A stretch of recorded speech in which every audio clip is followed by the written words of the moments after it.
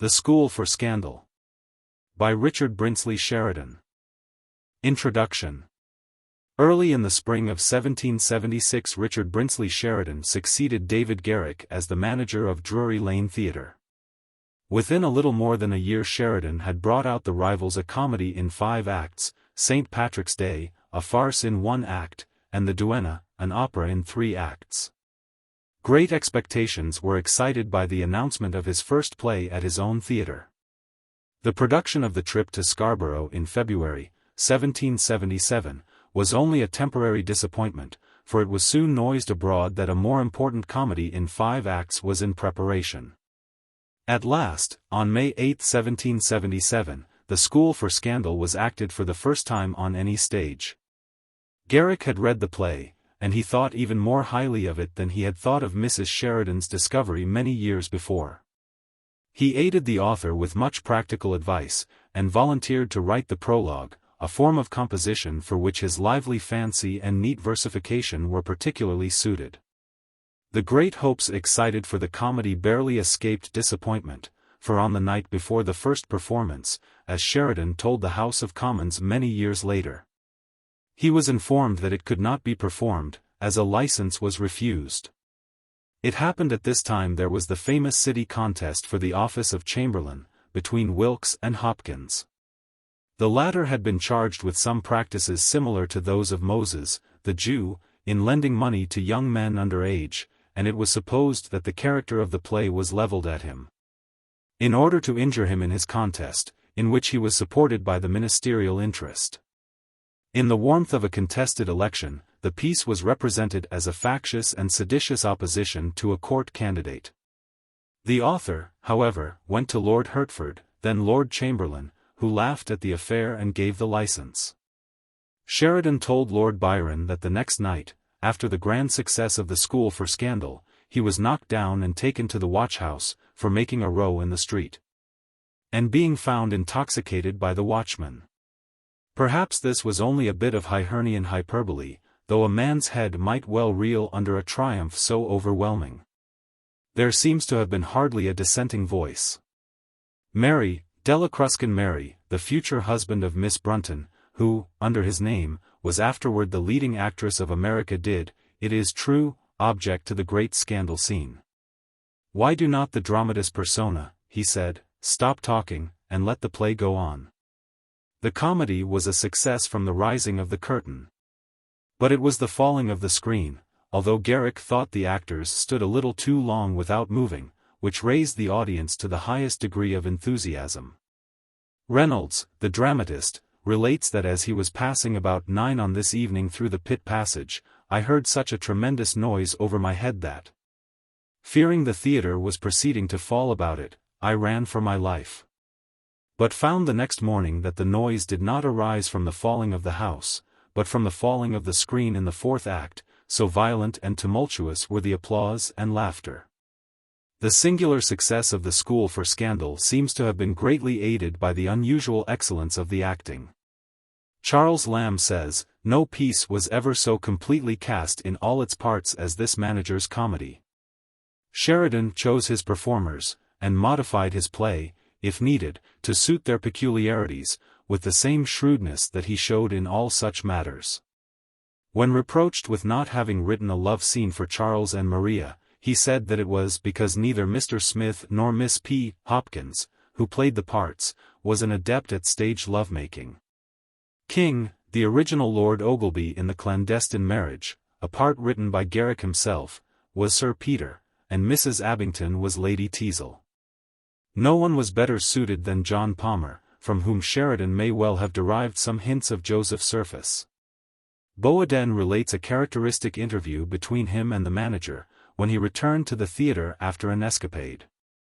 "My dear Mr. Sheridan," began the actor, with clasped hands and penitent humility, "if you could but know what I feel at this moment here," laying one hand upon his heart.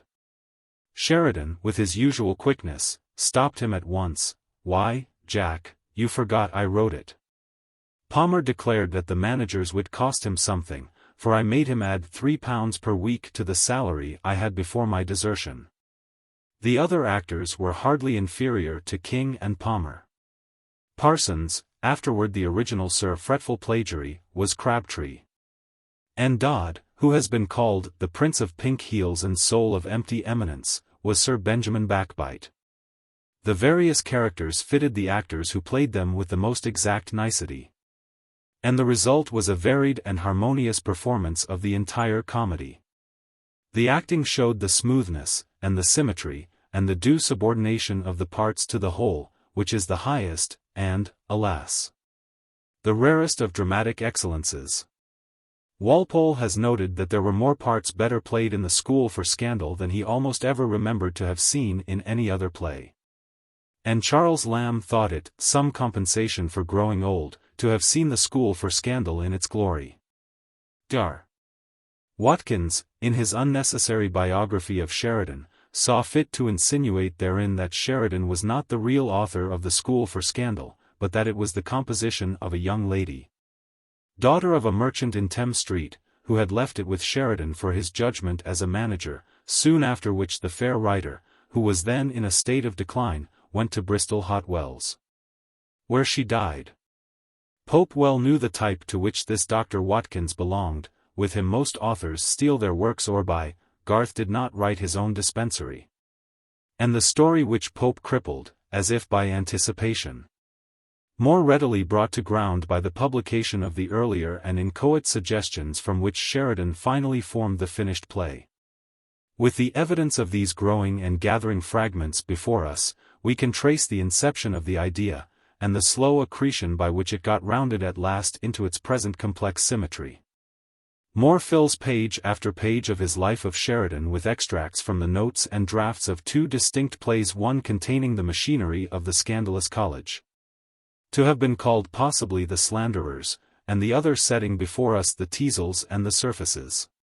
This latter was, perhaps, the two-act comedy which Sheridan announced to Mr. Linley in 1775, as being in preparation for the stage. The gradual amalgamation of these two distinct plots, the growth of the happy thought of using the malevolent tittle-tattle of the first play as a background to set off the intrigues of the second, can be clearly traced in the extracts given by Moore. In the eyes of some small critics, this revelation of Sheridan's laborious method of working, this exhibition of the chips of his workshop, has had a lowering effect on their opinion of Sheridan's ability. It is, perhaps, his own fault, for he affected laziness and sought the reputation of an offhand wit. But the School for Scandal is obviously not a spontaneous improvisation. Its symmetrical smoothness and perfect polish cost great labor. It did not spring full-armed from the brain of Jove. Jupiter was a god, and mere mortals must cudgel their poor brains long years to bring forth wisdom. No masterpiece was ever dashed off hurriedly. The power of hard work, and the willingness to take pains, are among the attributes of the highest genius. Balzac had them. He spent the whole of one long winter night on a single sentence. So had Sheridan. He told Ridgway, to whom he had sold the copyright of this very play, and who asked for the manuscript again and again in vain, that he had been for 19 years endeavoring to satisfy himself with the style of the School for Scandal, but had not yet succeeded. A diamond of the first water, like this, is worth careful cutting, and even the chips are of value. Those given to the world by Moore are curious in themselves, independent of their use in disproving the charge of literary larceny preferred by Dr. Watkins. Since the publication of these extracts, those who seek to discredit Sheridan's originality have shifted their ground, and content themselves with drawing attention to the singular similarity of Joseph and Charles to Tom Jones and Blifil. They also remark upon the likeness of the scandal scene to a satirical episode in the Misanthrope of Molière, and on the likeness of Joseph Surface to Tartuffe. Taine, who seems sometimes to speak slightingly of Sheridan, puts this accusation into most effective shape. Sheridan took two characters from Fielding, Blifil and Tom Jones, two plays of Molière, Le Misanthrope and Tartuffe, and from his puissant materials, condensed with admirable cleverness, he has constructed the most brilliant fireworks imaginable. A glance at the play itself will show this to be a most exaggerated statement. The use of Molière and Fielding is far slighter than alleged. and at most to what does it all amount? But little more than the outline and faint coloring of two characters, and of a very few incidents. While the play could not exist without them, they are far from the most important. Lady Teazle and Sir Peter, the screen scene and the auction scene, these are what made the success of the School for Scandal, and not what Sheridan may have derived from Fielding and Molière. Nor is this borrowing at all as extensive as it may seem. Joseph is a hypocrite, so is Tartuffe, so is Blifil. But there are hypocrites, and the resemblance can scarcely be stretched much farther. The rather rustic and, if the word may be risked, vulgar Tom Jones is as unlike as may be to that light and easy gentleman Charles. Yet it seems probable that Sheridan found in Tom Jones the first idea of the contrasted brothers of the School for Scandal. Boaden has even seen the embryonic suggestion of the fall of the screen in the dropping of the rug in Molly Seagrim's room, discovering the Philosopher Square. Now, Sheridan had a marvelous power of assimilation. He extended a ready welcome to all floating seeds of thought. And in his fertile brain they would speedily spring up, bringing forth the best they could. But to evolve from the petty discomfiture of Square the almost unequaled effect of the screen scene, to see in the one the germs of the other, were a task worthy even of Sheridan's quick eye. The indebtedness to Molière is even less than to Fielding. We may put on one side Sheridan's ignorance of French, for in Colley Cibber's Non-Juror, or in Bickerstaff's Hypocrite, he could find Molière's Tartuffe. And the scandal-loving Celimene of the Misanthrope, he might trace in Wycherley's Plain Dealer. If Sheridan had borrowed from Molière, he was only following in the footsteps of his father, whose sole play, Captain Oblander, is based on Monsieur de Pourceaugnac. But Sheridan's indebtedness to Molière is barely visible. It is almost as slight, indeed, as the borrowing from the School for Scandal of which Madame de Girardin was guilty for her fine comedy, Lady Tartuffe.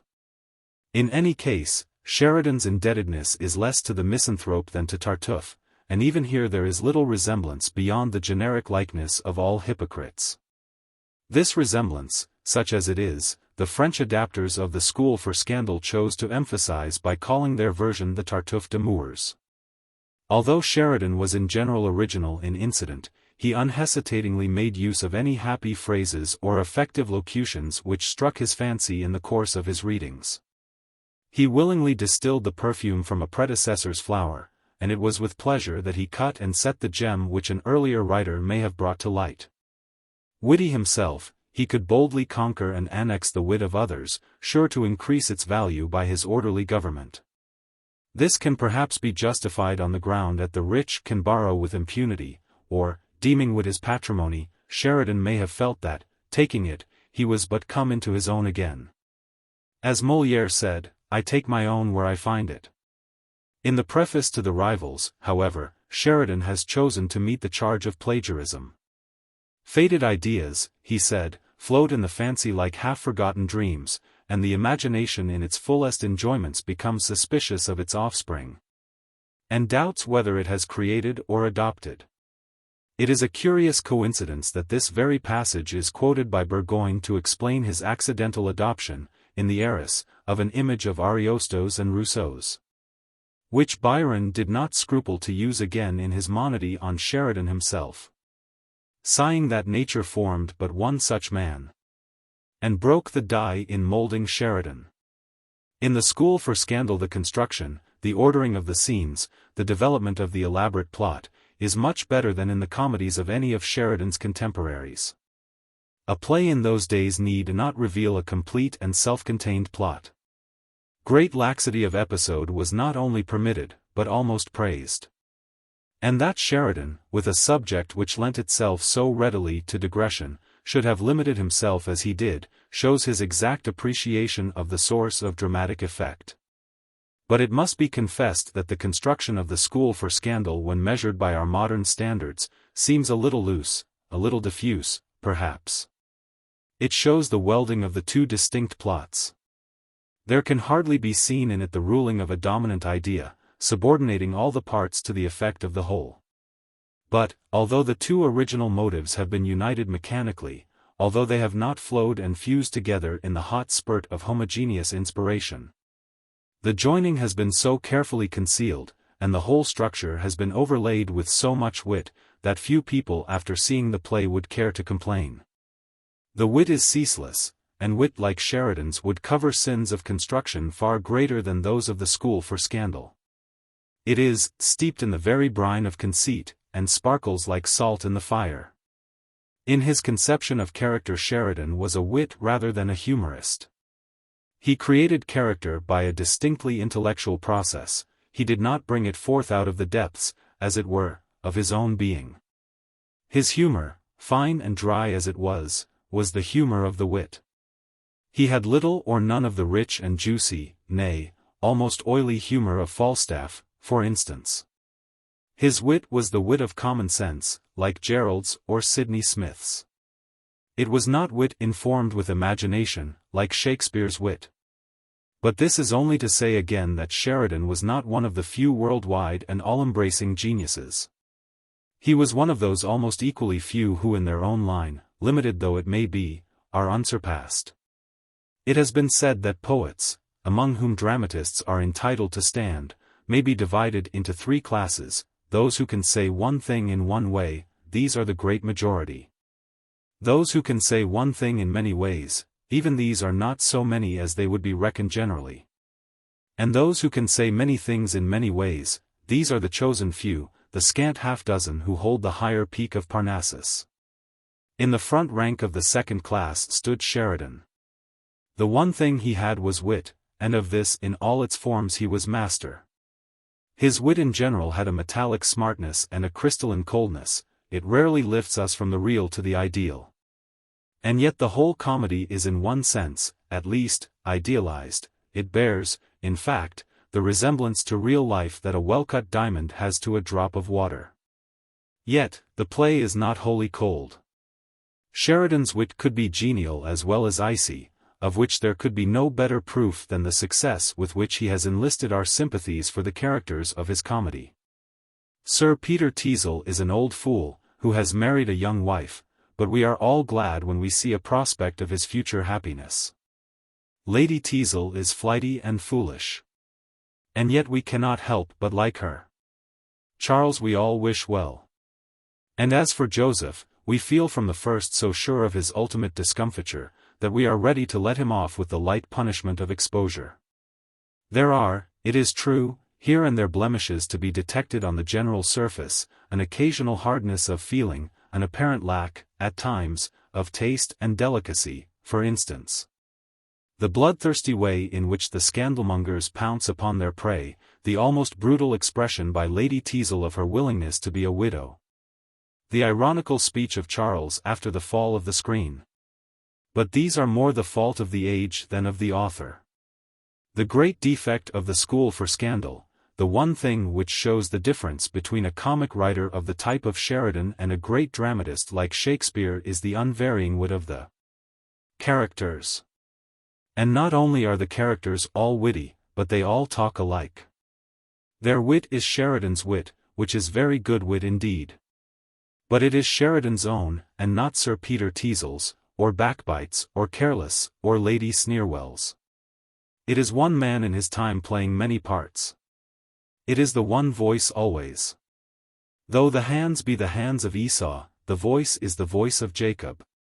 And this quick wit and ready repartee is not confined to the ladies and gentlemen. The master is no better off than the man, and Careless airs the same wit as Charles. As Sheridan said in The Critic, he was not for making slavish distinctions in a free country, and giving all the fine language to the upper sort of people. It is a fact that the characters all talk too well. The comedy would be far less entertaining if they did not. The stage is not life, and it is not meant to be. A mere transcript of ordinary talk would be insufferable. Condensation is necessary, and selection also, and a heightening and brightening of talk. No doubt Sheridan pushed this license to its utmost limit, at times even beyond it, but in consequence his comedy, if a little less artistic in the reading, is far more lively in the acting. It has been said that in Shakespeare we find not the language we would use in the situations, but the language we should wish to use, that we should talk so if we could. We cannot all of us be as witty as the characters of the school for scandal, but who of us would not if he could? Wit of this kind is not to be had without labor. Because Sheridan sometimes borrowed, it does not follow that he was incapable of originating, or, because he always prepared when possible, that he was incapable of impromptu. But he believed in doing his best on all occasions. If caught unawares, his natural wit was ready; if, however, he had time for preparation, he spared no pains. He grudged no labor. He was willing to heat and hammer again and again, to file, and polish, and adjust, and oil, until the delicate machinery ran smoothly, and to the satisfaction even of his fastidious eye. Even in his early youth Sheridan had the faculty of toiling over his work to his immediate improvement. His friend Haupt complimented him on this in a letter written in 1770. As Sheridan himself said in 2 lines of Clio's protest, published in 1770, a couplet often credited to Rogers. You write with ease, to show your breeding. But easy writing's cursed hard reading. The school for scandal was not easy writing then, and it is not hard reading now. Not content with a wealth of wit alone, for he did not hold with the old maxim which says that jests, like salt, should be used sparingly. He salted with a lavish hand, and his plays have perhaps been preserved to us by this Attic salt. He sought the utmost refinement of language. An accomplished speaker himself, he smoothed every sentence till it ran trippingly on the tongue. His dialogue is easy to speak as his songs are easy to sing.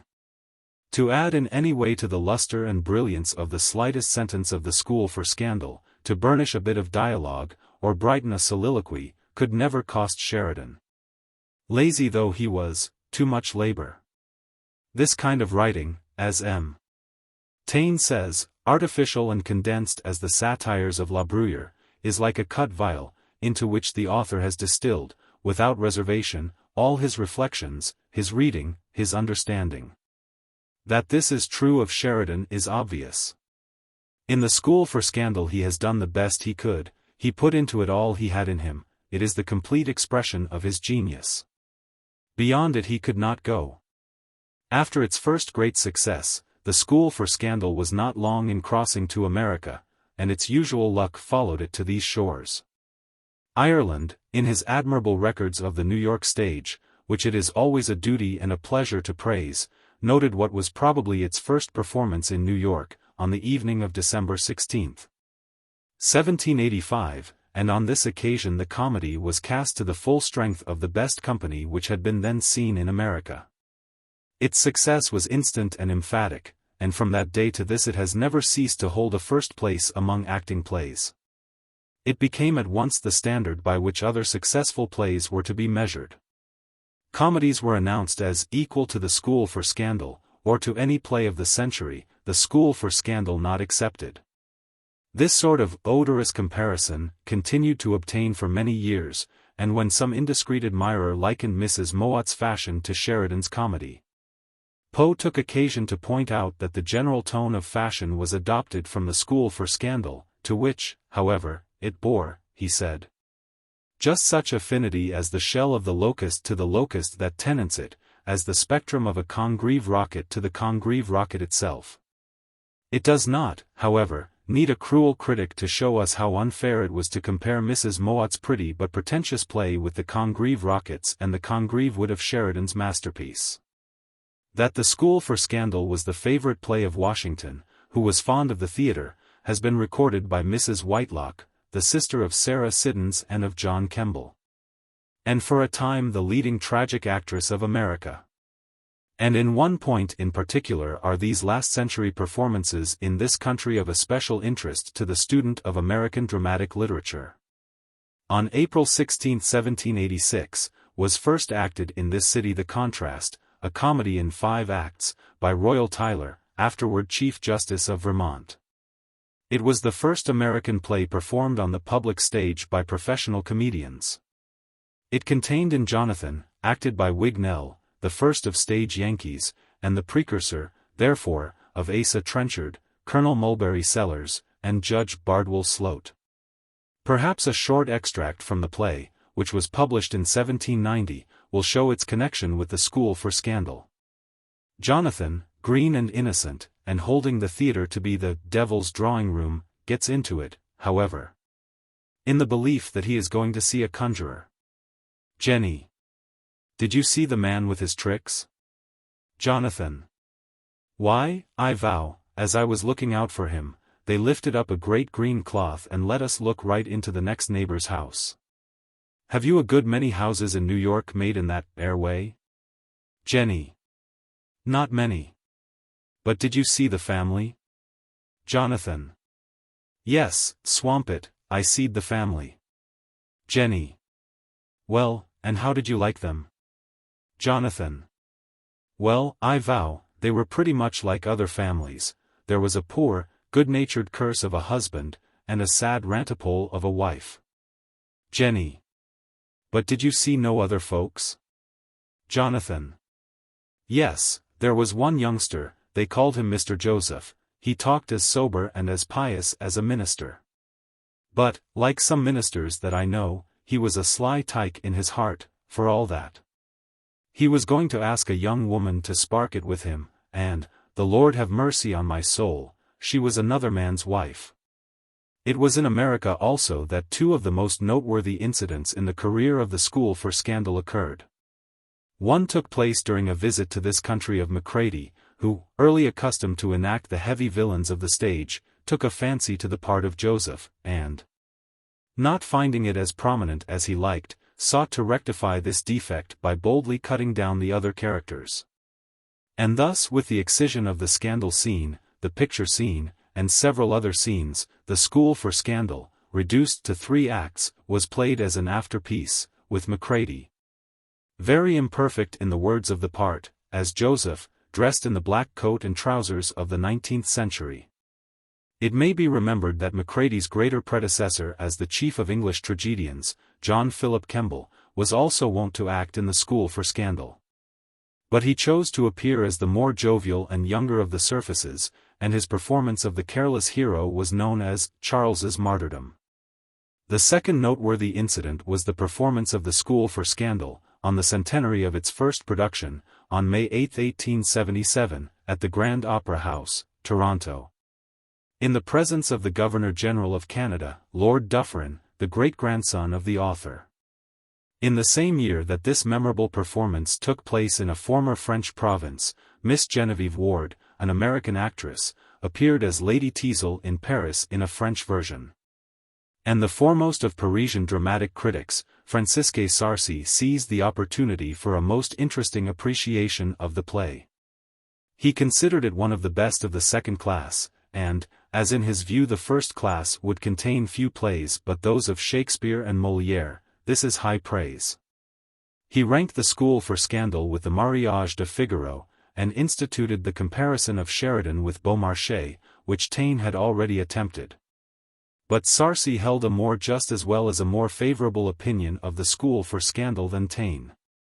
An earlier French critic, Villemain, who edited a close translation of the play for the series of foreign masterpieces, declared it to be one of the most amusing and most wittily comic plays which can anywhere be seen.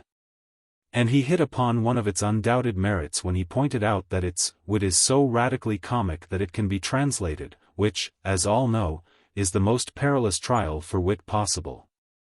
Sarcey informed us that the School for Scandal is now and has been for years, used as a textbook in French schools, and that he himself was taught to read English out of Sheridan's play. Such was also the opinion of M. Hegseth Clare, who published a French translation of the School for Scandal in 1879, with a preface, in which he declared that Sheridan's comedy was particularly French, nay, even Parisian. And that it is absolutely harmless and fitted exactly for use in teaching in schools for girls. Oddly enough, this is the exact reverse of the opinion of the French critics of a century ago. In 1788 the auction and screen scenes had been introduced into a little piece called the Deux Neveux. A year later a translation in French by Delille, with the permission, apparently, of Sheridan himself, was published in London. Certain episodes were utilized in the Portraits de Famille, the deux cousins and Volsaine et de Flourville. And finally, in 1789, a version of the whole play by Plateau was acted as L'Homme Sentimental, but the subject was too risky, and the scenes were too broad for the fastidious taste of the Parisians. Even Grimm was shocked by it, and one would think it took much to shock Grimm. A second adaptation was produced at the Théâtre Français. It was called the Tartuffe d'Amours. A few years later, yet another version, L'École du Scandale, by two melodramatic writers, Crosnier and Jocelyn de la Salle, was acted at the Porte Esteve Martin Theatre, with the pathetic Madame Dorval as Milady Teisel. Oddly enough, it was Madame Dorval's husband, Merle, who was the cause of the first performance in France of the School for Scandal in English by English actors. Merle was one of the managers of the Porte Esteve Martin Theatre in 1822, and he arranged for a series of performances by the Company of the Brighton Theatre, then managed by Mr. Penley. The British comedians opened their season with Othello, but it was only 7 years after Waterloo, and Shakespeare was stormily received. For the second performance Sheridan took Shakespeare's place, and the School for Scandal was announced for Friday, August 2, 1822. But the day was unlucky, and the mob which took possession of the theatre would not allow the English comedy to be acted at all. It is interesting to note the change which took place in France in the short space of 5 years. In 1827, when the Covent Garden Company appeared at the Odeon Theatre, they met with a cordial welcome, and they began their season with Sheridan's other comedy, The Revels. The Germans were not behind the French in the enjoyment of the School for Scandal. Schroeder, the actor and author, went from Vienna to London, no small journey, in the 18th century, expressly for the purpose of seeing it acted. He understood English well, and attended every performance of the piece while he was in England. On his return to Vienna, he produced an adaptation, for it is such, and not a translation, though the spirit of the original is well preserved, which has held the German stage ever since. The texture of the School for Scandal, its solidity of situation, its compact and easily comprehensible plot, and its ceaseless play of wit, a sort of El Dorado of wit, as Moore calls it.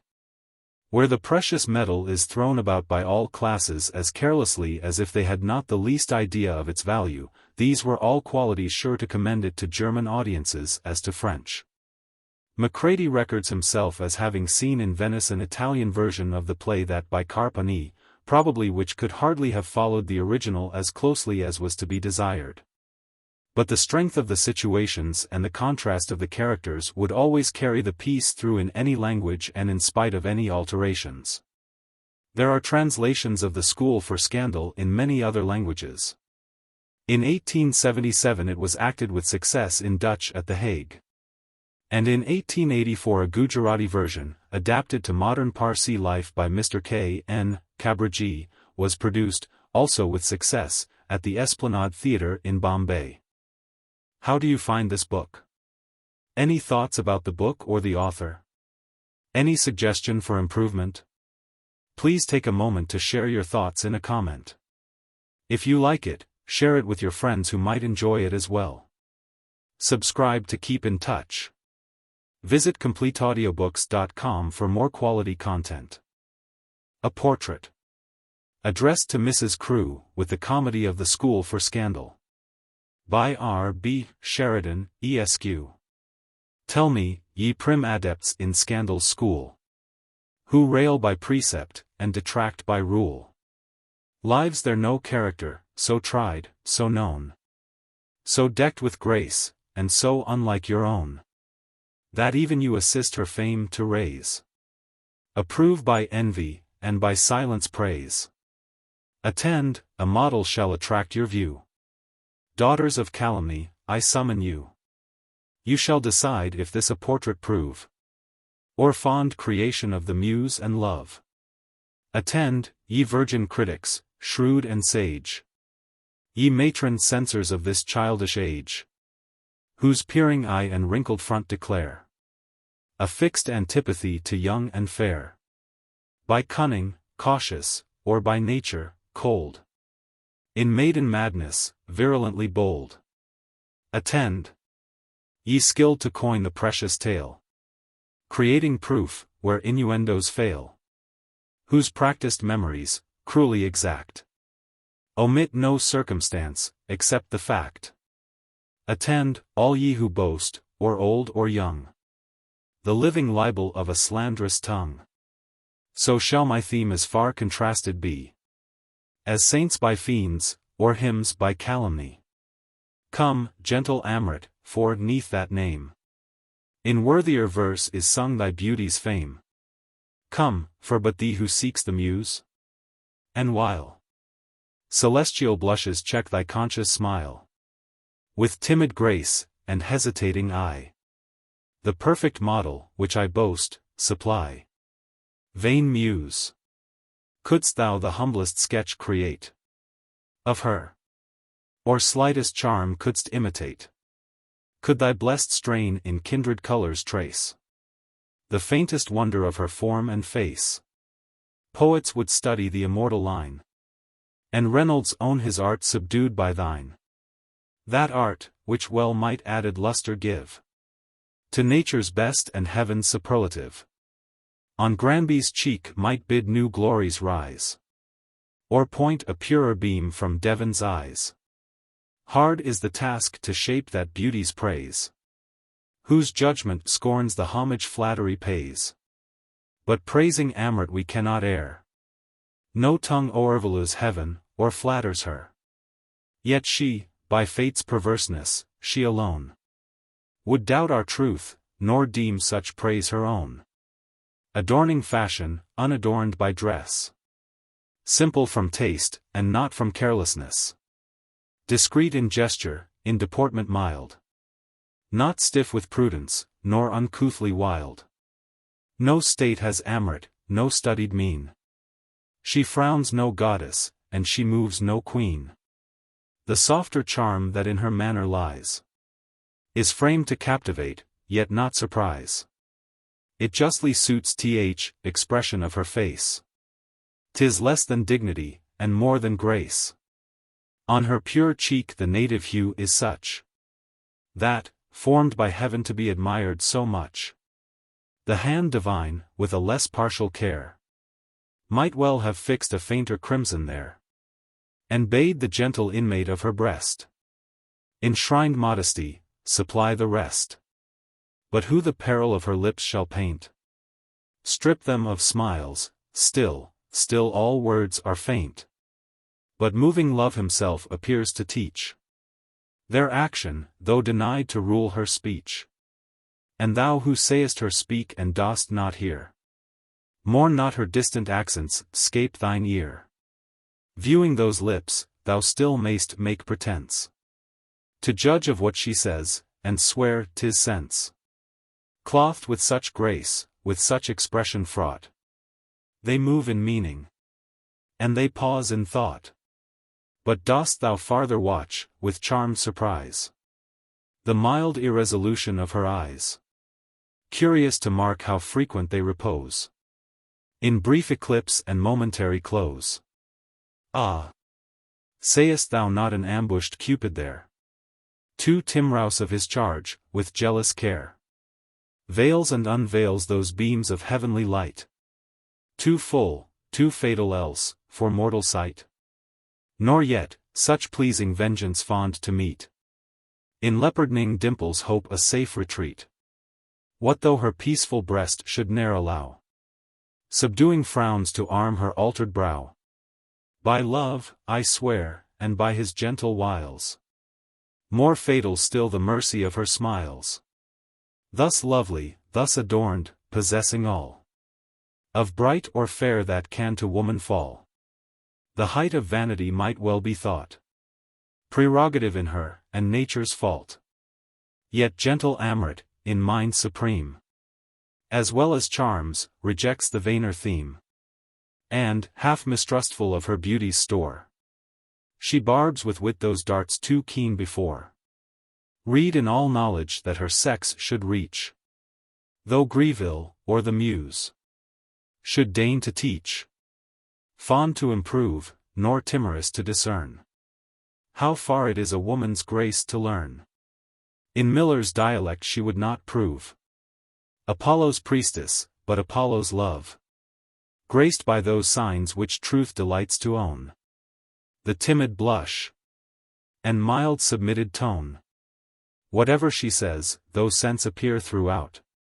Displays the tender hue of female doubt. Decked with that charm, how lovely wit appears. How graceful science, when that robe she wears. Such too her talents, and her bent of mind. As speak a sprightly heart by thought refined. A taste for mirth, by contemplation schooled. A turn for ridicule, by candor ruled. A scorn of folly, which she tries to hide.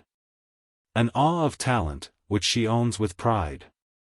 Peace, idle muse. No more thy strain prolong. But yield a theme thy warmest praises wrong. Just to her merit, though thou canst not raise thy feeble verse, behold acknowledged praise. Has spread conviction through the envious train.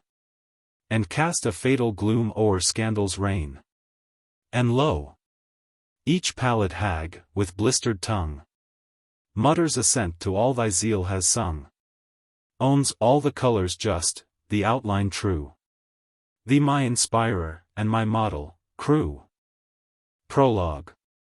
Written by Mr. Garrick. A school for scandal. Tell me, I beseech you.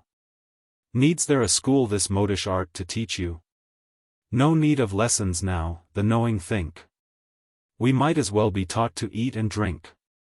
Caused by a dearth of scandal, should the vapors distress our fair ones, let them read the papers. Their powerful mixtures such disorders hit. Crave what you will, there's quantum sufficit. Lord! Cries my Lady Wormwood, who loves tattle. And puts much salt and pepper in her prattle. Just risen at noon, all night at cards when threshing. Strong tea and scandal, bless me. How refreshing. Give me the papers, lisp, how bold and free. Sips. Last night Lord L. Sips was caught with Lady D. For aching heads what charming sal volatile. Sips. If Mrs. B. will still continue flirting. We hope she'll draw, or will undraw the curtain. Fine satire, pause, in public all abuse it. But, by ourselves Sips, our praise we can't refuse it. Now, lisp, read you, there, at that dash and star. Yes, ma'am, a certain lord had best beware. Who lives not 20 miles from Grosvenor Square. For, should he Lady W. find willing. Wormwood is bitter, oh. That's me. The villain. Throw it behind the fire, and never more. Let that vile paper come within my door. Thus at our friends we laugh, who feel the dart. To reach our feelings, we ourselves must smart. Is our young bard so young, to think that he can stop the full springtide of calumny? Knows he the world so little, and its trade?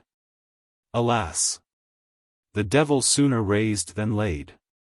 So strong, so swift, the monster there's no gagging. Cut scandal's head off, still the tongue is wagging. Proud of your smiles once lavishly bestowed. Again our young Don Quixote takes the road. To show his gratitude he draws his pen.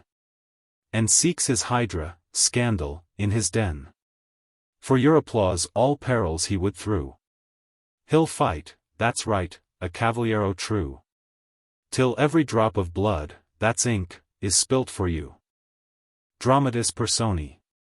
As originally acted at Drury Lane Theatre, May 8, 1777. Sir Peter Teazle, Mr. King.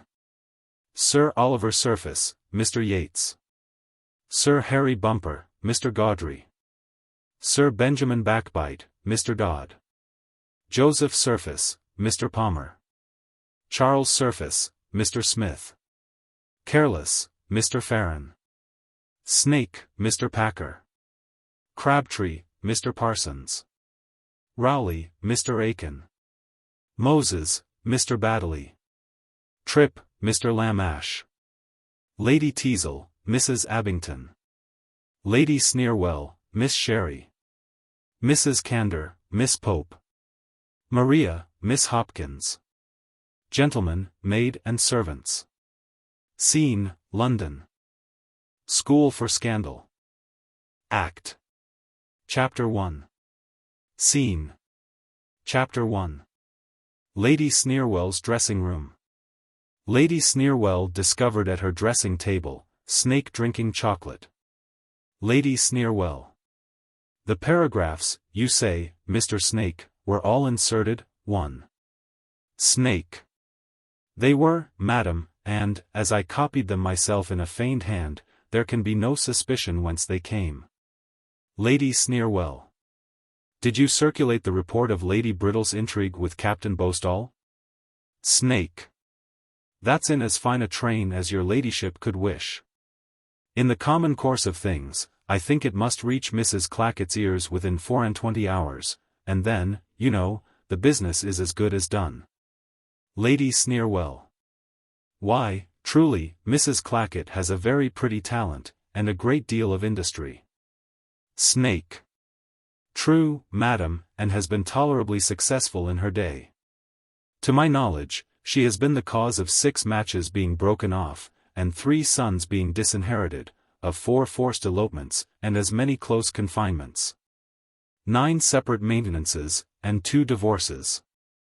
Nay, I have more than once traced her causing a tête-à-tête in the Town and Country magazine, when the parties, perhaps, had never seen each other's face before in the course of their lives. Lady Sneerwell. She certainly has talents, but her manner is gross. Snake. T is very true. She generally designs well, has a free tongue and a bold invention. But her coloring is too dark, and her outlines often extravagant. She wants that delicacy of tint, and mellowness of sneer, which distinguish your ladyship's scandal. Lady Sneerwell. You are partial, Snake. Snake. Not in the least. Everybody allows that Lady Sneerwell can do more with a word or look than many can with the most labored detail, even when they happen to have a little truth on their side to support it. Lady Sneerwell. Yes, my dear Snake, and I am no hypocrite to deny the satisfaction I reap from the success of my efforts. Wounded myself, in the early part of my life, by the envenomed tongue of slander, I confess I have since known no pleasure to equal to the reducing others to the level of my own reputation. Snake. Nothing can be more natural. But, Lady Sneerwell, there is one affair in which you have lately employed me, wherein, I confess, I am at a loss to guess your motives. Lady Sneerwell. I conceive you mean with respect to my neighbor, Sir Peter Teazle, and his family? Snake. I do. Here are 2 young men, to whom Sir Peter has acted as a kind of guardian since their father's death. The eldest possessing the most amiable character, and universally well spoken of, the youngest, the most dissipated and extravagant young fellow in the kingdom. Without friends or character, the former an avowed admirer of your ladyship, and apparently your favourite. The latter attached to Maria, Sir Peter's ward, and confessedly beloved by her. Now, on the face of these circumstances, it is utterly unaccountable to me, why you, the widow of a city knight, with a good jointure, should not close with the passion of a man of such character and expectations as Mr. Surface. And more so why you should be so uncommonly earnest to destroy the mutual attachment subsisting between his brother Charles and Maria. Lady Sneerwell. Then, at once to unravel this mystery, I must inform you that love has no share whatever in the intercourse between Mr. Surface and me. Snake. No. Lady Sneerwell. His real attachment is to Maria, or her fortune, but, finding in his brother a favoured rival, he has been obliged to mask his pretensions, and profit by my assistance. Snake. Yet still I am more puzzled why you should interest yourself in his success. Lady Sneerwell. Heavens! How dull you are! Cannot you surmise the weakness which I hitherto, through shame, have concealed even from you? Must I confess that Charles, that libertine, that extravagant, that bankrupt in fortune and reputation, that he it is for whom I am thus anxious and malicious? And to gain whom I would sacrifice everything? Snake. Now, indeed, your conduct appears consistent, but how came you and Mr. Surface so confidential? Lady Sneerwell. For our mutual interest. I have found him out a long time since. I know him to be artful, selfish, and malicious, in short, a sentimental knave. While with Sir Peter, and indeed with all his acquaintance, he passes for a youthful miracle of prudence, good sense, and benevolence. Snake. Yes. Yet Sir Peter vows he has not his equal in England, and, above all, he praises him as a man of sentiment. Lady Sneerwell. True. And with the assistance of his sentiment and hypocrisy he has brought Sir Peter entirely into his interest with regard to Maria. While poor Charles has no friend in the house, though, I fear, he has a powerful one in Maria's heart, against whom we must direct our schemes. Enter servant. Servant. Mr. Surface. 2. Lady Sneerwell. Show him up. Exit servant. He generally calls about this time. I don't wonder at people's giving him to me for a lover. Enter Joseph Surface. Joseph Surface. My dear Lady Sneerwell, how do you do today? Your most obedient. Lady Sneerwell. Snake has just been rallying me on our mutual attachment. But I have informed him of our real views. You know how useful he has been to us, and believe me the confidence is not ill-placed. Joseph Surface. Madam, it is impossible for me to suspect a man of Mr. Snake's sensibility and discernment. Lady Sneerwell. Well, well, no compliments now. But tell me when you saw your mistress, Maria, or, what is more material to me, your brother. Joseph Surface. I have not seen either since I left you, but I can inform you that they never meet. Some of your stories have taken a good effect on Maria. Lady Sneerwell. Ah. My dear Snake, the merit of this belongs to you. But do your brother's distresses increase? Joseph Surface. Every hour. I am told he has had another execution in his house yesterday. In short, his dissipation and extravagance exceed anything I have ever heard of. Lady Sneerwell. Poor Charles. Joseph Surface. True, madam, notwithstanding his vices one can't help feeling for him.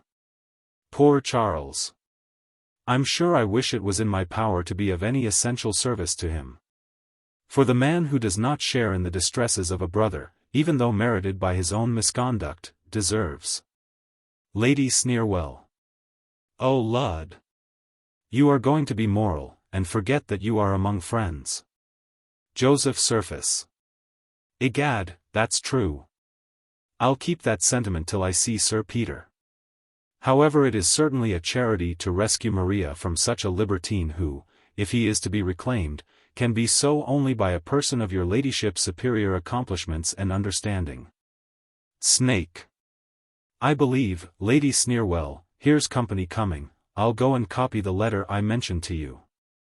Mr. Surface, your most obedient. Joseph Surface. Sir, you're very devoted. Exit Snake.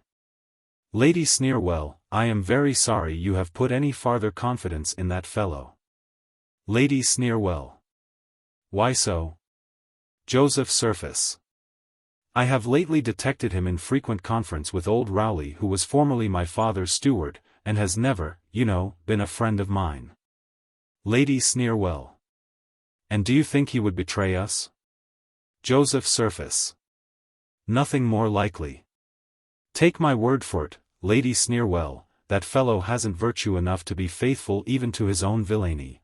Ah, Maria. Enter Maria. Maria, my dear, how do you do? What's the matter? Maria. Oh.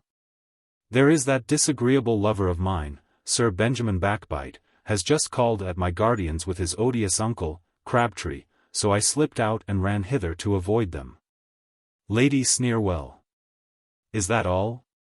Joseph Surface. If my brother Charles had been of the party, madam, perhaps you would not have been so much alarmed. Lady Sneerwell. Nay, now you are severe, for I dare swear the truth of the matter is, Maria heard you were here. But my dear, what has Sir Benjamin done that you should avoid him so? Maria. Oh, he has done nothing, but 'tis for what he has said, his conversation is a perpetual libel on all his acquaintance. Joseph Surface. Aye, and the worst of it is there is no advantage in not knowing him, for he'll abuse a stranger just as soon as his best friend, and his uncle's as bad. Lady Sneerwell. Nay, but we should make allowance, Sir Benjamin is a wit and a poet. Maria. For my part, I own madam, wit loses its respect with me, when I see it in company with malice. What do you think, Mr. Surface? Joseph Surface. Certainly, madam, to smile at the jest which plants a thorn on another's breast is to become a principal in the mischief. Lady Sneerwell. Pshaw! There's no possibility of being witty without a little ill nature, the malice of a good thing is the barb that makes it stick. What's your opinion, Mr. Surface? Joseph Surface. To be sure, madam, that conversation where the spirit of raillery is suppressed, will ever appear tedious and insipid. Maria. Well, I'll not debate how far scandal may be allowable, but in a man, I am sure it is always contemptible. We have pride, envy, rivalship, and 1,000 motives to depreciate each other. But the male slanderer must have the cowardice of a woman before he can traduce one. Re-enter servant. Maria. Madam, Mrs. Candour is below, and, if your ladyship's at leisure, will leave her carriage. Lady Sneerwell. Beg her to walk in. Exit servant. Now, Maria, however, here is a character to your taste, for though Mrs. Candour is a little talkative, everybody allows her to be the best-natured and best sort of woman. Maria. Yes, with a very gross affectation of good nature and benevolence, she does more mischief than the direct malice of old Crabtree. Joseph Surface. Faith that's true, Lady Sneerwell, whenever I hear the current running against the characters of my friends. I never think them in such danger as when Candour undertakes their defence. Lady Sneerwell. Hush, here she is. Enter Mrs. Candour. Mrs. Candour. My dear Lady Sneerwell, how have you been this century, Mr. Surface? What news do you hear? Though indeed it is no matter, for I think one hears nothing else but scandal. Joseph Surface. Just so, indeed, ma'am. Mrs. Candour. Oh, Maria. Child, what, is the whole affair off between you and Charles, his extravagance, I presume, the town talks of nothing else. Maria. I am very sorry, ma'am, the town has so little to do. Mrs. Candour. True, child, but there's no stopping people's tongues. I own I was hurt to hear it, as I indeed was to learn, from the same quarter, that your guardian, Sir Peter, and Lady Teazle have not agreed lately so well as could be wished. Maria. 'Tis strangely impertinent for people to busy themselves so. Mrs. Candour. Very true, child, but what's to be done? People will talk, there's no preventing it. Why, it was but yesterday I was told that Miss Gadabout had eloped with Sir Filigree Flirt. But, Lord! There's no minding what one hears, though to be sure I had this from very good authority. Maria. Such reports are highly scandalous. Mrs. Candour. So they are, child, shameful. But the world is so censorious no character escapes. Lord, now who would have suspected your friend, Miss Prim, of an indiscretion? Yet such is the ill nature of people, that they say her uncle stopped her last week, just as she was stepping into York diligence with her dancing master. Maria. I'll answer for it there are no grounds for the report. Mrs. Candour. Oh, no foundation in the world I dare swear, no more probably than for the story circulated last month, of Mrs. Festino's affair with Colonel Cassino, though, to be sure, that matter was never rightly cleared up. Joseph Surface. The license of invention some people take is monstrous indeed. Maria. 'Tis so, but in my opinion, those who report such things are equally culpable. Mrs. Candor. To be sure they are. Talebearers are as bad as the tale-makers. 'Tis an old observation, and a very true one, but what's to be done, as I said before? How will you prevent people from talking? Today, Mrs. Clackett assured me, Mr. and Mrs. Honeymoon were at last become mere man and wife, like the rest of their acquaintance. She likewise hinted that a certain widow, in the next street, had got rid of her dropsy and recovered her shape in a most surprising manner.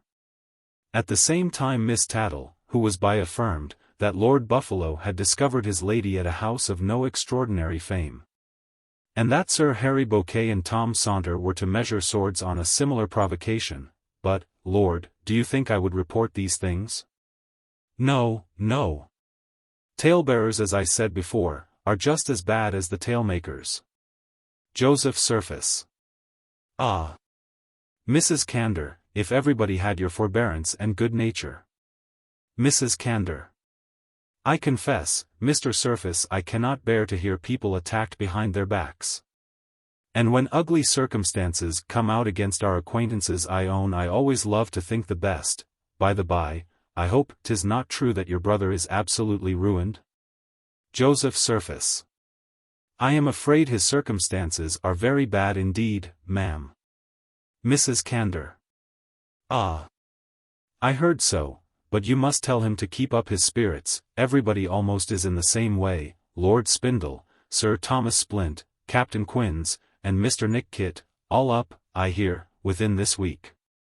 So, if Charles is undone, he'll find half his acquaintance ruined too, and that, you know, is a consolation. Joseph Surface. Doubtless, ma'am, a very great one. Re-enter servant. Servant. Mr. Crabtree and Sir Benjamin Backbite. Exit servant. Lady Sneerwell. So, Maria, you see your lover pursues you, positively you shan't escape. Enter Crabtree and Sir Benjamin Backbite. Crabtree. Lady Sneerwell, I kiss your hand. Mrs. Candor, I don't believe you are acquainted with my nephew Sir Benjamin Backbite. Egad, ma'am, he has a pretty wit, and is a pretty poet, too. Isn't he, Lady Sneerwell? Sir Benjamin. Oh fie, uncle. Crabtree. Nay, egad, it's true. I back him at a rebus or a charade against the best rhymer in the kingdom. Has your ladyship heard the epigram he wrote last week on Lady Frizzle's feather catching fire? Do, Benjamin, repeat it, or the charade you made last night extempore at Mrs. Drowsy's conversazione. Come now. Your first is the name of a fish, your second a great naval commander, and Sir Benjamin. Dear uncle, now, prithee. Crabtree. Faith, ma'am. 'Twould surprise you to hear how ready he is at all these things. Lady Sneerwell.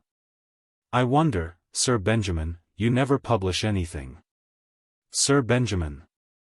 To say truth, ma'am, 'tis very vulgar to print, and as my little productions are mostly satires and lampoons on particular people, I find they circulate more by giving copies in confidence to the friends of the parties. However, I have some love elegies, which, when favored with this lady's smile, I mean to give to the public. Pointing to Maria. Crabtree. To Maria. For heaven, ma'am, they'll immortalize you. You will be handed down to posterity, like Petrarch's Laura, or Waller's Satiresa. Sir Benjamin. To Maria. Yes, madam, I think you will like them, when you shall see in a beautiful quarto page, where a neat rivulet of text shall meander through a meadow of margin. For gad, they will be the most elegant things of their kind. Crabtree. But, ladies, that's true, have you heard the news? Mrs. Candor. What, sir, do you mean the report of Crabtree? No, ma'am, that's not it. Miss Nicely is going to be married to her own footman. Mrs. Candor. Impossible. Crabtree. Ask Sir Benjamin. Sir Benjamin. 'Tis very true, ma'am, everything is fixed, and the wedding livery bespoke. Crabtree. Yes, and they do say there were pressing reasons for it. Lady Sneerwell. Why, I have heard something of this before.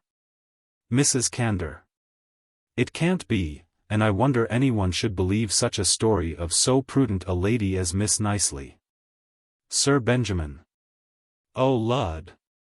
Ma'am, that's the very reason 'twas believed at once. She has always been so cautious and so reserved, that everybody was sure there was some reason for it at bottom. Lady Sneerwell.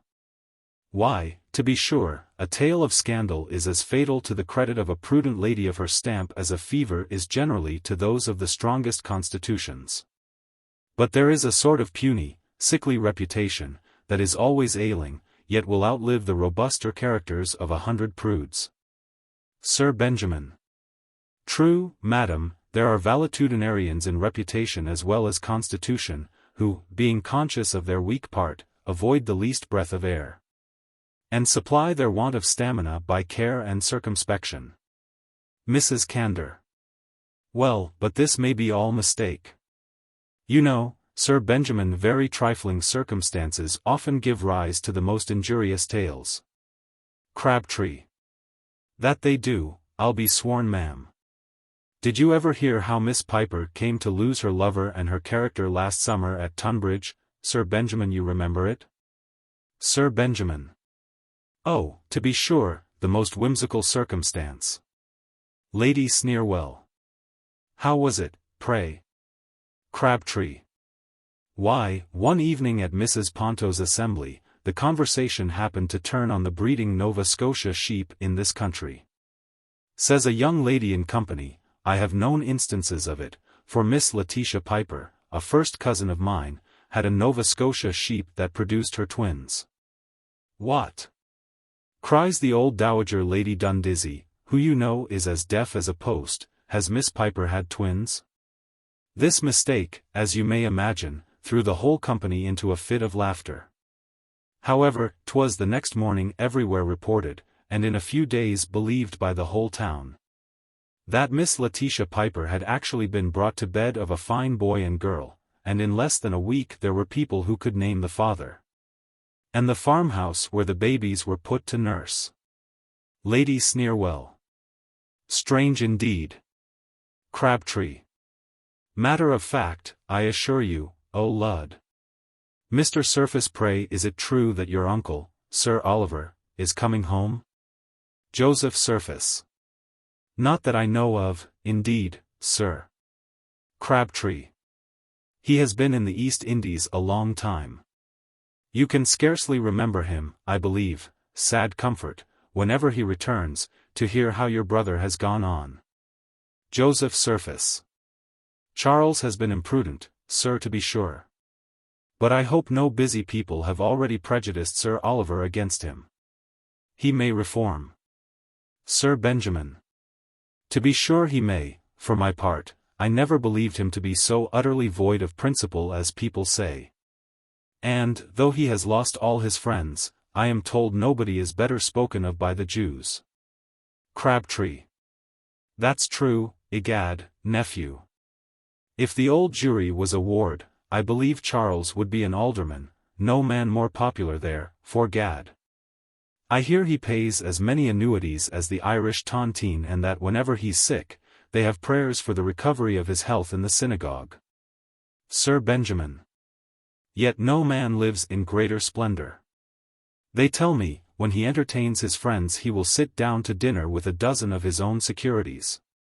Have a score of tradesmen waiting in the antechamber, and an officer behind every guest's chair. Joseph Surface.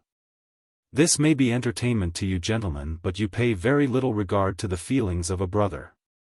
Maria. Aside. Their malice is intolerable, aloud. Lady Sneerwell, I must wish you a good morning, I'm not very well. Exit Maria. Mrs. Candor. Oh dear.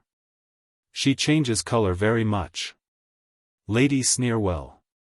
Do, Mrs. Candor, follow her. She may want your assistance. Mrs. Candor. That I will, with all my soul, ma'am. Poor dear girl, who knows what her situation may be. Exit Mrs. Candor. Lady Sneerwell. 'Twas nothing but that she could not bear to hear Charles reflected on, notwithstanding their difference. Sir Benjamin. The young lady's penchant is obvious. Crabtree. But Benjamin, you mustn't give up the pursuit for that, follow her and put her into good humor. Repeat her some of your own verses. Come, I'll assist you. Sir Benjamin. Mr. Surface, I did not mean to hurt you, but depend on't your brother is utterly undone. Crabtree. Oh Lud, I. Undone as ever man was, can't raise a guinea. Sir Benjamin. And everything sold, I'm told, that was movable. Crabtree. I have seen one that was at his house. Not a thing left but some empty bottles that were overlooked, and the family pictures, which I believe are framed in the wainscots. Sir Benjamin. And I'm very sorry to hear some bad stories against him. Going. Crabtree. Oh, he has done many mean things, that's certain. Sir Benjamin. But, however, as he is your brother, going. Crabtree. We'll tell you all another opportunity. Exeunt Crabtree and Sir Benjamin. Lady Sneerwell. Ha! Ha! 'Tis very hard for them to leave a subject they have not quite run down. Joseph Surface. And I believe the abuse was no more acceptable to your ladyship than Maria. Lady Sneerwell. I doubt her affections are farther engaged than we imagine. But the family are to be here this evening, so you may as well dine where you are, and we shall have an opportunity of observing farther. In the meantime, I'll go and plot mischief and you shall study sentiment. Exeunt. Scene. Chapter 2. A room in Sir Peter Teazle's house. Enter Sir Peter Teazle. Sir Peter. When an old bachelor marries a young wife, what is he to expect? T is now 6 months since Lady Teazle made me the happiest of men, and I have been the most miserable dog ever since. We tiffed a little going to church, and fairly quarrelled before the bells had done ringing. I was more than once nearly choked with gall during the honeymoon, and had lost all comfort in life before my friends had done wishing me joy. Yet I chose with caution, a girl bred wholly in the country, who never knew luxury beyond one silk gown, nor dissipation above the annual gala of a race ball. Yet she now plays her part in all the extravagant fopperies of fashion and the town with as ready a grace as if she never had seen a bush or a grass plot out of Grosvenor Square. I am sneered at by all my acquaintance, and paragraphed in the newspapers. She dissipates my fortune, and contradicts all my humours. Yet the worst of it is, I doubt I love her, or I should never bear all this. However, I'll never be weak enough to own it. Enter Rowley. Point 3. Rowley. Oh. Sir Peter, your servant, how is it with you, sir? Sir Peter. Very bad, Master Rowley, very bad. I meet with nothing but crosses and vexations. Rowley. What can have happened to trouble you since yesterday? Sir Peter. A good question to a married man. Rowley. Nay, I'm sure, Sir Peter, your lady can't be the cause of your uneasiness. Sir Peter. Why, has anybody told you she was dead? Rowley. Come, come, Sir Peter, you love her, notwithstanding your tempers don't exactly agree. Sir Peter. But the fault is entirely hers, Master Rowley. I am, myself, the sweetest-tempered man alive, and hate a teasing temper, and so I tell her 100 times a day. Rowley. Indeed. Sir Peter. Aye. And what is very extraordinary, in all our disputes she is always in the wrong. But Lady Sneerwell, and the set she meets at her house, encouraged the perverseness of her disposition. Then, to complete my vexation, Maria, my ward, whom I ought to have the power of a father over, is determined to turn rebel too, and absolutely refuses the man whom I have long resolved on for her husband. Meaning, I suppose, to bestow herself on his profligate brother. Rowley. You know, Sir Peter, I have always taken the liberty to differ with you on the subject of these two young gentlemen. I only wish you may not be deceived in your opinion of the elder. For Charles, my life on't. He will retrieve his errors yet. Their worthy father, once my honored master, was, at his years, nearly as wild a spark, yet, when he died, he did not leave a more benevolent heart to lament his loss.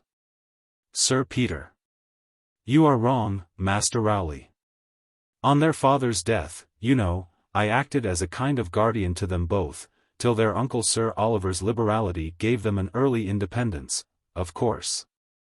No person could have more opportunities of judging of their hearts, and I was never mistaken in my life. Joseph is indeed a model of the young men of the age. He is a man of sentiment, and acts up to the sentiments he professes, but, for the other, take my word for it, if he had any grain of virtue by descent, he has dissipated it with the rest of his inheritance. Ah! My old friend, Sir Oliver, will be deeply mortified when he finds how part of his bounty has been misapplied. Rowley. I am sorry to find you so violent against the young man, because this may be the most critical period of his fortune. I came hither with news that will surprise you. Sir Peter. What? Let me hear. Rowley. Sir Oliver is arrived, and at this moment in town. Sir Peter. How? You astonish me. I thought you did not expect him this month. Rowley. I did not, but his passage has been remarkably quick. Sir Peter. Egad, I shall rejoice to see my old friend. Is 15 years since we met. We have had many a day together, but does he still enjoin us not to inform his nephews of his arrival? Rowley. Most strictly. He means, before it is known, to make some trial of their dispositions. Sir Peter. Ah! There needs no art to discover their merits, however he shall have his way. But, pray, does he know I am married? Rowley. Yes, and will soon wish you joy. Sir Peter. What, as we drink health to a friend in a consumption? Ah! Oliver will laugh at me. We used to rail at matrimony together, but he has been steady to his text. Well, he must be soon at my house, though, I'll instantly give orders for his reception. But, Master Rowley, don't drop a word that Lady Teazle and I ever disagree. Rowley. By no means. Sir Peter. For I should never be able to stand Noel's jokes. So I'll have him think, Lord forgive me, that we are a very happy couple. Rowley. I understand you, but then you must be very careful not to differ while he is in the house with you. Sir Peter. Egad, and so we must, and that's impossible. Ah! Master Rowley, when an old bachelor marries a young wife, he deserves, no, the crime carries its punishment along with it. Exeunt. Act. Chapter 2. Scene. Chapter 1. A room in Sir Peter Teazle's house. Enter Sir Peter and Lady Teazle. Sir Peter. Lady Teazle, I'll not bear it. Lady Teazle. Sir Peter, you may bear it or not, as you please, but I ought to have my own way in everything, and what's more, I will too. What? Though I was educated in the country, I know very well that women of fashion in London are accountable to nobody after they are married. Sir Peter. Very well, ma'am, very well. So a husband is to have no influence, no authority? Lady Teazle. Authority? No, to be sure, if you want authority over me, you should have adopted me, and not married me. I am sure you were old enough. Sir Peter. Old enough, aye, there it is. Well, well, Lady Teazle, though my life may be made unhappy by your temper, I'll not be ruined by your extravagance. Lady Teazle. My extravagance. I'm sure I'm not more extravagant than a woman of fashion ought to be. Sir Peter. No, no, madam, you shall throw away no more sums on such unmeaning luxury. Slife. To spend as much to furnish your dressing-room with flowers in winter as would suffice to turn the Pantheon into a greenhouse, and give a fete champetre at Christmas. Lady Teazle. And am I to blame, Sir Peter, because flowers are dear in cold weather? You should find fault with the climate, and not with me. For my part, I'm sure I wish it was spring all the year round, and that roses grew under our feet. Sir Peter. Oons. Madam, if you had been born to this, I shouldn't wonder at your talking thus. But you forget what your situation was when I married you. Lady Teazle. No, no, I don't, 'twas a very disagreeable one, or I should never have married you. Sir Peter. Yes, yes, madam, you were then in somewhat a humbler style, the daughter of a plain country squire. Recollect, Lady Teazle, when I saw you first sitting at your tambour, in a pretty figured linen gown, with a bunch of keys at your side, your hair combed smooth over a roll. And your apartment hung round with fruits in worsted, of your own working. Lady Teazle. Oh, yes. I remember it very well, and a curious life I led. My daily occupation to inspect the dairy, superintend the poultry, make extracts from the family receipt book, and comb my Aunt Deborah's lapdog. Sir Peter. Yes, yes, ma'am, 'twas so indeed. Lady Teazle. And then you know, my evening amusements. To draw patterns for ruffles, which I had not materials to make up, to play Pope Joan with the curate, to read a sermon to my aunt. Or to be stuck down to an old spinet to strum my father to sleep after a fox chase. Sir Peter. I am glad you have so good a memory. Yes, madam, these were the recreations I took you from. But now you must have your coach, vis-a-vis, and 3 powdered footmen before your chair, 4 and, in the summer, a pair of white cats to draw you to Kensington Gardens. No recollection, I suppose, when you were content to ride double, behind the butler, on a docked coach-horse. 5. Lady Teazle. No, I swear I never did that, I deny the butler and the coach-horse. Sir Peter. This, madam, was your situation, and what have I done for you? I have made you a woman of fashion, of fortune, of rank, in short, I have made you my wife. Lady Teazle. Well, then, and there is but one thing more you can make me to add to the obligation, that is. Sir Peter. My widow, I suppose? Lady Teazle. Hem. Hem. Sir Peter. I thank you, madam, but don't flatter yourself. For, though your ill conduct may disturb my peace of mind, it shall never break my heart, I promise you. However, I am equally obliged to you for the hint. Lady Teazle. Then why will you endeavor to make yourself so disagreeable to me, and thwart me in every little elegant expense? Sir Peter. Slife, madam, I say, had you any of these little elegant expenses when you married me? Lady Teazle. Lud, Sir Peter. Would you have me be out of the fashion? Sir Peter. The fashion, indeed. What had you to do with the fashion before you married me? Lady Teazle. For my part, I should think you would like to have your wife thought a woman of taste.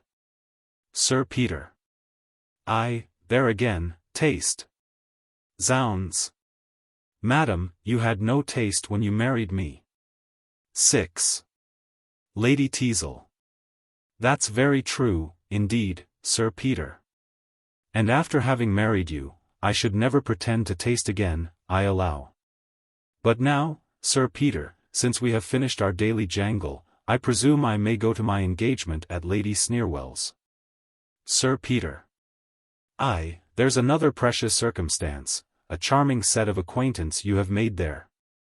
Lady Teazle. Nay, Sir Peter, they are all people of rank and fortune, and remarkable tenacious of reputation. Sir Peter. Yes, egad, they are tenacious of reputation with a vengeance. For they don't choose anybody should have a character but themselves. Such a crew. Ah! Many a wretch has rid on a hurdle who has done less mischief than these utterers of forged tales, coiners of scandal, and clippers of reputation. Lady Teazle. What, would you restrain the freedom of speech? Sir Peter. Ah! They have made you just as bad as any one of the society. Lady Teazle. Why, I believe I do bear a part with a tolerable grace. Sir Peter. Grace indeed. Lady Teazle. But I vow I bear no malice against the people I abuse. When I say an ill-natured thing, 'tis out of pure good humor, and I take it for granted they deal exactly in the same manner with me. But, Sir Peter, you know you promised to come to Lady Sneerwell's too. Sir Peter. Well, I'll call in, just to look after my own character. Lady Teazle. Then, indeed, you must make haste after me, or you'll be too late. So goodbye to ye. Exit Lady Teazle. Sir Peter. So, I have gained much by my intended expostulation. Yet with what a charming air she contradicts everything I say, and how pleasingly she shows her contempt for my authority. Well, though I can't make her love me, there is great satisfaction in quarreling with her, and I think she never appears to such advantage as when she is doing everything in her power to plague me. Exit. Scene. Chapter 2. A room in Lady Sneerwell's house. Lady Sneerwell, Mrs. Candour, Crabtree, Sir Benjamin Backbite, and Joseph Surface, discovered. Lady Sneerwell. Nay, positively, we will hear it. Joseph Surface. Yes, the epigram, by all means. Sir Benjamin. Oh plague on't, uncle. 'Tis mere nonsense. Crabtree. No. Forgad, very clever for an extempore. Sir Benjamin. But, ladies, you should be acquainted with the circumstance. You must know that one day last week, as Lady Betty Kirkle was taking the dust in Hyde Park, in a sort of duodecimo phaeton, she desired me to write some verses on her ponies. Upon which, I took out my pocket-book, and in one moment produced the following. Sure never was seen two such beautiful ponies. Other horses are clowns, but these macaronis. To give them this title I'm sure can't be wrong.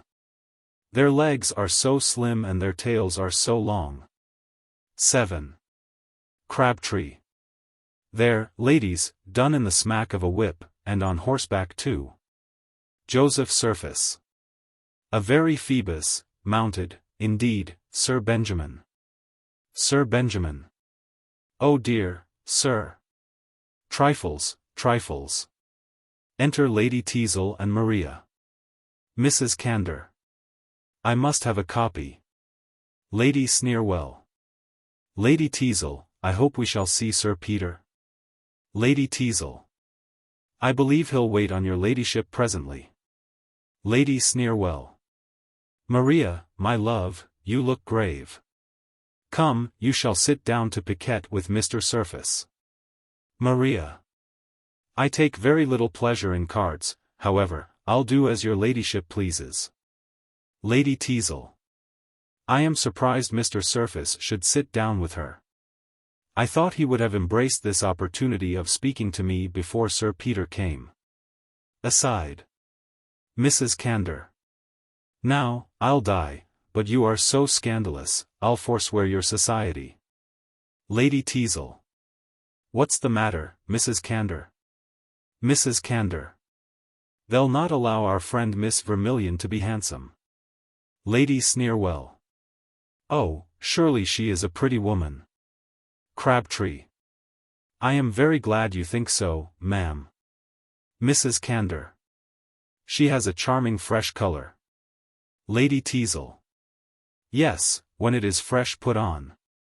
Mrs. Candor. Oh, fie.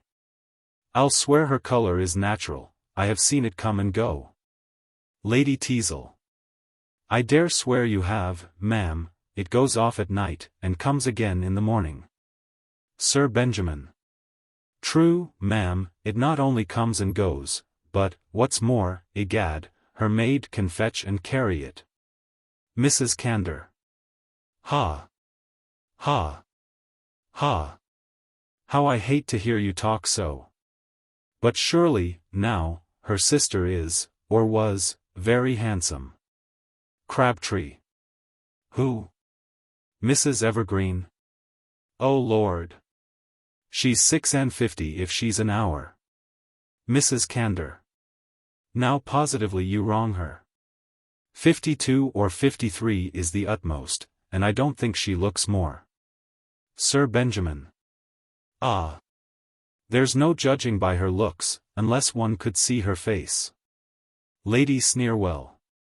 Well, well, if Mrs. Evergreen does take some pains to repair the ravages of time, you must allow she effects it with great ingenuity. And surely that's better than the careless manner in which the widow Ochre cocks her wrinkles. Sir Benjamin. Nay, now, Lady Sneerwell, you are severe upon the widow. Come, come, 'tis not that she paints so ill, but, when she has finished her face, she joins it on so badly to her neck, that she looks like a mended statue. In which the connoisseur may see at once that the head is modern, though the trunk's antique. Crabtree. Ha! Ha! Ha! Well said, nephew. Mrs. Candor. Ha! Ha! Ha! Well, you make me laugh, but I vow I hate you for it. What do you think of Miss Simper? Sir Benjamin. Why, she has very pretty teeth. Lady Teazle. Yes.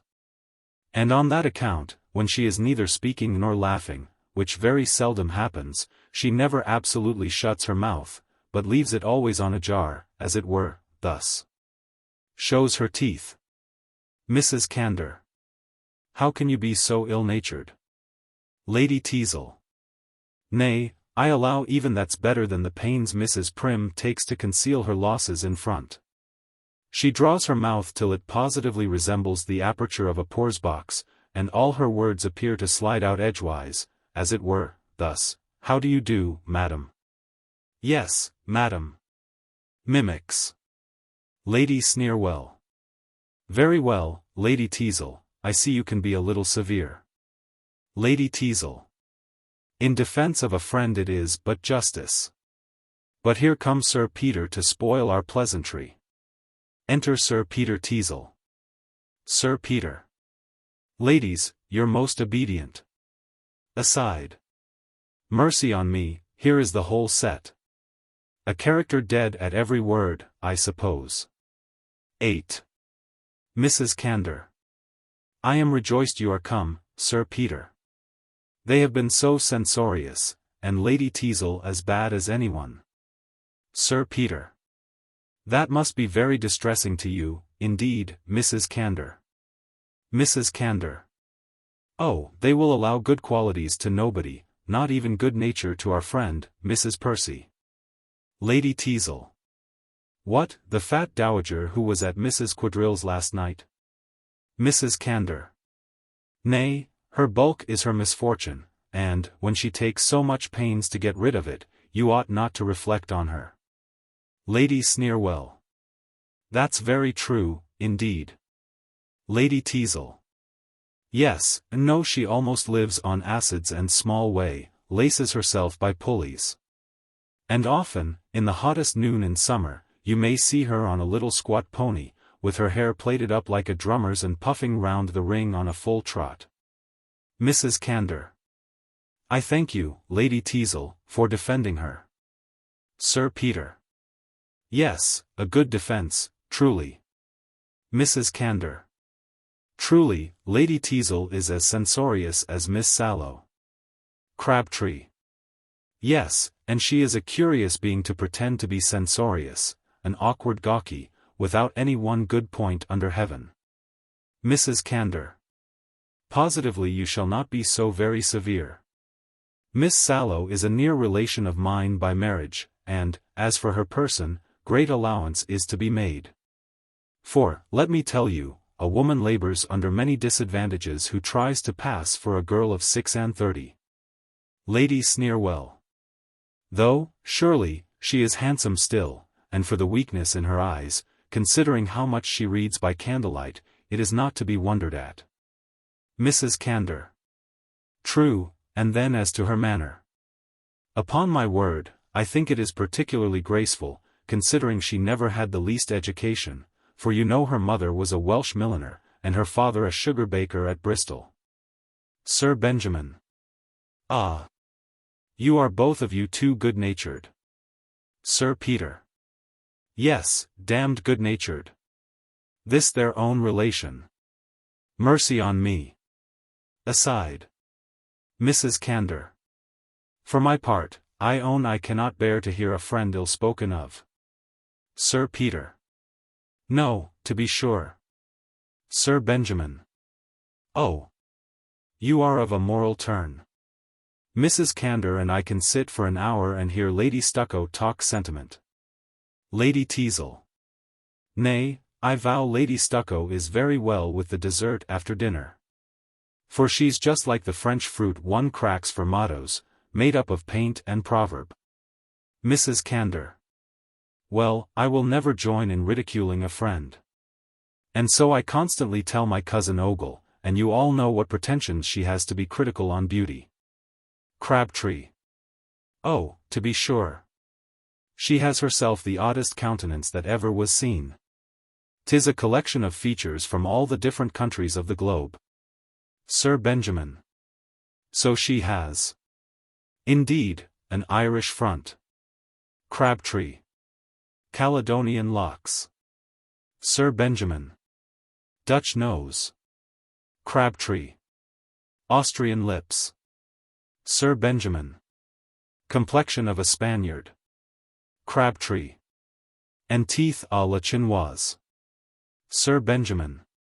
In short, her face resembles a table d'hôte at Spa, where no two guests are of a nation.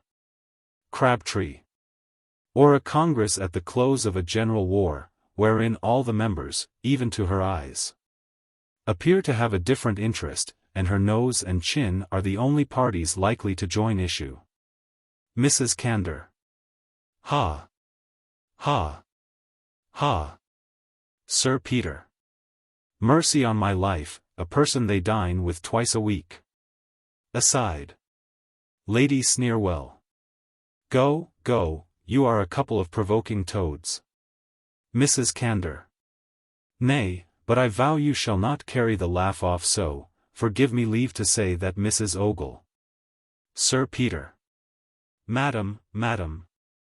I beg your pardon, there's no stopping these good gentlemen's tongues.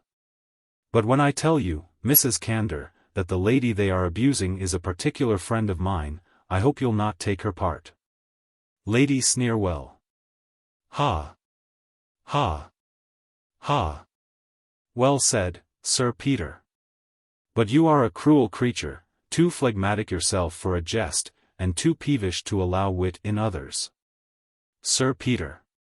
Ah, madam, true wit is more nearly allied to good nature than your ladyship is aware of. Lady Teazle.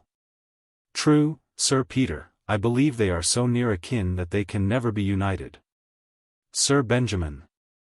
Or rather, madam, suppose them man and wife, because one seldom sees them together. Lady Teazle. But Sir Peter is such an enemy to scandal, I believe he would have it put down by Parliament. Sir Peter. For heaven, madam, if they were to consider the sporting with reputation of as much importance as poaching on manors, and pass an act for the preservation of fame, as well as game, I believe many would thank them for the bill. Lady Sneerwell. Oh Lud! Sir Peter, would you deprive us of our privileges? Sir Peter. Aye, madam, and then no person should be permitted to kill characters and run down reputations, but qualified old maids and disappointed widows. Lady Sneerwell. Go, you monster. Mrs. Candor. But, surely, you would not be quite so severe on those who only report what they hear? Sir Peter. Yes, madam, would have law merchant for them too.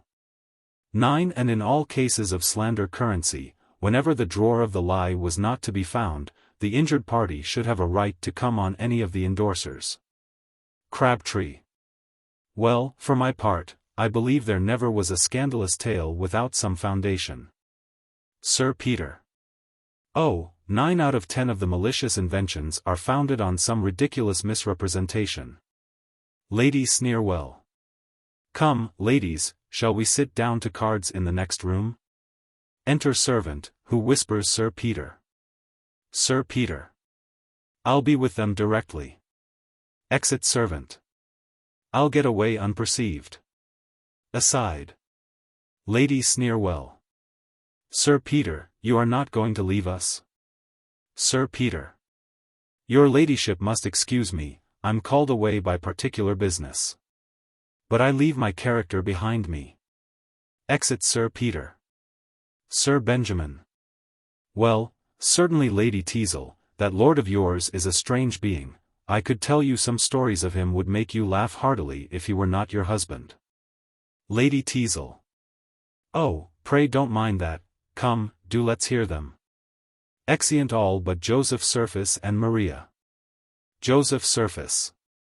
Maria, I see you have no satisfaction in this society. Maria. How is it possible I should?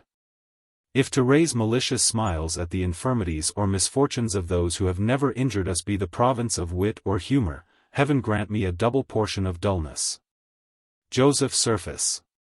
Yet they appear more ill-natured than they are, they have no malice at heart. Maria. Then is their conduct still more contemptible. For, in my opinion, nothing could excuse the intemperance of their tongues but a natural and uncontrollable bitterness of mind. Joseph Surface. Undoubtedly, madam. And it has always been a sentiment of mine, that to propagate a malicious truth wantonly is more despicable than to falsify from revenge.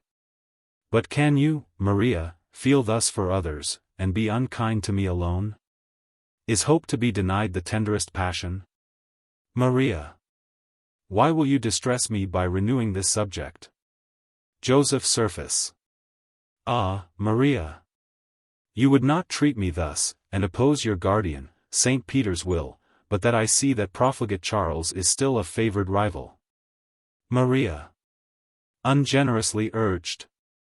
But, whatever my sentiments are for that unfortunate young man, be assured I shall not feel more bound to give him up, because his distresses have lost him the regard even of a brother. Joseph Surface. Nay, but, Maria, do not leave me with a frown, by all that's honest, I swear, kneels. Re-enter Lady Teazle behind. Aside. Gad's life, here's Lady Teazle. Aloud to Maria. You must not, no, you shall not, for, though I have the greatest regard for Lady Teazle. Maria. Lady Teazle. Joseph Surface. Yet were Sir Peter to suspect. Lady Teazle. Coming forward. What is this, pray? Does he take her for me, child? You are wanted in the next room. Exit Maria. What is all this, pray? Joseph Surface. Oh, the most unlucky circumstance in nature. Maria has somehow suspected the tender concern I have for your happiness, and threatened to acquaint Sir Peter with her suspicions, and I was just endeavoring to reason with her when you came in. Lady Teazle. Indeed. But you seem to adopt a very tender mode of reasoning. Do you usually argue on your knees? Joseph Surface. Oh, she's a child, and I thought a little bombast, but, Lady Teazle, when are you to give me your judgment on my library, as you promised? Lady Teazle. No, no. I begin to think it would be imprudent, and you know I admit you as a lover no farther than fashion requires. Joseph Surface. True, a mere platonic cicisbeo, what every wife is entitled to. Lady Teazle. Certainly, one must not be out of the fashion. However, I have so many of my country prejudices left, that, though Sir Peter's ill humour may vex me ever so, it never shall provoke me to. Joseph Surface. The only revenge in your power. Well, I applaud your moderation. Lady Teazle. Go, you are an insinuating wretch. But we shall be missed, let us join the company. Joseph Surface. But we had best not return together. Lady Teazle. Well, don't stay, for Maria shan't come to hear any more of your reasoning, I promise you. Exit. Joseph Surface. A curious dilemma, truly, my politics have run me into. I wanted, at first, only to ingratiate myself with Lady Teazle, that she might not be my enemy with Maria. And I have, I don't know how, become her serious lover. Sincerely I begin to wish I had never made such a point of gaining so very good a character, for it has led me into so many cursed rogueries that I doubt I shall be exposed at last. Exit. Scene. Chapter 3. A room in Sir Peter Teazle's house. Enter Sir Oliver Surface and Rowley. Sir Oliver. Ha. Ha. Ha. So my old friend is married, hey? A young wife out of the country. Ha. Ha. Ha. That he should have stood bluff to old bachelor so long, and sink into a husband at last. Rowley. But you must not rally him on the subject, Sir Oliver, 'tis a tender point. I assure you, though he has been married only 7 months. Sir Oliver. Then he has been just half a year on the stool of repentance, poor Peter. But you say he has entirely given up Charles, never sees him, hey? Rowley. His prejudice against him is astonishing, and I am sure greatly increased by a jealousy of him with Lady Teazle, which he has industriously been led into by a scandalous society in the neighbourhood, who have contributed not a little to Charles's ill name. Whereas, the truth is, I believe, if the lady is partial to either of them, his brother is the favourite. Sir Oliver. I know there is a set of malicious, prating, prudent gossips, both male and female, who murder characters to kill time, and will rob a young fellow of his good name before he has years to know the value of it. But I am not to be prejudiced against my nephew by such, I promise you, no, if Charles has done nothing false or mean, I shall compound for his extravagance. Rowley. Then, my life on't, you will reclaim him. Ah, sir, it gives me new life to find that your heart is not turned against him, and that the son of my good old master has one friend, however, left. Sir Oliver. What? Shall I forget, Master Rowley, when I was at his years myself? Egad, my brother and I were neither of us very prudent youths. And yet, I believe, you have not seen many better men than your old master was? Rowley. Sir, 'tis this reflection gives me assurance that Charles may yet be a credit to his family. But here comes Sir Peter. Sir Oliver. Egad, so he does. Mercy on me. He's greatly altered, and seems to have a settled married look. One may read husband in his face at this distance. Enter Sir Peter Teazle. Sir Peter. Ha. Sir Oliver, my old friend. Welcome to England 1,000 times. Sir Oliver. Thank you, Sir Peter. And faith I am glad to find you well, believe me. Sir Peter. Oh. Is a long time since we met, 15 years, I doubt, Sir Oliver, and many a cross accident in the time. Sir Oliver. I have had my share. But, what?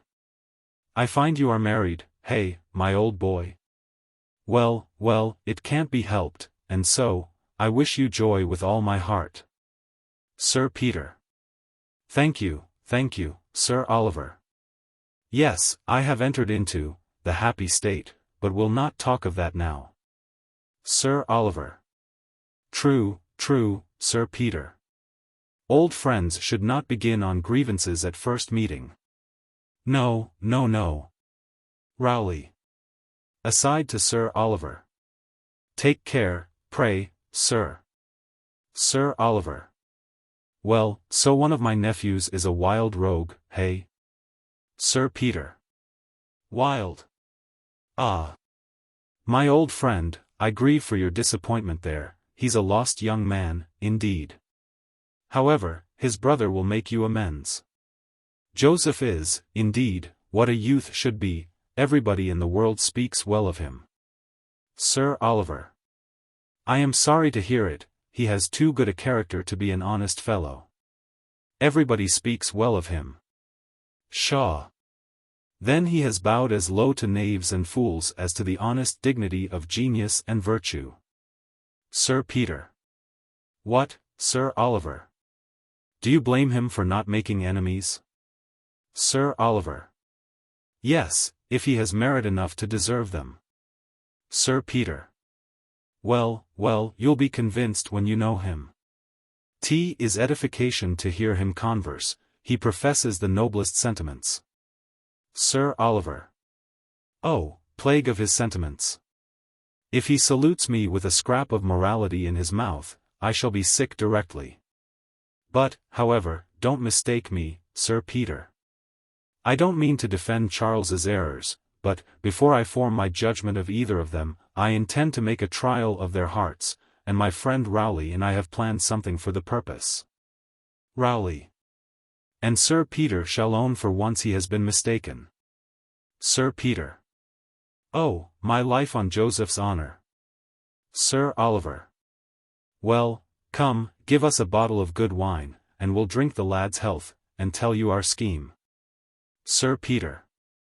Allons, then. Sir Oliver. And don't, Sir Peter, be so severe against your old friend's son. Odds my life.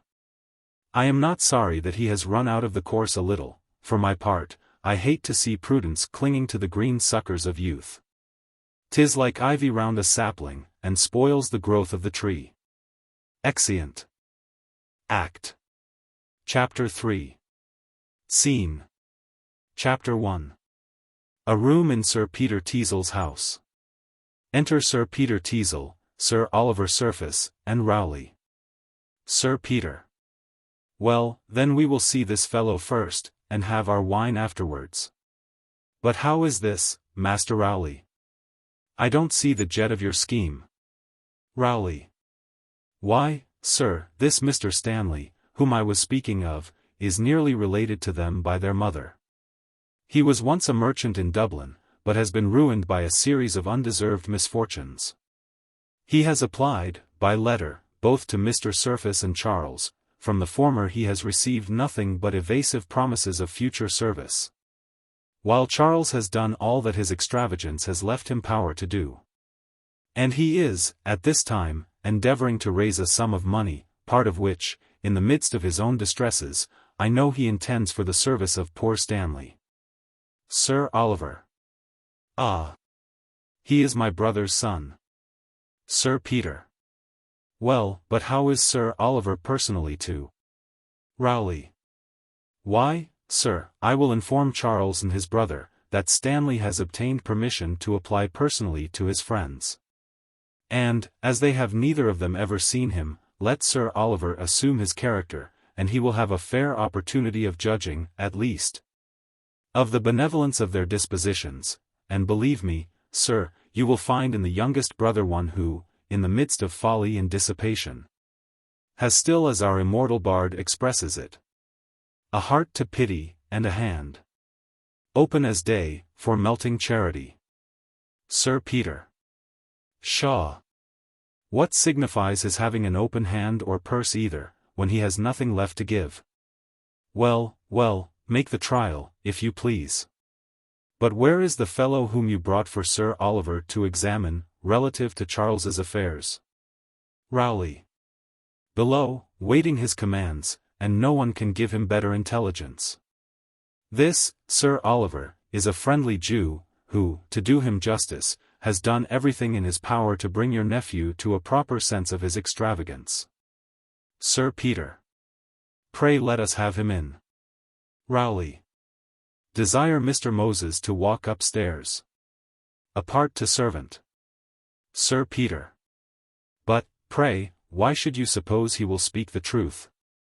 Rowley. Oh, I have convinced him that he has no chance of recovering certain sums advanced to Charles but through the bounty of Sir Oliver, who he knows is arrived. So that you may depend on his fidelity to his own interests. I have also another evidence in my power, one snake, whom I have detected in a matter little short of forgery, and shall shortly produce to remove some of your prejudices, Sir Peter. Relative to Charles and Lady Teazle. Sir Peter. I have heard too much on that subject. Rowley. Here comes the honest Israelite. Enter Moses. This is Sir Oliver. Sir Oliver. Sir, I understand you have lately had great dealings with my nephew Charles. Moses. Yes, Sir Oliver, I have done all I could for him. But he was ruined before he came to me for assistance. Sir Oliver. That was unlucky, truly, for you have had no opportunity of showing your talents. Moses. None at all. I hadn't the pleasure of knowing his distresses till he was some thousands worse than nothing. Sir Oliver. Unfortunate, indeed. But I suppose you have done all in your power for him, honest Moses? Moses. Yes, he knows that. This very evening I was to have brought him a gentleman from the city, who does not know him, and will, I believe, advance him some money. Sir Peter. What, one Charles has never had money from before? Moses. Yes, Mr. Premium, of Crutched Friars, formerly a broker. Sir Peter. Egad, Sir Oliver, a thought strikes me. Charles, you say, does not know Mr. Premium? Moses. Not at all. Sir Peter. Now then, Sir Oliver, you may have a better opportunity of satisfying yourself than by an old romancing tale of a poor relation. Go with my friend Moses, and represent Premium, and then, I'll answer for it, you'll see your nephew in all his glory. Sir Oliver. Egad, I like this idea better than the other, and I may visit Joseph afterwards as old Stanley. Sir Peter. True, so you may. Rowley. Well, this is taking Charles rather at a disadvantage, to be sure. However, Moses, you understand Sir Peter, and will be faithful? Moses. You may depend upon me. Looks at his watch. This is near the time I was to have gone. Sir Oliver. I'll accompany you as soon as you please, Moses, but hold. I have forgot one thing, how the plague shall I be able to pass for a Jew? Moses. There's no need, the principal is Christian.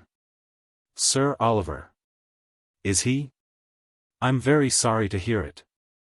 But, then again, ain't I rather too smartly dressed to look like a moneylender? Sir Peter. Not at all, tea would not be out of character, if you went in your own carriage, would it, Moses? Moses. Not in the least.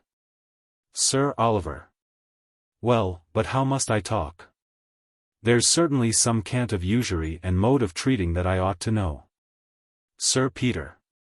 Oh, there's not much to learn. The great point, as I take it, is to be exorbitant enough in your demands. Hey, Moses? Moses. Yes, that's a very great point. Sir Oliver. I'll answer for I'll not be wanting in that. I'll ask him 8 or 10% on the loan, at least. Moses. If you ask him no more than that, you'll be discovered immediately. Sir Oliver. Hey, what the plague, how much then? Moses. That depends upon the circumstances. If he appears not very anxious for the supply, you should require only 40 or 50%, but if you find him in great distress, and want the monies very bad, you may ask double. Sir Peter. A good honest trade you're learning, Sir Oliver. Sir Oliver.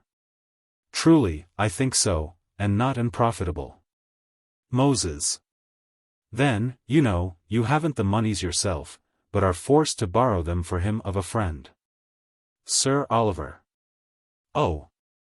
I borrow it of a friend, do I? Moses. And your friend is an unconscionable dog, but you can't help that. Sir Oliver. My friend an unconscionable dog, is he? Moses. Yes, and he himself has not the monies by him, but is forced to sell stock at a great loss. Sir Oliver. He is forced to sell stock at a great loss, is he? Well, that's very kind of him. Sir Peter. I' faith, Sir Oliver, Mr. Premium, I mean, you'll soon be master of the trade. But, Moses. Would not you have him run out a little against the annuity bill? 10 that would be in character, I should think. Moses. Very much. Rowley. And lament that a young man now must be at years of discretion before he is suffered to ruin himself. Moses. Ay, great pity. Sir Peter. And abuse the public for allowing merit to an act whose only object is to snatch misfortune and imprudence from the rapacious grip of usury. And give the minor a chance of inheriting his estate without being undone by coming into possession. Sir Oliver. So, Moses shall give me farther instructions as we go together. Sir Peter. You will not have much time, for your nephew lives hard by. Sir Oliver. Oh, never fear. My tutor appears so able, that though Charles lived in the next street, it must be my own fault if I am not a complete rogue before I turn the corner. Exit with Moses. Sir Peter. So, now, I think Sir Oliver will be convinced, you are partial, Rowley, and would have prepared Charles for the other plot. Rowley. No, upon my word, Sir Peter. Sir Peter. Well, go bring me this snake, and I'll hear what he has to say presently.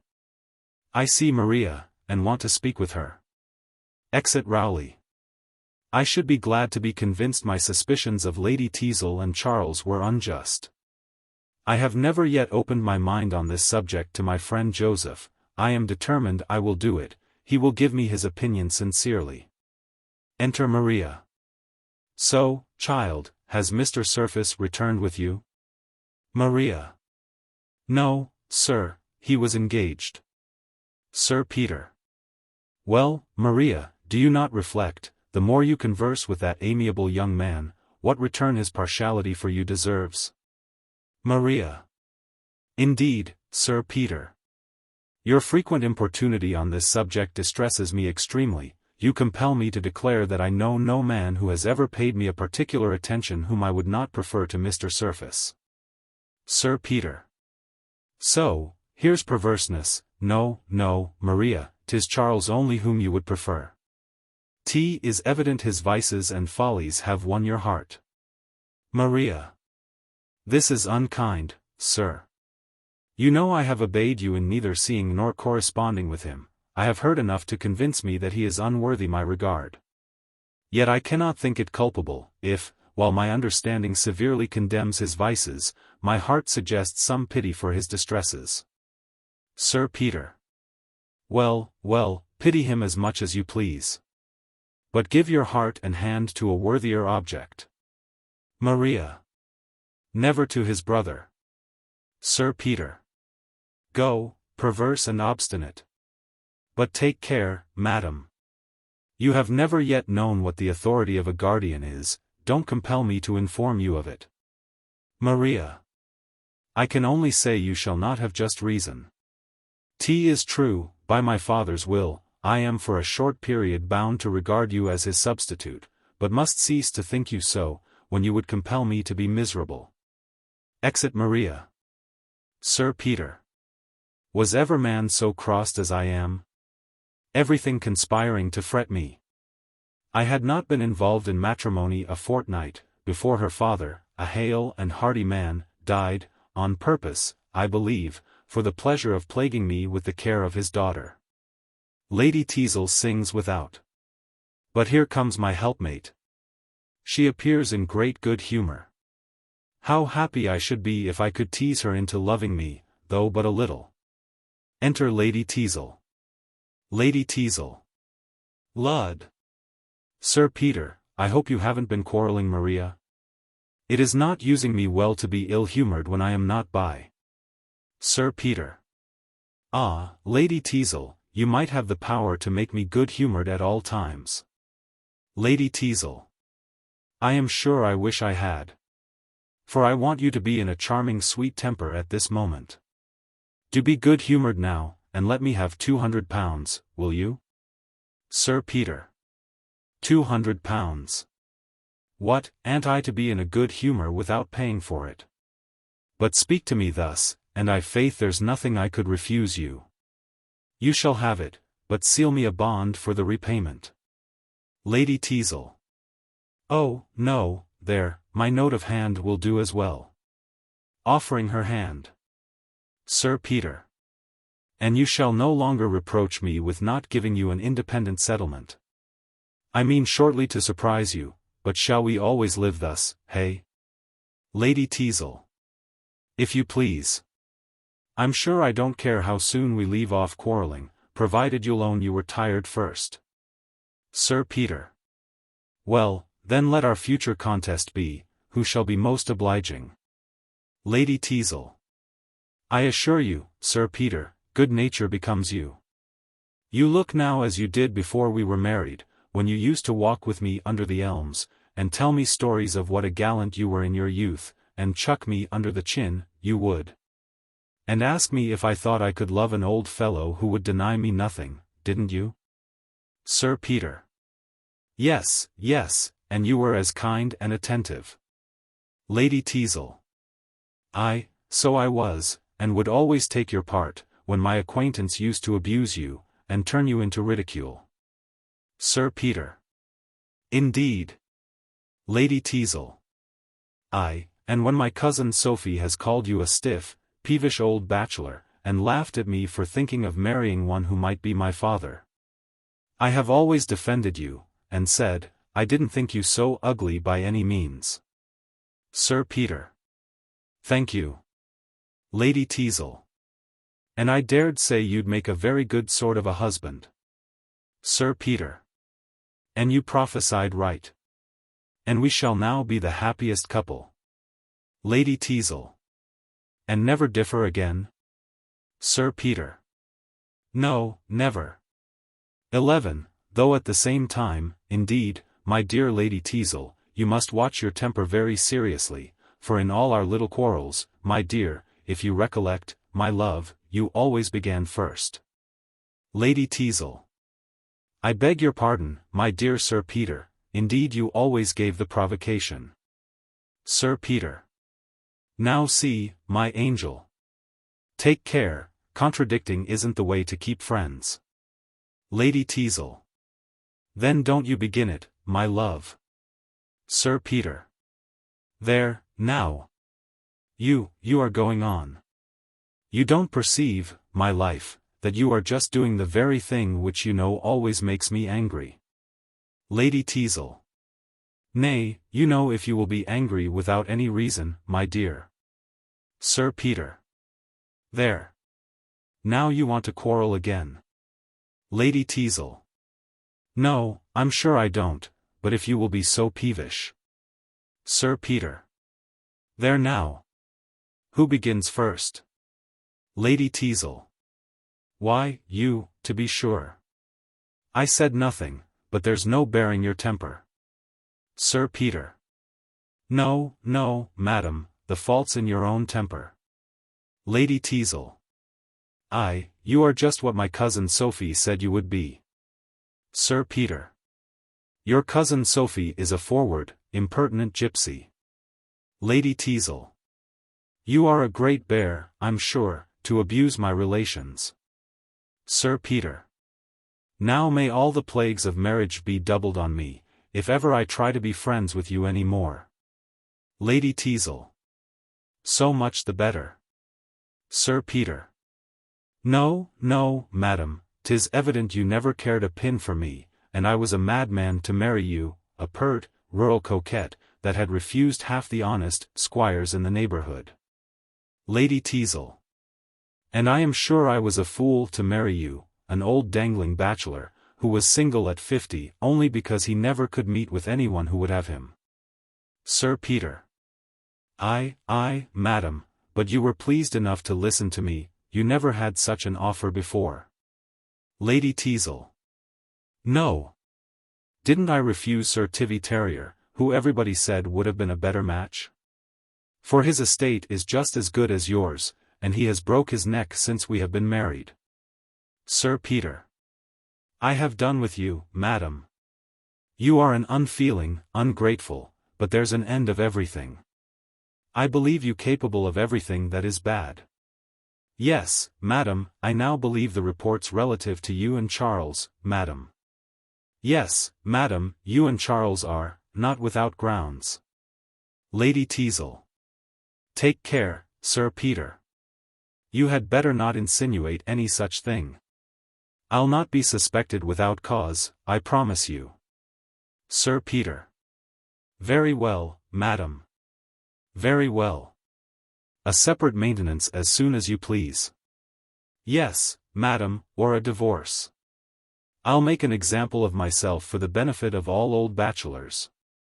Let us separate, madam. Lady Teazle. Agreed. Agreed. And now, my dear Sir Peter, we are of a mind once more, we may be the happiest couple, and never differ again, you know, ha. Ha. Ha. Well, you are going to be in a passion, I see, and I shall only interrupt you, so, bye. Bye. Exit. Sir Peter. Plagues and tortures. Can't I make her angry either? Oh, I am the most miserable fellow. But I'll not bear her presuming to keep her temper, no. She may break my heart, but she shan't keep her temper. Exit. Scene. Chapter 2. A room in Charles Surface's house. Enter Trip, Moses, and Sir Oliver Surface. Trip. Here, Master Moses. If you'll stay a moment, I'll try whether, what's the gentleman's name? Sir Oliver. Mr. Moses, what is my name? Aside to Moses. Moses. Mr. Premium. Trip. Premium, very well.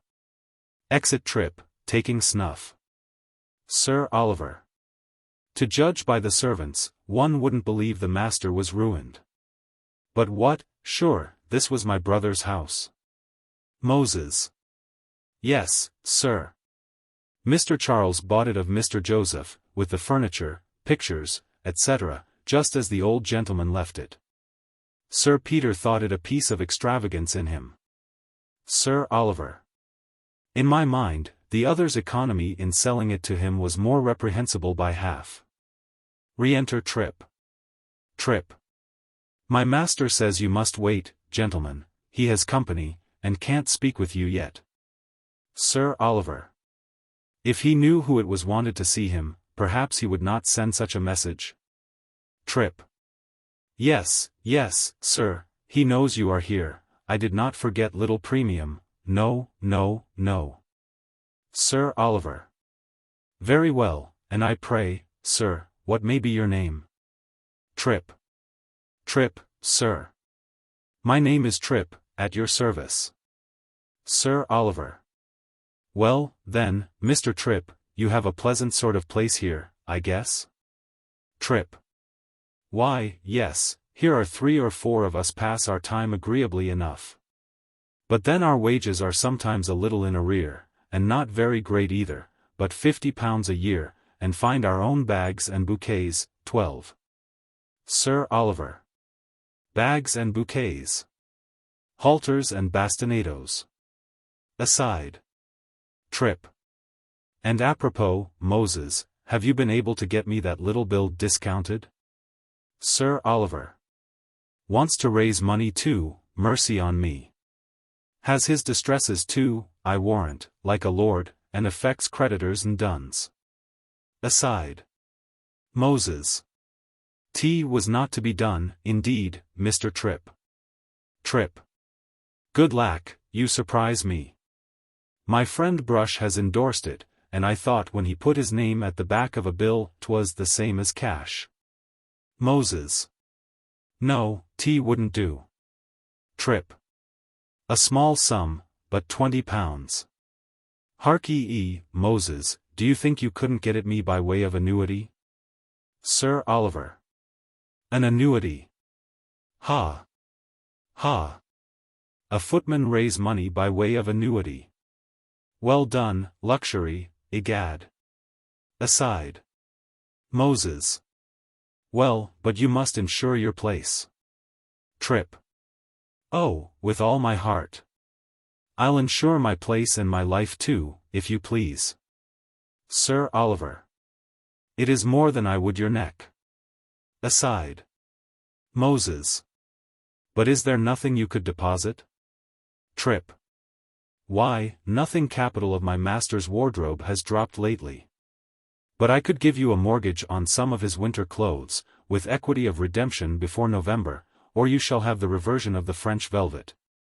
13 or a post-obit on the blue and silver.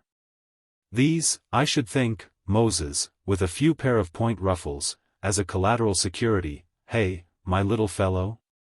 Moses. Well, well. Bell rings. Tripp. Egad, I heard the bell. I believe, gentlemen, I can now introduce you. Don't forget the annuity, little Moses. This way, gentlemen, I'll insure my place, you know. Sir Oliver. Aside. If the man be a shadow of the master, this is the temple of dissipation indeed. Exeunt. Scene. Chapter 3. Another room in the same. Charles Surface, Sir Harry Bumper, careless, and gentlemen, discovered drinking. Charles Surface. For heaven, 'tis true, there's the great degeneracy of the age. Many of our acquaintance have taste, spirit, and politeness, but, plague on't, they won't drink. Careless. It is so, indeed, Charles. They give in to all the substantial luxuries of the table, and abstain from nothing but wine and wit. Oh, certainly society suffers by it intolerably. For now, instead of the social spirit of raillery that used to mantle over a glass of bright Burgundy, their conversation is become just like the spa water they drink, which has all the pertness and flatulency of champagne, without its spirit or flavor. First Gentleman. But what are they to do who love play better than wine? Careless. True. There's Sir Harry diets himself for gaining, and is now under a hazard regimen. Charles Surface. Then he'll have the worst of it. What? You wouldn't train a horse for the course by keeping him from corn? For my part, egad, I am never so successful as when I am a little merry. Let me throw on a bottle of champagne, and I never lose. All. Hey, what? Charles Surface. At least I never feel my losses, which is exactly the same thing. Second Gentleman. That I believe. Charles Surface. And then, what man can pretend to be a believer in love, who is an abjurer of wine? Tea is the test by which the lover knows his own heart. Fill a dozen bumpers to a dozen beauties, and she that floats at the top is the maid that has bewitched you. Careless. Now then, Charles, be honest, and give us your real favorite. Charles Surface. Why, I have withheld her only in compassion to you. If I toast her, you must give a round of her peers, which is impossible, on earth. Careless. Oh. Then we'll find some canonized vestals or heathen goddesses that will do, I warrant. Charles Surface. Here then, bumpers, you rogues. Bumpers. Maria. Maria. Sir Harry. Maria who? Charles Surface. Oh, damn the surname, 'tis too formal to be registered in love's calendar, Maria. All. Maria. Charles Surface. But now, Sir Harry, beware, we must have beauty superlative. Careless. Nay, never study, Sir Harry, we'll stand to the toast, though your mistress should want an eye, and you know you have a song will excuse you. Sir Harry. Egad, so I have. And I'll give him the song instead of the Lady. 14. Song.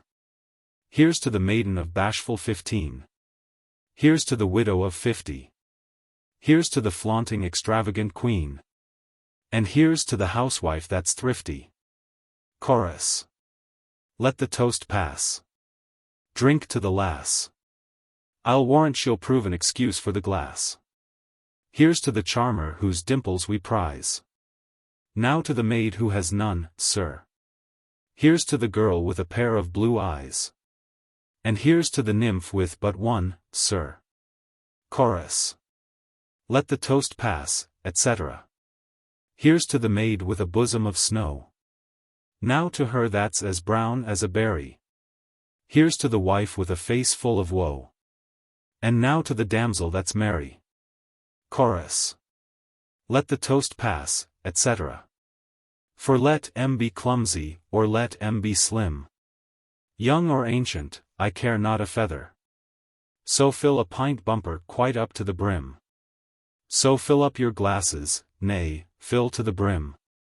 And let us e'en toast them together. Chorus. Let the toast pass, etc. All. Bravo. Bravo.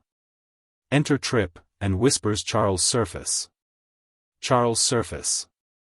Gentlemen, you must excuse me a little. Careless, take the chair, will you? Careless. Nay, prithee, Charles, what now? This is one of your peerless beauties, I suppose, has dropped in by chance. Charles Surface. No, faith. To tell you the truth, 'tis a Jew and a broker, who are come by appointment. Careless. Oh, damn it. Let's have the Jew in. First gentleman. Aye, and the broker too, by all means. Second gentleman. Yes, yes, the Jew and the broker. Charles Surface. Egad, with all my heart, Trip, bid the gentleman walk in. Exit Trip. Though there's one of them a stranger, I can tell you. Careless. Charles, let us give them some generous burgundy, and perhaps they'll grow conscientious. Charles Surface. Oh, hang no. Wine does but draw forth a man's natural qualities, and to make them drink would only be to whet their knavery. Re-enter Trip, with Sir Oliver Surface and Moses. Charles Surface. So, honest Moses, walk in, pray, Mr. Premium, that's the gentleman's name, isn't it, Moses? Moses. Yes, sir. Charles Surface. Set chairs, Trip, sit down, Mr. Premium, glasses, Trip. Gives chairs and glasses, and exit. Sit down, Moses, come, Mr. Premium, I'll give you a sentiment. Here's success to usury, Moses, fill the gentleman a bumper. Moses. Success to usury. Drinks. Careless. Right, Moses, usury is prudence and industry, and deserves to succeed. Sir Oliver. Then, here's all the success it deserves. Drinks. Careless. No, that won't do. Mr. Premium, you have demurred at the toast, and must drink it in a pint bumper. First gentleman. A pint bumper, at least. Moses. Oh, pray, sir, consider, Mr. Premium's a gentleman. 15. Careless. And therefore loves good wine. Second gentleman. Give Moses a quart glass, this is mutiny, and a high contempt for the chair. Careless. Here, now for tea. I'll see justice done, to the last drop of my bottle. Sir Oliver. Nay, pray, gentlemen, I did not expect this usage. Charles Surface. No, hang it, you shan't, Mr. Premium's a stranger. Sir Oliver. Odd.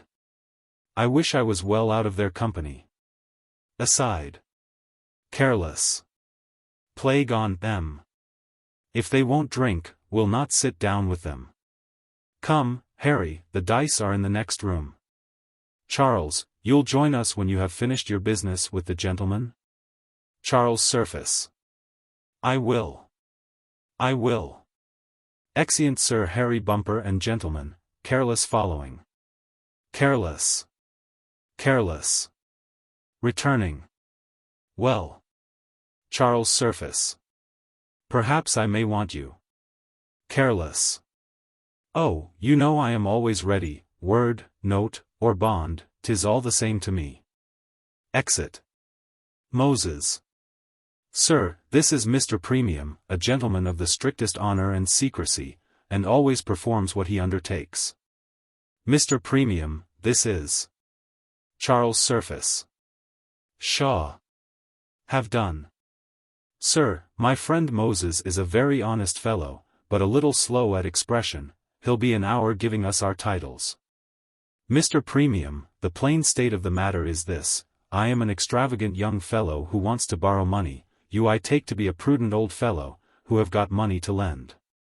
I am blockhead enough to give 50% sooner than not have it, and you, I presume, are rogue enough to take 100 if you can get it. Now, sir, you see we are acquainted at once, and may proceed to business without farther ceremony. Sir Oliver. Exceeding frank, upon my word. I see, sir, you are not a man of many compliments. Charles Surface. Oh, no, sir. Plain dealing in business I always think best. Sir Oliver. Sir, I like you the better for it. However, you are mistaken in one thing. I have no money to lend, but I believe I could procure some of a friend, but then he's an unconscionable dog. Isn't he, Moses? Moses. But you can't help that. Sir Oliver. And must sell stock to accommodate you. Mustn't he, Moses? Moses. Yes, indeed. You know I always speak the truth, and scorn to tell a lie. Charles Surface. Right. People that speak truth generally do. But these are trifles, Mr. Premium. What? I know money isn't to be bought without paying for tea. Sir Oliver. Well, but what security could you give? You have no land, I suppose? Charles Surface. Not a molehill, nor a twig, but what's in the bowpots out of the window. Sir Oliver. Nor any stock, I presume? Charles Surface. Nothing but livestock, and that's only a few pointers and ponies. But pray, Mr. Premium, are you acquainted at all with any of my connections? Sir Oliver. Why, to say truth, I am. Charles Surface. Then you must know that I have a devilish rich uncle in the East Indies, Sir Oliver Surface, from whom I have the greatest expectations? Sir Oliver. That you have a wealthy uncle, I have heard, but how your expectations will turn out is more, I believe, than you can tell. Charles Surface. Oh, no, there can be no doubt. They tell me I'm a prodigious favorite, and that he talks of leaving me everything. Sir Oliver. Indeed. This is the first I've heard of it. Charles Surface. Yes, yes, 'tis just so.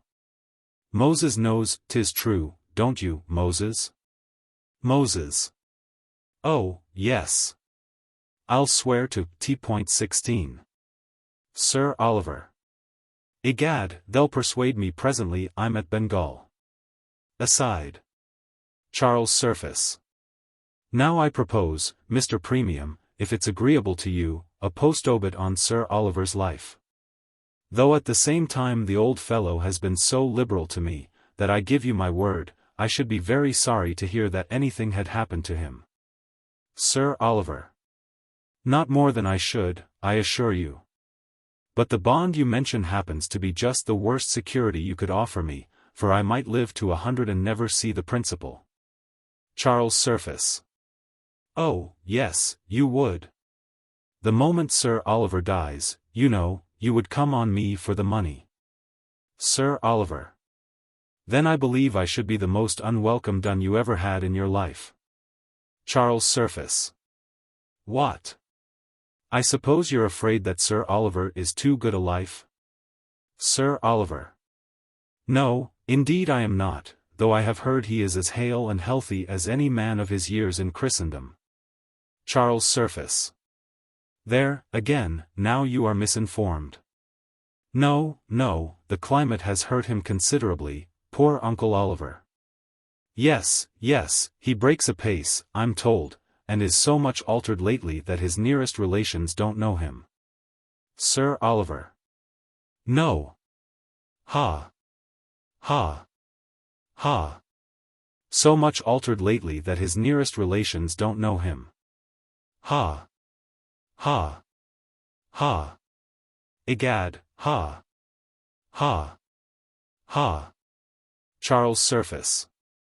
Ha. Ha, you're glad to hear that, little premium? Sir Oliver. No, no, I'm not. Charles Surface. Yes, yes, you are, ha. Ha. Ha, you know that mends your chance. Sir Oliver. But I'm told Sir Oliver is coming over. Nay, some say he is actually arrived. Charles Surface. Pshaw. Sure I must know better than you whether he's come or not. No, no, rely on he's at this moment at Calcutta. Isn't he, Moses? Moses. Oh, yes, certainly. Sir Oliver. Very true, as you say, you must know better than I, though I have it from pretty good authority. Haven't I, Moses? Moses. Yes, most undoubtedly. Sir Oliver. But, sir, as I understand, you want a few hundreds immediately, is there nothing you could dispose of? Charles Surface. How do you mean? Sir Oliver. For instance, now, I have heard that your father left behind him a great quantity of massy old plate. Charles Surface. Oh Lud. That's gone long ago. Moses can tell you how better than I can. Sir Oliver. Aside. Good lack. All the family race cups and corporation bowls. Aloud. Then it was also supposed that his library was one of the most valuable and compact. Charles Surface. Yes, yes, so it was, vastly too much so for a private gentleman. For my part, I was always of a communicative disposition, so I thought it a shame to keep so much knowledge to myself. Sir Oliver. Aside. Mercy upon me. Learning that had run in the family like an heirloom, aloud. Pray, what are become of the books? Charles Surface. You must inquire of the auctioneer, Master Premium, for I don't believe even Moses can direct you. Moses. I know nothing of books. Sir Oliver. So, nothing of the family property left, I suppose? Charles Surface. Not much, indeed, unless you have a mind to the family pictures. I have got a room full of ancestors above, and if you have a taste for old paintings, egad, you shall have a bargain. Sir Oliver. Hey! What the devil? Sure, you wouldn't sell your forefathers, would you? Charles Surface. Every man of them, to the best bidder. Sir Oliver. What, your great-uncles and aunts? Charles Surface. Aye, and my great-grandfathers and grandmothers too. Sir Oliver. Aside. Now I give him up, aloud. What the plague, have you no bowels for your own kindred? Odds life. Do you take me for Shylock in the play, that you would raise money of me on your own flesh and blood? Charles Surface. Nay, my little broker, don't be angry, what need you care, if you have your money's worth? Sir Oliver. Well, I'll be the purchaser, I think I can dispose of the family canvas. Aside. Oh, I'll never forgive him this.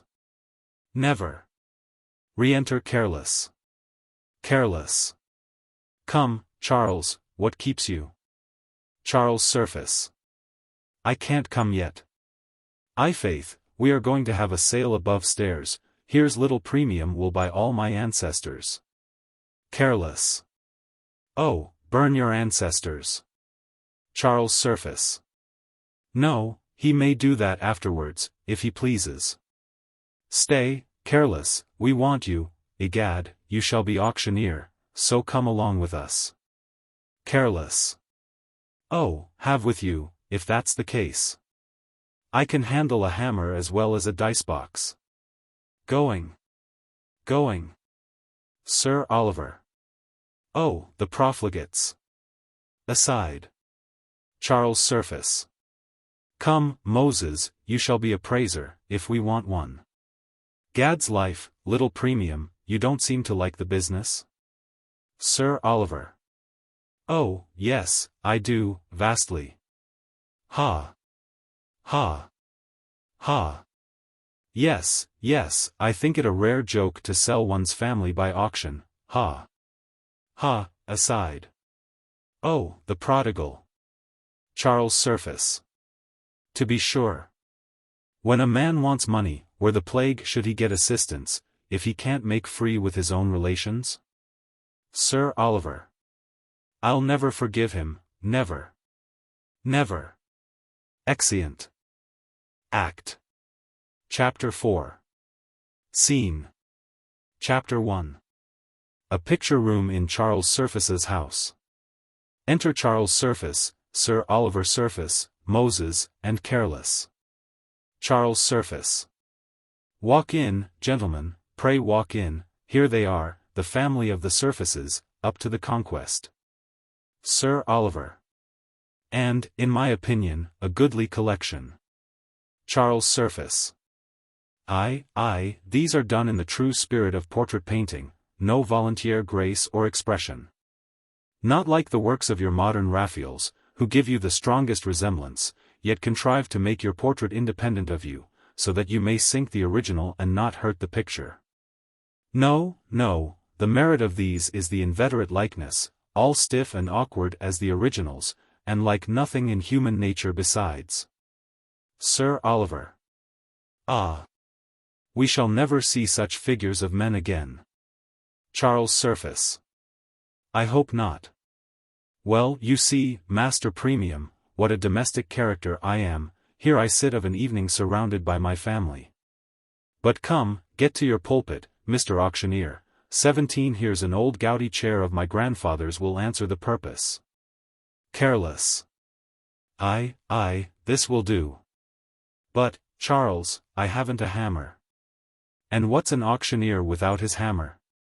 Charles Surface. Egad, that's true. What parchment have we here? Oh, our genealogy in full. Taking pedigree down. Here, Careless, you shall have no common bit of mahogany, here's the family tree for you, you rogue. This shall be your hammer, and now you may knock down my ancestors with their own pedigree. Sir Oliver. What an unnatural rogue, an ex post facto parricide. Aside. Careless. Yes, here's a list of your generation indeed. Faith, Charles, this is the most convenient thing you could have found for the business, for T will not only serve as a hammer, but a catalogue into the bargain. Come, begin, a-going. Charles Surface. Bravo, Careless. Well, here's my great-uncle, Sir Richard Raveline 18, a marvellous good general in his day, I assure you. He served in all the Duke of Marlborough's wars, and got that cut over his eye at the Battle of Malplaquet. What say you, Mr. Premium? Look at him, there's a hero. Not cut out of his feathers, as your modern clipped captains are, but enveloped in wig and regimentals, as a general should be. What do you bid? Sir Oliver. Aside to Moses. Bid him speak. Moses. Mr. Premium would have you speak. Charles Surface. Why, then, he shall have him for £10, and I'm sure that's not dear for a staff officer. Sir Oliver. Aside. Heaven deliver me. His famous Uncle Richard for £10, aloud. Very well, sir, I take him at that. Charles Surface. Careless, knock down my Uncle Richard.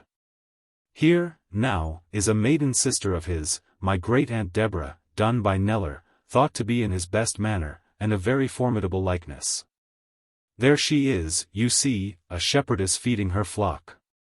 You shall have her for £5.10, the sheep are worth the money. Sir Oliver. Aside. Ah! Poor Deborah. A woman who set such a value on herself, aloud. £5.10, she's mine. Charles Surface. Knock down my Aunt Deborah. Here, now, are two that were a sort of cousins of theirs. You see, Moses, these pictures were done some time ago, when beaux wore wigs, and the ladies their own hair. Sir Oliver. Yes, truly, headdresses appear to have been a little lower in those days. Charles Surface. Well, take that couple for the same. Moses. Tea is a good bargain. Charles Surface. Careless, this, now, is a grandfather of my mother's, a learned judge, well known on the Western Circuit. What do you rate him at, Moses? Moses. 4 guineas. Charles Surface. 4 guineas. Gad's life, you don't bid me the price of his wig. Mr. Premium, you have more respect for the woolsack, do let us knock his lordship down at 15. Sir Oliver. By all means. Careless. Gone. Charles Surface. And there are 2 brothers of his, William and Walter Blunt, Esquires, both members of Parliament, and noted speakers. And, what's very extraordinary, I believe, this is the first time they were ever bought or sold. Sir Oliver. That is very extraordinary, indeed. I'll take them at your own price, for the honor of Parliament. Careless. Well said, little Premium, I'll knock them down at 40. Charles Surface. Here's a jolly fellow, I don't know what relation, but he was Mayor of Manchester, take him at £8. Sir Oliver. No, no, 6 will do for the Mayor. Charles Surface. Come, make it guineas, and I'll throw you the 2 aldermen there into the bargain. Sir Oliver. They're mine.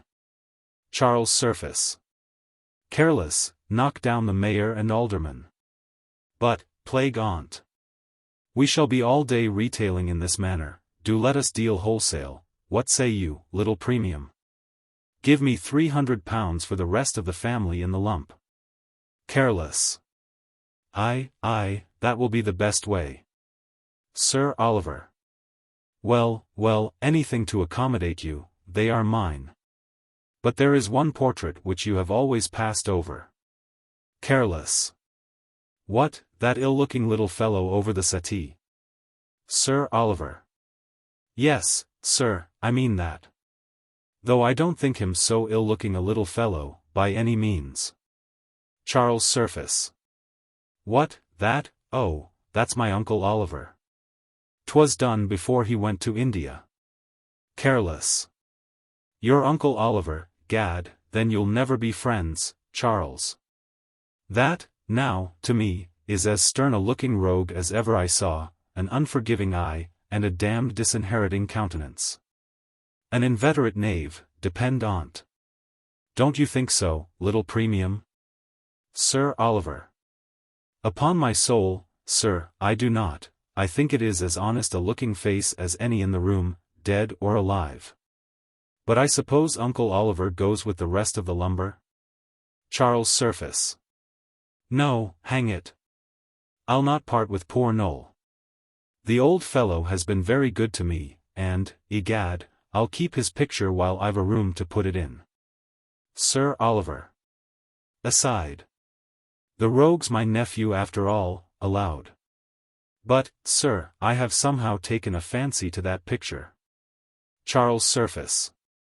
I'm sorry for you certainly will not have it.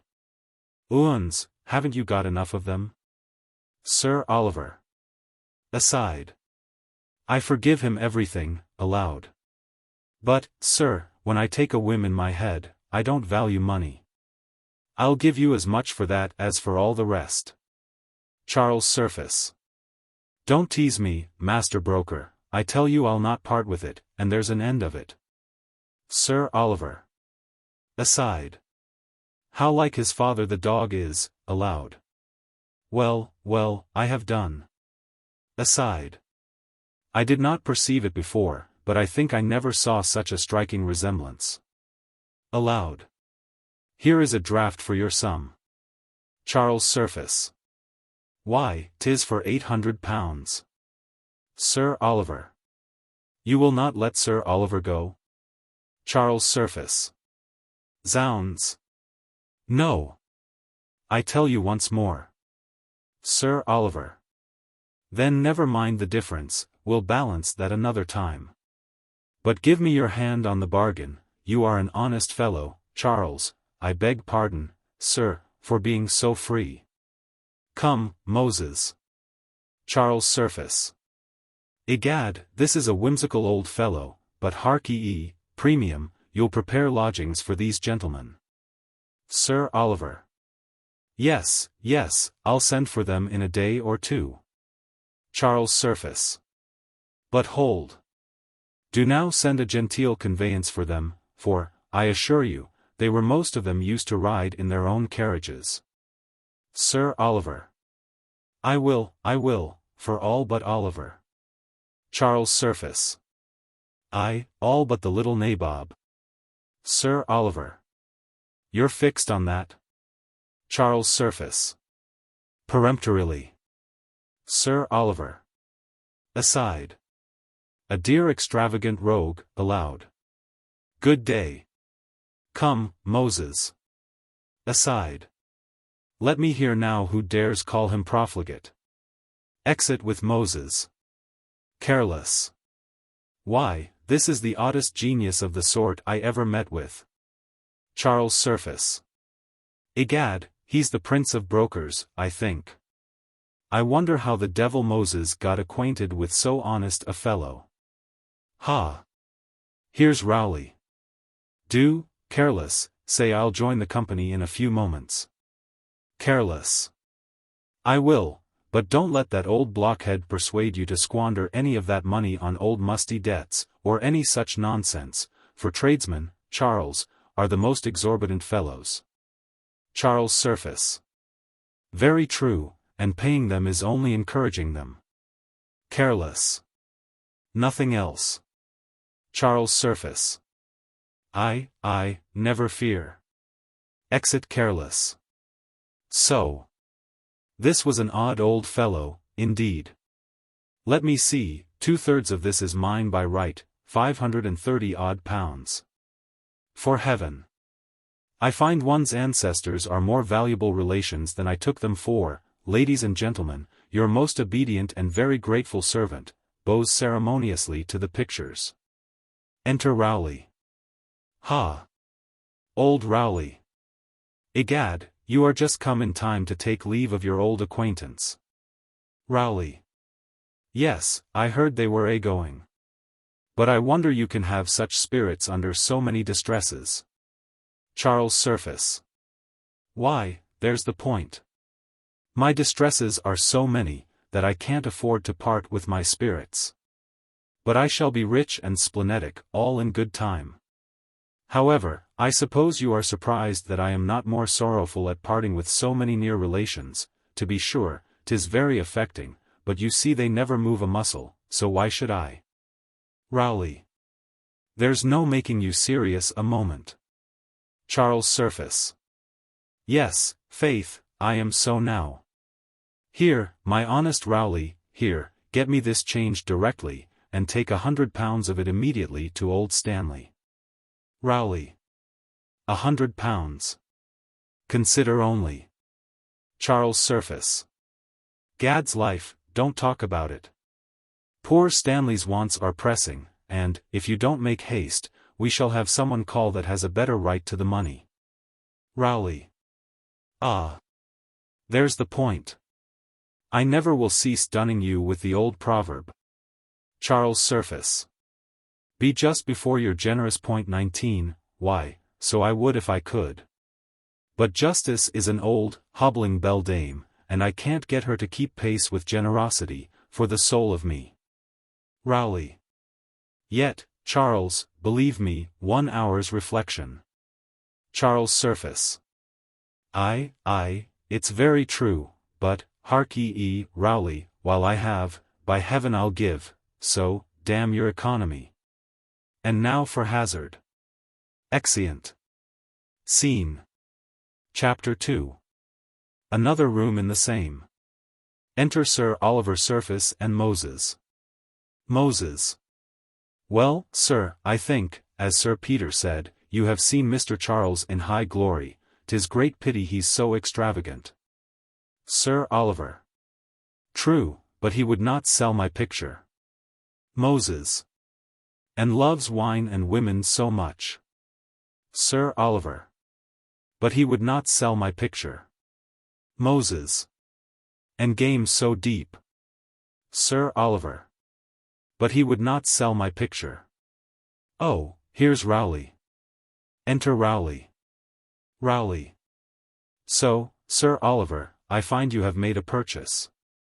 Sir Oliver. Yes, our young rake has parted with his ancestors like old tapestry. Rowley. And here has he commissioned me to redeliver you part of the purchase money, I mean, though, in your necessitous character of old Stanley. Moses. Ah. There is the pity of all. He is so damned charitable. Rowley. And I left a hosier and 2 tailors in the hall, who, I'm sure, won't be paid, and this 100 would satisfy them. Sir Oliver. Well, I'll pay his debts and his benevolence too. But now I am no more a broker, and you shall introduce me to the elder brother as old Stanley. Rowley. Not yet a while. Sir Peter, I know, means to call there about this time. Enter Trip. Trip. Oh, gentlemen, I beg pardon for not showing you out, this way, Moses, a word. Exit with Moses. Sir Oliver. There's a fellow for you. Would you believe it, that puppy intercepted the Jew on our coming, and wanted to raise money before he got to his master. Rowley. Indeed. Sir Oliver. Yes, they are now planning an annuity business. Ah, Master Rowley, in my days servants were content with me follies of their masters, when they were worn a little threadbare. But now I have their vices, like their birthday clothes, with the gloss on. Exeunt. Scene. Chapter 3. A library in Joseph Surface's house.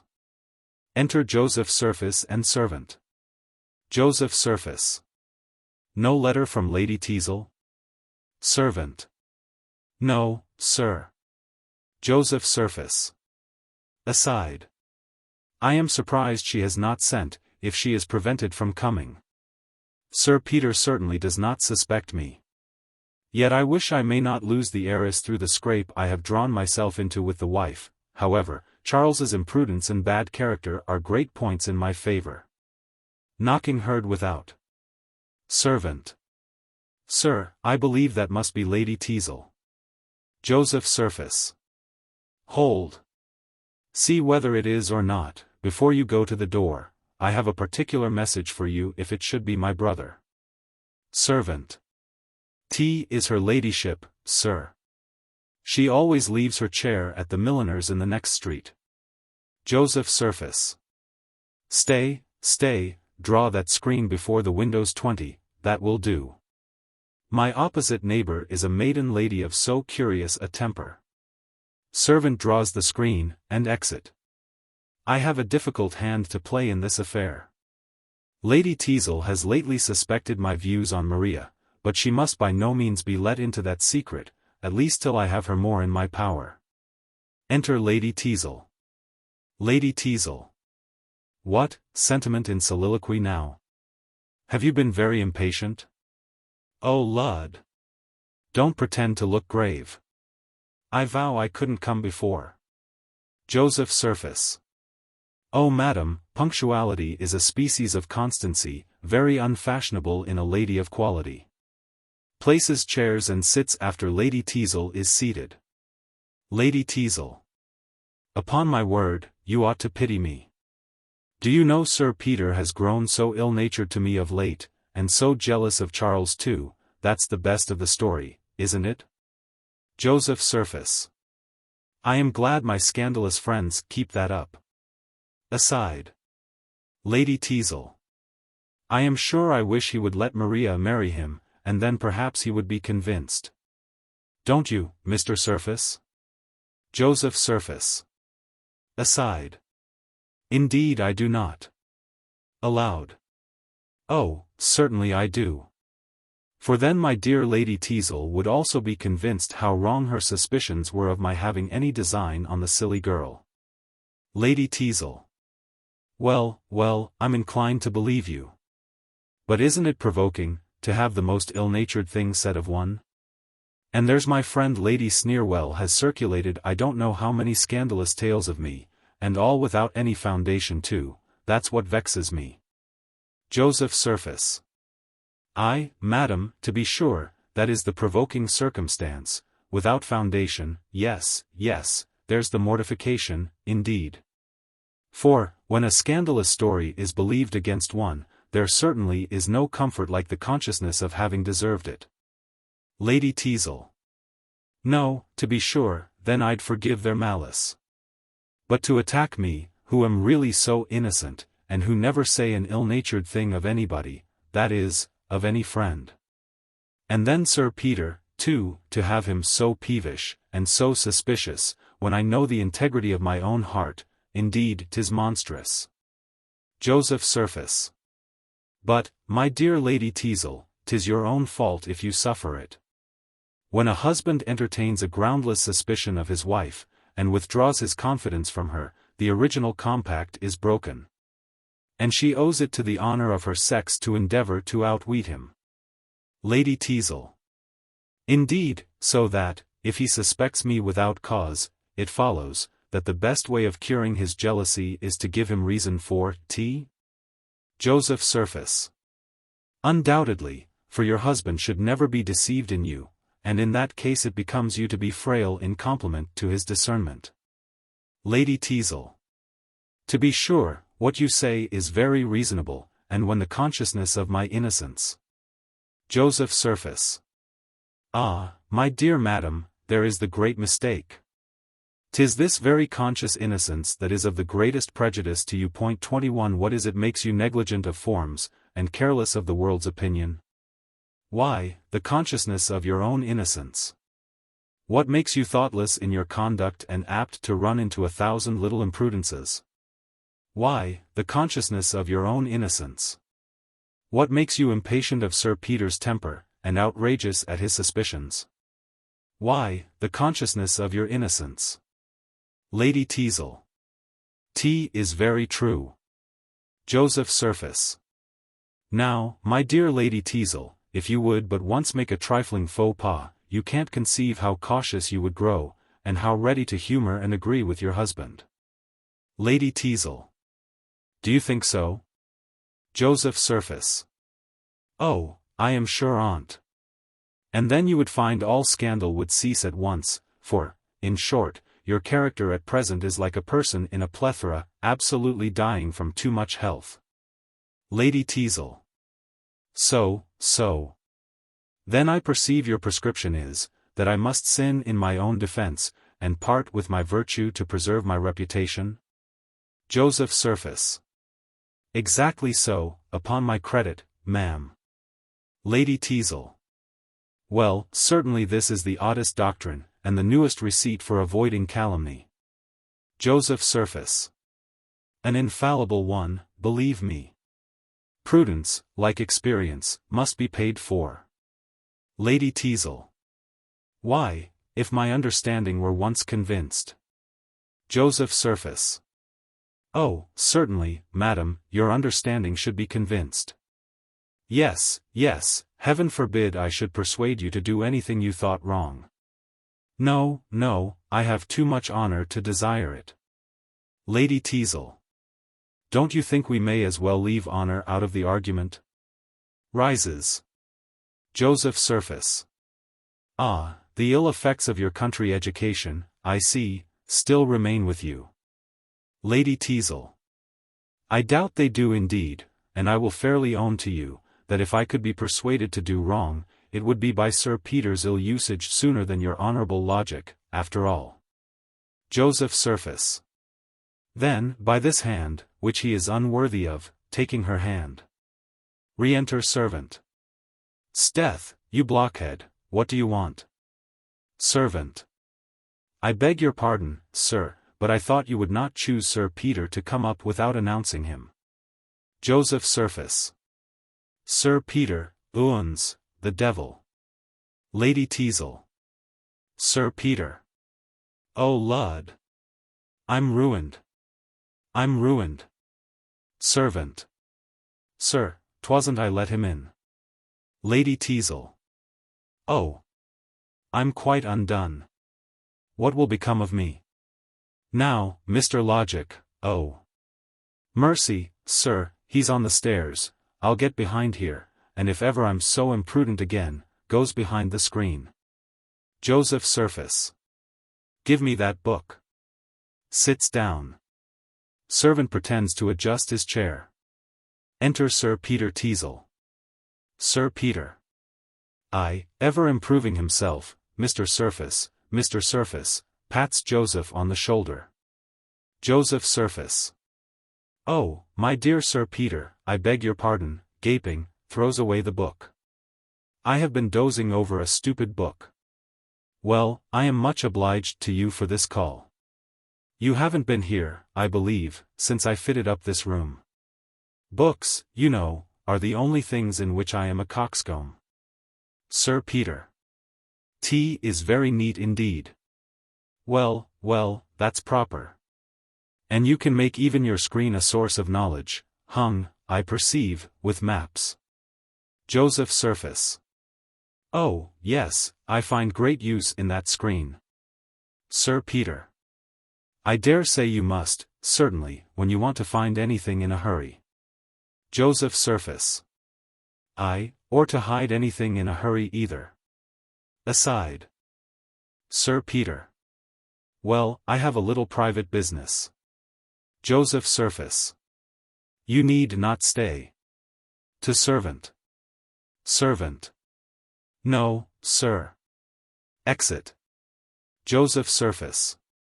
Here's a chair, Sir Peter, I beg. Sir Peter. Well, now we are alone, there is a subject, my dear friend, on which I wish to unburden my mind to you, a point of the greatest moment to my peace. In short, my good friend, Lady Teazle's conduct of late has made me very unhappy. Joseph Surface. Indeed. I am very sorry to hear it.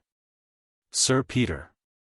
Yes, 'tis but too plain she has not the least regard for me, but, what's worse, I have pretty good authority to suppose she has formed an attachment to another. Joseph Surface. Indeed. You astonish me. Sir Peter. Yes. And, between ourselves, I think I've discovered the person. Joseph Surface. How? You alarm me exceedingly. Sir Peter. My dear friend, I knew you would sympathize with me. Joseph Surface. Yes, believe me, Sir Peter, such a discovery would hurt me just as much as it would you. Sir Peter. I am convinced of it. Ah. It is a happiness to have a friend whom we can trust even with one's family secrets. But have you no guess who I mean? Joseph Surface. I haven't the most distant idea. It can't be Sir Benjamin Backbite.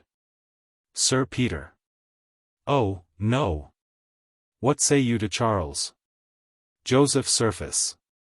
My brother. Impossible. Sir Peter. Oh, my dear friend, the goodness of your own heart misleads you. You judge of others by yourself.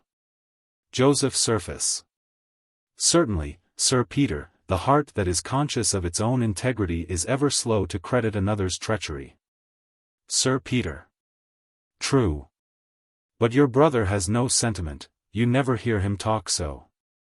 Joseph Surface. Yet I can't but think Lady Teazle herself has too much principle.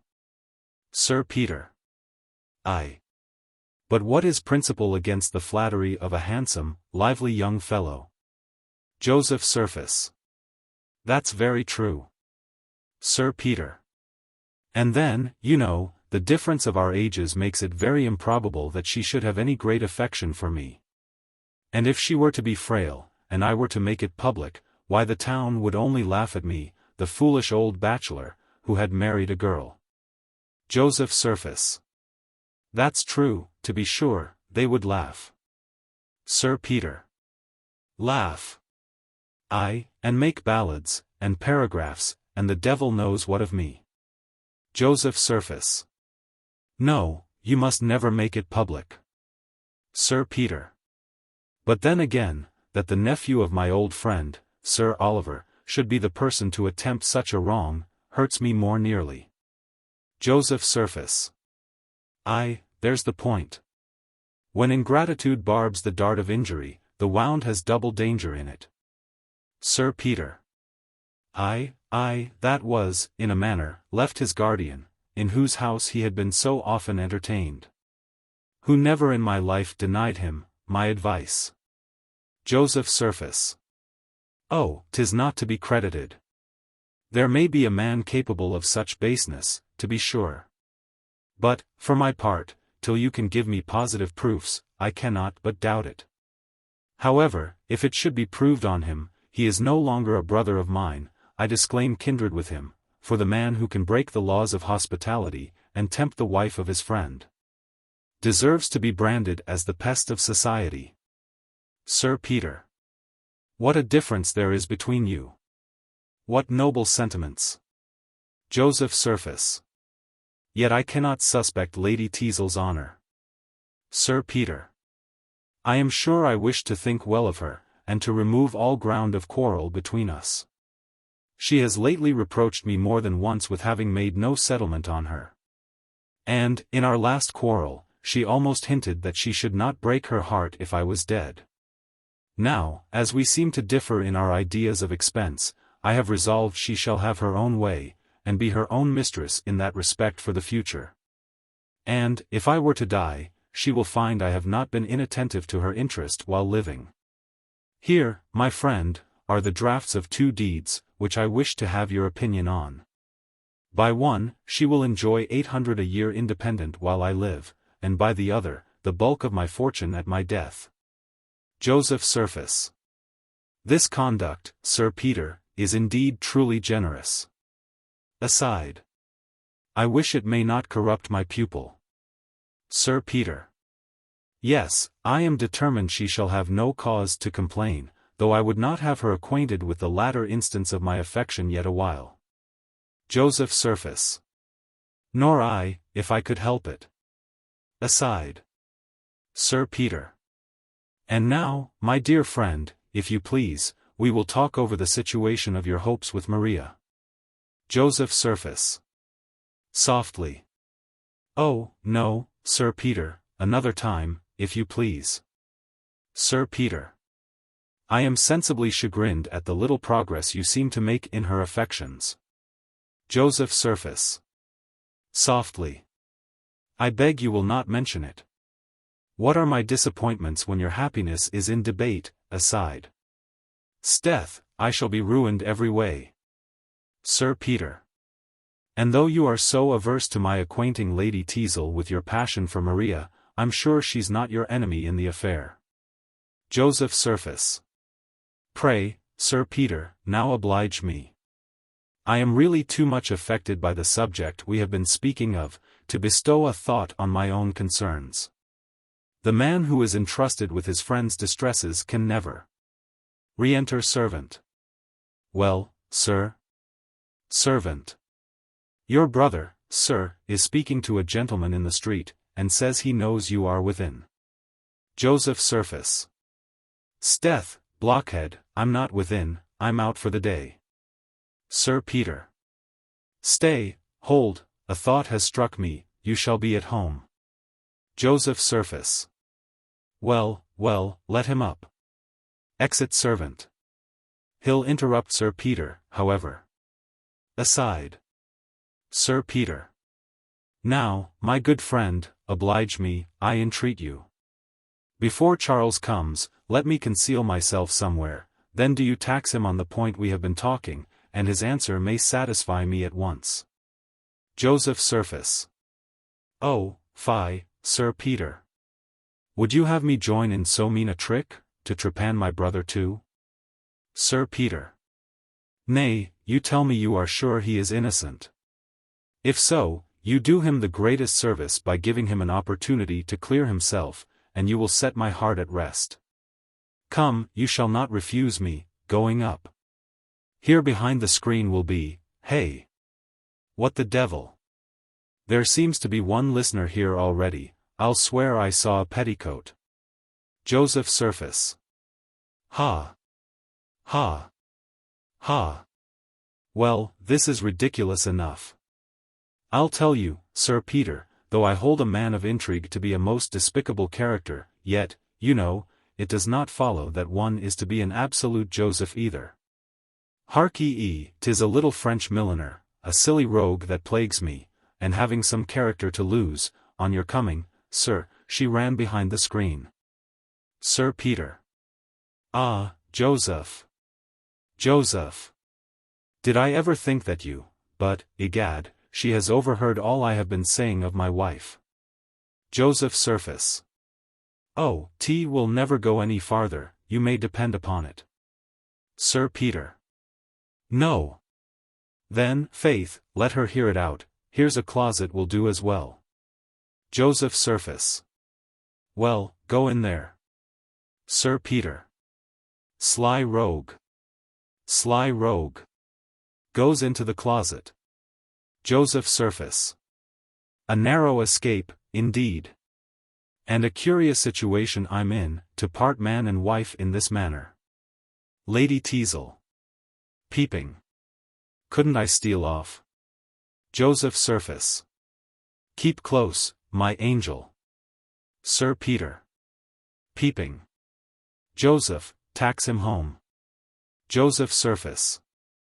Back, my dear friend. Lady Teazle. Peeping. Couldn't you lock Sir Peter in? Joseph Surface. Be still, my life. Sir Peter. Peeping. You're sure the little milliner won't blab? Joseph Surface. In, my dear Sir Peter. 'Fore gad, I wish I had a key to the door. Enter Charles Surface. Charles Surface. Holla. Brother, what has been the matter?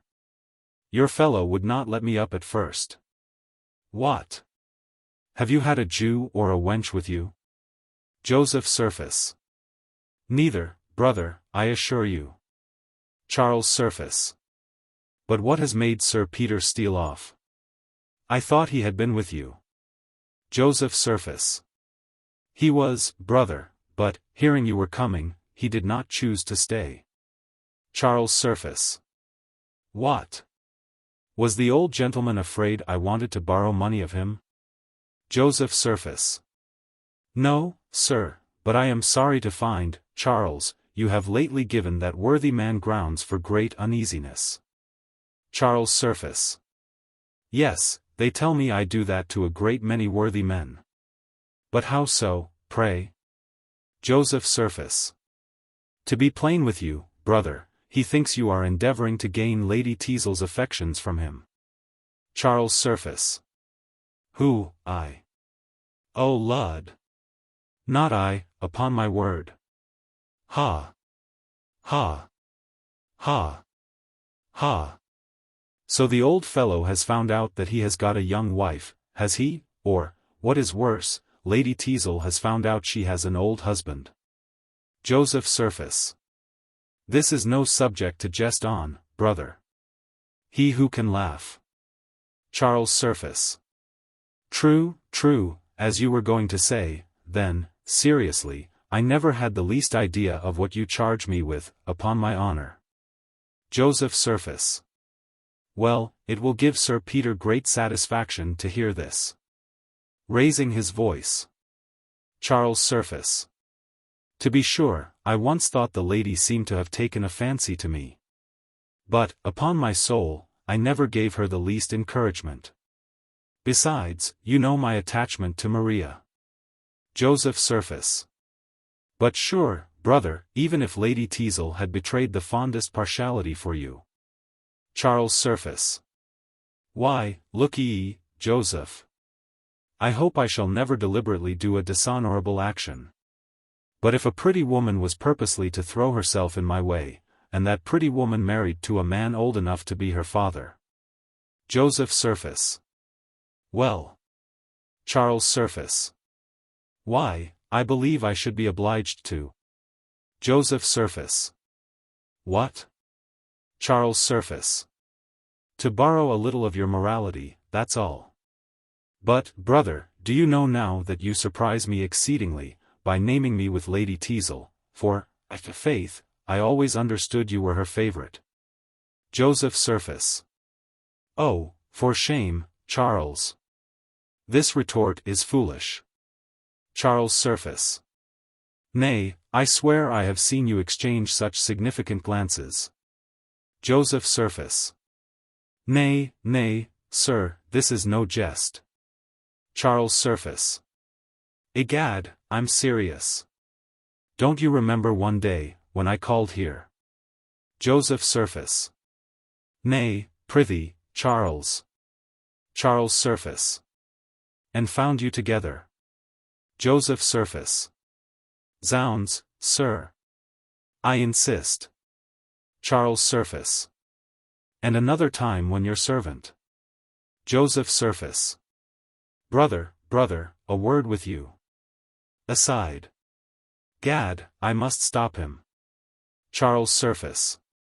Informed, I say, that. Joseph Surface. Hush. I beg your pardon, but Sir Peter has overheard all we have been saying. I knew you would clear yourself, or I should not have consented. Charles Surface. How, Sir Peter? Where is he? Joseph Surface. Softly, there. Points to the closet. Charles Surface. Oh, for heaven, I'll have him out. Sir Peter, come forth. Joseph Surface. No, no. Charles Surface. I say, Sir Peter, come into court. Pulls in Sir Peter.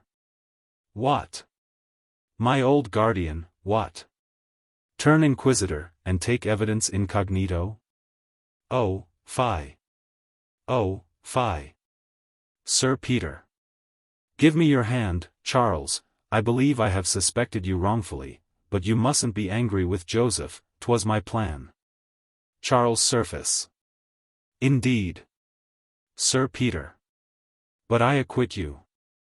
I promise you I don't think near so ill of you as I did. What I have heard has given me great satisfaction. Charles Surface. Egad, then, 'twas lucky you didn't hear any more. Wasn't it, Joseph? Aside to Joseph. Sir Peter. Ah. You would have retorted on him. Charles Surface. Ah, aye, that was a joke. Sir Peter. Yes, yes, I know his honor too well. Charles Surface. But you might as well have suspected him as me in this matter, for all that. Mightn't he, Joseph? Aside to Joseph. Sir Peter. Well, I believe you. Joseph Surface. Would they were both out of the room. Aside. Sir Peter. And in future, perhaps we may not be such strangers. Re-enter servant, and whispers Joseph Surface. Servant. Lady Sneerwell is below, and says she will come up. Joseph Surface. Lady Sneerwell. Gad's life. She must not come here. Exit servant. Gentlemen, I beg pardon, I must wait on you downstairs, here is a person come on particular business. Charles Surface. Well, you can see him in another room. Sir Peter and I have not met a long time, and I have something to say to him. Joseph Surface. Aside. They must not be left together. Aloud. I'll send this man away, and return directly. Aside to Sir Peter. Sir Peter, not a word of the French milliner. Sir Peter. Aside to Joseph Surface. I. Not for the world. Exit Joseph Surface. Ah, Charles, if you associated more with your brother, one might indeed hope for your reformation. He is a man of sentiment. Well, there is nothing in the world so noble as a man of sentiment. Charles Surface. Pshaw. He is too moral by half. And so apprehensive of his good name, as he calls it, that I suppose he would as soon let a priest into his house as a girl. Sir Peter. No, no, come, you wrong him. No, no. Joseph is no rake, but he is no such saint either in that respect. Aside. I have a great mind to tell him, we should have such a laugh at Joseph. Charles Surface. Oh, hang him. He's a very anchorite, a young hermit. Sir Peter. Hark ye, you must not abuse him, he may chance to hear of it again, I promise you. Charles Surface. Why, you won't tell him? Sir Peter. No, but, this way. Aside. Egad, I'll tell him. Aloud. Hark ye, have you a mind to have a good laugh at Joseph? Charles Surface. I should like it of all things. Sir Peter.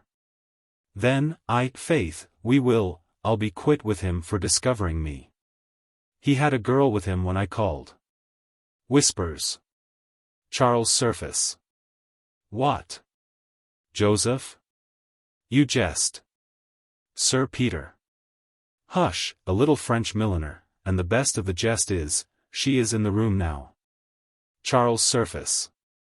The devil she is. Sir Peter. Hush. I tell you. Points to the screen. Charles Surface. Behind the screen. Slife, let's unveil her. Sir Peter. No, no, he's coming, you shan't indeed. Charles Surface. Oh, egad, we'll have a peep at the little milliner. Sir Peter. Not for the world, Joseph will never forgive me. Charles Surface. I'll stand by you. Sir Peter. Odds, here he is. Re-enter Joseph Surface just as Charles Surface throws down the screen. Point 22. Charles Surface. Lady Teazle, by all that's wonderful. Sir Peter. Lady Teazle, by all that's damnable. 23. Charles Surface. Sir Peter, this is one of the smartest French milliners I ever saw. Egad, you seem all to have been diverting yourselves here at hide and seek, and I don't see who is out of the secret. Shall I beg your ladyship to inform me? Not a word. Brother, will you be pleased to explain this matter? What? Is morality dumb too, Sir Peter, though I found you in the dark, perhaps you are not so now. All mute. Well, though I can make nothing of the affair, I suppose you perfectly understand one another, so I will leave you to yourselves. Going. Brother, I'm sorry to find you have given that worthy man grounds for so much uneasiness. Sir Peter. There's nothing in the world so noble as a man of sentiment. They stand for some time looking at each other. Exit Charles. Joseph Surface. Sir Peter, notwithstanding, I confess, that appearances are against me, if you will afford me your patience, I make no doubt, but I shall explain everything to your satisfaction. Sir Peter. If you please, sir. Joseph Surface.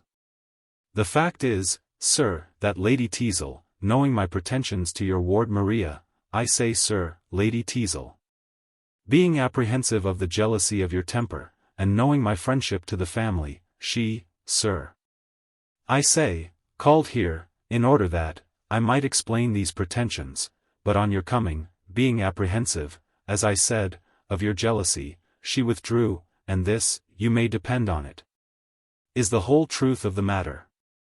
Sir Peter. A very clear account, upon my word, and I dare swear the lady will vouch for every article of it. Lady Teazle. For not one word of it, Sir Peter. Sir Peter. How? Don't you think it worth while to agree in the lie? Lady Teazle. There is not one syllable of truth in what that gentleman has told you. Sir Peter. I believe you, upon my soul, ma'am. Joseph Surface. Aside to Lady Teazle. 'Sdeath, madam, will you betray me? Lady Teazle. Good Mr. Hypocrite, by your leave, I'll speak for myself. Sir Peter. Let her alone, sir. You'll find she'll make out a better story than you, without prompting. Lady Teazle. Hear me, Sir Peter. I came here on no matter relating to your ward, and even ignorant of this gentleman's pretensions to her. But I came, seduced by his insidious arguments, at least to listen to his pretended passion, if not to sacrifice your honor to his baseness. Sir Peter. Now, I believe, the truth is coming, indeed. Joseph Surface. The woman's mad. Lady Teazle. No, sir. She has recovered her senses, and your own arts have furnished her with the means. Sir Peter, I do not expect you to credit me, but the tenderness you expressed for me, when I am sure you could not think I was a witness to it, has so penetrated to my heart, that had I left the place without the shame of this discovery, my future life should have spoken the sincerity of my gratitude. As for that smooth-tongued hypocrite, who would have seduced the wife of his too credulous friend, while he affected honorable addresses to his ward, I behold him now in a light so truly despicable, that I shall never again respect myself for having listened to him. Exit Lady Teazle. Joseph Surface. Notwithstanding all this, Sir Peter, heaven knows, Sir Peter, that you are a villain. And so I leave you to your conscience. Joseph Surface. You are too rash, Sir Peter, you shall hear me. The man who shuts out conviction by refusing to. Sir Peter. Oh, damn your sentiments. Exeunt Sir Peter and Joseph Surface, talking. Act. Chapter 5. Scene. Chapter 1. The library in Joseph Surface's house. Enter Joseph Surface and servant. Joseph Surface. Mr. Stanley. And why should you think I would see him? You must know he comes to ask something. Servant. Sir, I should not have let him in, but that Mr. Rowley came to the door with him. Joseph Surface. Pshaw. Blockhead. To suppose that I should now be in a temper to receive visits from poor relations, well, why don't you show the fellow up? Servant. I will, sir.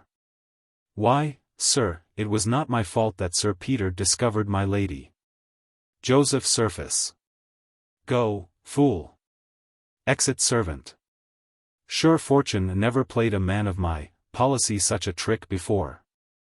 My character with Sir Peter, my hopes with Maria, destroyed in a moment. I'm in a rare humor to listen to other people's distresses. I shan't be able to bestow even a benevolent sentiment on Stanley. So. Here he comes, and Rowley with him. I must try to recover myself, and put a little charity into my face, however. Exit. Enter Sir Oliver Surface and Rowley. Sir Oliver. What? Does he avoid us? That was he, was it not? Rowley. It was, sir. But I doubt you are come a little too abruptly. His nerves are so weak, that the sight of a poor relation may be too much for him. I should have gone first to break it to him. Sir Oliver. Oh, plague of his nerves! Yet this is he whom Sir Peter extols as a man of the most benevolent way of thinking. Rowley. As to his way of thinking, I cannot pretend to decide. For, to do him justice, he appears to have as much speculative benevolence as any private gentleman in the kingdom, though he is seldom so sensual as to indulge himself in the exercise of it. Sir Oliver. Yet he has a string of charitable sentiments at his fingers' ends. Rowley. Or, rather, at his tongue's end, Sir Oliver. For I believe there is no sentiment he has such faith in as that charity begins at home. Sir Oliver. And his, I presume, is of that domestic sort which never stirs abroad at all. Rowley. I doubt you'll find it so, but he's coming. I mustn't seem to interrupt you, and you know, immediately as you leave him, I come in to announce your arrival in your real character. Sir Oliver.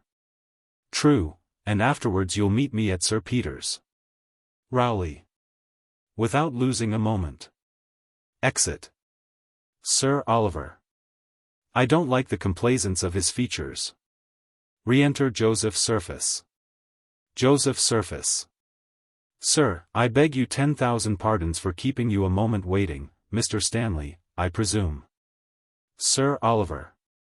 At your service. Joseph Surface. Sir, I beg you will do me the honor to sit down, I entreat you, sir. Sir Oliver. Dear sir, there's no occasion. Aside. Too civil by half. Joseph Surface.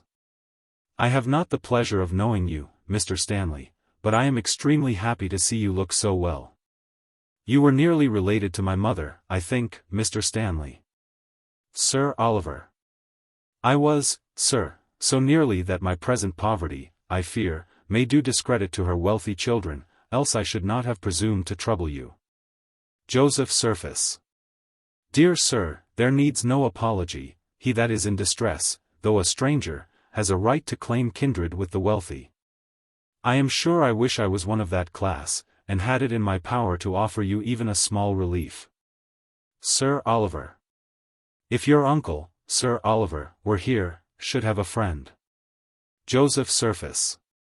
I wish he was, sir, with all my heart, you should not want an advocate with him, believe me, sir. Sir Oliver. I should not need one, my distresses would recommend me. But I imagined his bounty would enable you to become the agent of his charity. Joseph Surface. My dear sir, you were strangely misinformed. Sir Oliver is a worthy man, a very worthy man. But avarice, Mr. Stanley, is the vice of age. I will tell you, my good sir, in confidence, what he has done for me has been a mere nothing. Though people, I know, have thought otherwise, and, for my part, I never chose to contradict the report. Sir Oliver. What?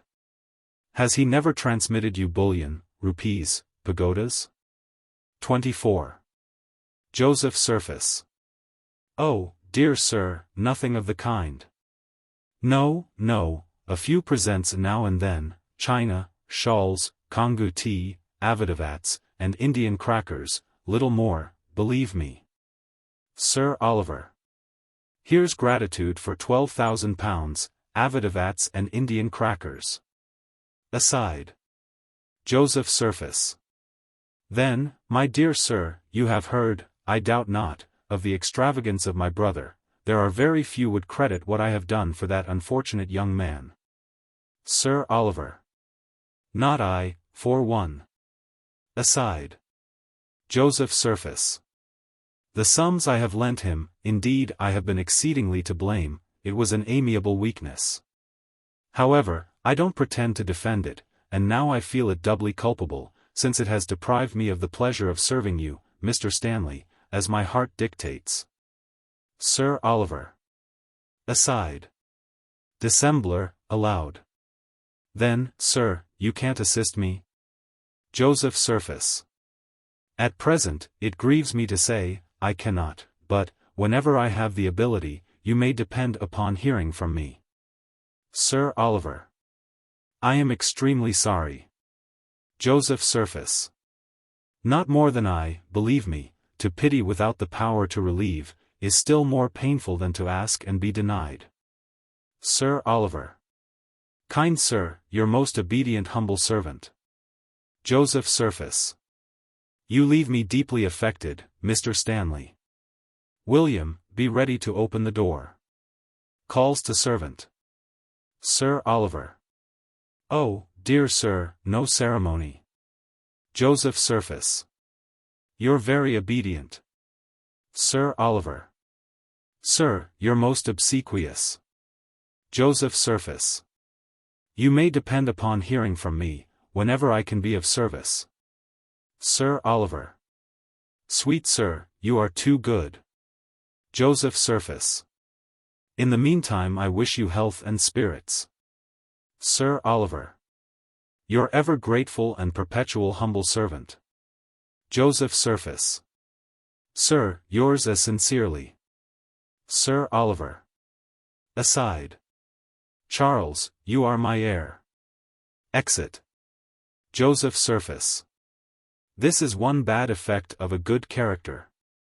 It invites application from the unfortunate, and there needs no small degree of address to gain the reputation of benevolence without incurring the expense. The silver ore of pure charity is an expensive article in the catalogue of a man's good qualities, whereas the sentimental French plate I use instead of it makes just as good a show, and pays no tax. Re-enter Rowley. Rowley. Mr. Surface, your servant. I was apprehensive of interrupting you, though my business demands immediate attention, as this note will inform you. Joseph Surface. Always happy to see Mr. Rowley, a rascal. Aside. Reads the letter. Sir Oliver Surface, my uncle arrived. Rowley. He is, indeed, we have just parted, quite well, after a speedy voyage, and impatient to embrace his worthy nephew. Joseph Surface. I am astonished, William. Stop Mr. Stanley, if he's not gone. Calls to servant. Rowley. Oh. He's out of reach, I believe. Joseph Surface. Why did you not let me know this when you came in together? Rowley. I thought you had particular business. But I must be gone to inform your brother, and appoint him here to meet your uncle. He will be with you in a quarter of an hour. Joseph Surface. So he says. Well, I am strangely overjoyed at his coming. Aside. Never, to be sure, was anything so damned unlucky. Rowley. You will be delighted to see how well he looks. Joseph Surface. Ah. I'm rejoiced to hear it. Aside. Just at this time. Rowley. I'll tell him how impatiently you expect him. Joseph Surface. Do. Pray give my best duty and affection. Indeed, I cannot express the sensations I feel at the thought of seeing him. Exit Rowley. Certainly his coming just at this time is the cruelest piece of ill fortune. Exit. Scene. Chapter 2. A room in Sir Peter Teazle's house. Enter Mrs. Candour and maid. Maid. Indeed, ma'am, my lady will see nobody at present. Mrs. Candour. Did you tell her it was her friend, Mrs. Candour? Maid. Yes, ma'am. But she begs you will excuse her. Mrs. Candour. Do go again, I shall be glad to see her, if it be only for a moment, for I'm sure she must be in great distress. Exit maid. Dear heart, how provoking. I'm not mistress of half the circumstances. We shall have the whole affair in the newspapers, with the names of the parties at length, before I have dropped the story at a dozen houses. Enter Sir Benjamin Backbite. Oh, dear Sir Benjamin. You have heard, I suppose. Sir Benjamin. Of Lady Teazle and Mr. Surface. Mrs. Candour. And Sir Peter's discovery. Sir Benjamin. Oh, the strangest piece of business, to be sure. Mrs. Candor. Well, I never was so surprised in my life. I am so sorry for all parties, indeed. Sir Benjamin. Now, I don't pity Sir Peter at all, he was so extravagantly partial to Mr. Surface. Mrs. Candor. Mr. Surface. Why, 'twas with Charles Lady Teazle was detected. Sir Benjamin. No, no, I tell you, Mr. Surface is the gallant. Mrs. Candor. No such thing. Charles is the man. Was Mr. Surface brought Sir Peter on purpose to discover them. Sir Benjamin. I tell you I had it from one. Mrs. Candor. And I have it from one. Sir Benjamin. Who had it from one? Who had it? Mrs. Candor. From one immediately, but here comes Lady Sneerwell. Perhaps she knows the whole affair. Enter Lady Sneerwell. Lady Sneerwell. So, my dear Mrs. Candor, here's a sad affair of our friend Lady Teazle. Mrs. Candor. I, my dear friend, who would have thought? Lady Sneerwell. Well, there is no trusting appearances, though, indeed, she was always too lively for me. Mrs. Candor. To be sure, her manners were a little too free, but then she was so young. Lady Sneerwell. And had, indeed, some good qualities. Mrs. Candor. So she had, indeed. But have you heard the particulars? Lady Sneerwell. No, but everybody says that Mr. Surface. Sir Benjamin. I told you Mr. Surface was the man. Mrs. Candor. No, no, indeed the assignation was with Charles. Lady Sneerwell. With Charles. You alarm me, Mrs. Candor. Mrs. Candor. Yes, yes, he was the lover. Mr. Surface, to do him justice, was only the informer. Sir Benjamin. Well, I'll not dispute with you, Mrs. Candor. But, be it which it may, I hope that Sir Peter's wound will not. Mrs. Candor. Sir Peter's wound. Oh, mercy. I didn't hear a word of their fighting. Lady Sneerwell. Nor I, a syllable. Sir Benjamin. No. What, no mention of the duel? Mrs. Candor. Not a word. Sir Benjamin. Oh, yes, they fought before they left the room. Lady Sneerwell. Pray let us hear. Mrs. Candor. Do oblige us with the duel. Sir Benjamin. Sir, says Sir Peter, immediately after the discovery, you are a most ungrateful fellow. Mrs. Candor. To Charles. Sir Benjamin. No, no, to Mr. Surface, a most ungrateful fellow, and old as I am, sir, says he, I insist on immediate satisfaction. Mrs. Candor. That must have been to Charles, for 'tis very unlikely Mr. Surface should fight in his own house. Sir Benjamin. Gad's life, ma'am, not at all, giving me immediate satisfaction. On this, ma'am, Lady Teazle, seeing Sir Peter in such danger, ran out of the room in strong hysterics, and Charles after her, calling out for hartshorn and water. Then, madam, they began to fight with swords. Enter Crabtree. Crabtree. With pistols, nephew, pistols. I have it from undoubted authority. Mrs. Candor.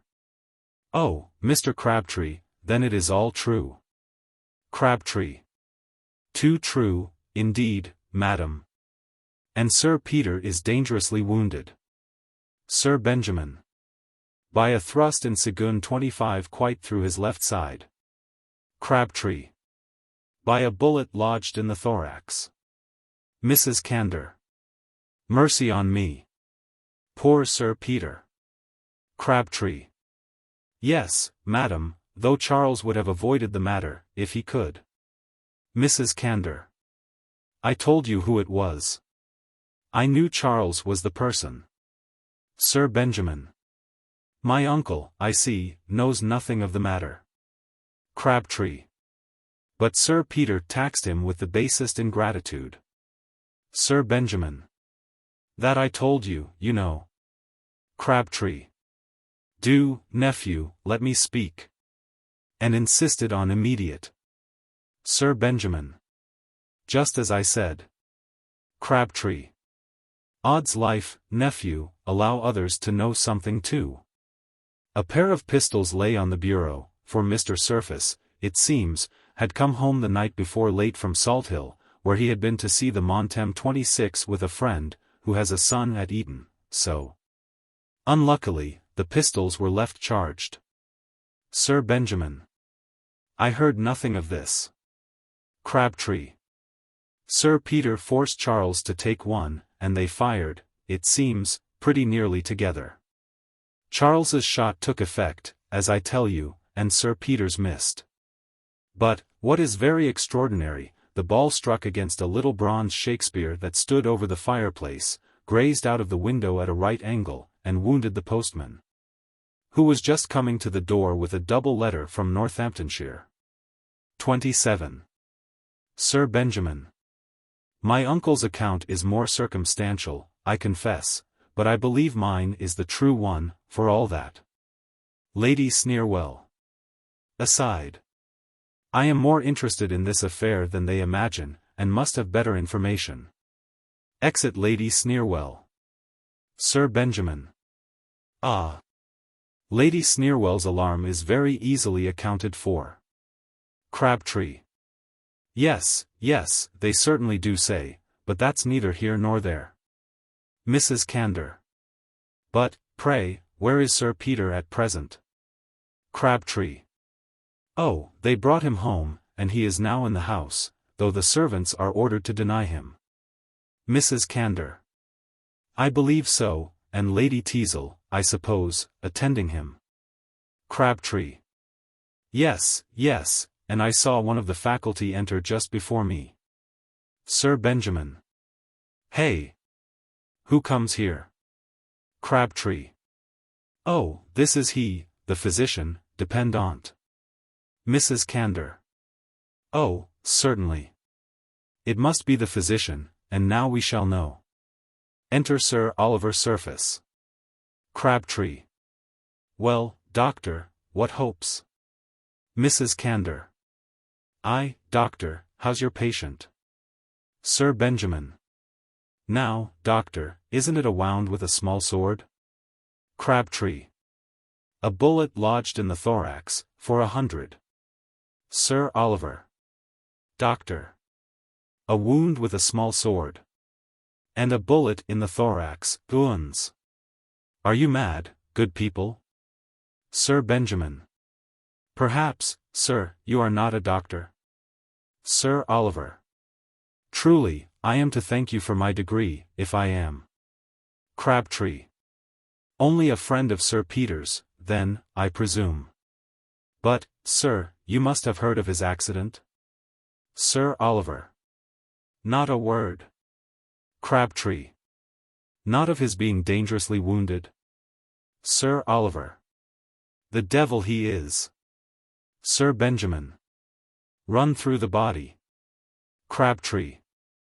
Shot in the breast. Sir Benjamin. By one Mr. Surface. Crabtree. I, the younger. Sir Oliver. Hey!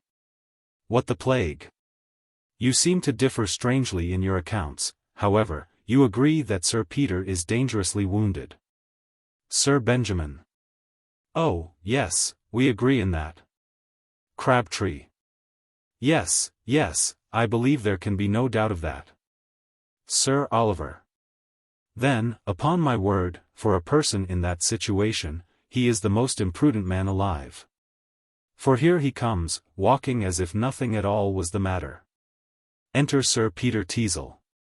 Odds heart, Sir Peter. You are come in good time, I promise you. For we had just given you over. Sir Benjamin. Aside to Crabtree. Egad, uncle, this is the most sudden recovery. Sir Oliver. Why, man. What do you out of bed with a small sword through your body, and a bullet lodged in your thorax? Sir Peter. A small sword and a bullet. Sir Oliver. Aye. These gentlemen would have killed you without law or physic, and wanted to dub me a doctor, to make me an accomplice. Sir Peter. Why, what is all this? Sir Benjamin. We rejoice, Sir Peter, that the story of the duel is not true, and are sincerely sorry for your other misfortune. Sir Peter. So, all over the town already. Aside. Crabtree. Though, Sir Peter, you were certainly vastly to blame to marry at your years. Sir Peter. Sir, what business is that of yours? Mrs. Candor. Though, indeed, as Sir Peter made so good a husband, he's very much to be pitied. Sir Peter. Plague on your pity, ma'am. I desire none of it. Sir Benjamin. However, Sir Peter, you must not mind the laughing and jests you will meet with on the occasion.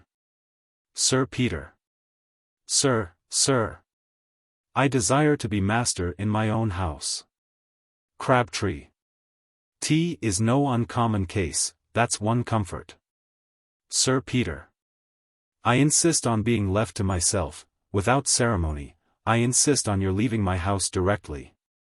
Mrs. Candor. Well, we are going, and depend on't, we'll make the best report of it we can. Exit. Sir Peter. Leave my house. Crabtree. And tell how hardly you've been treated. Exit. Sir Peter.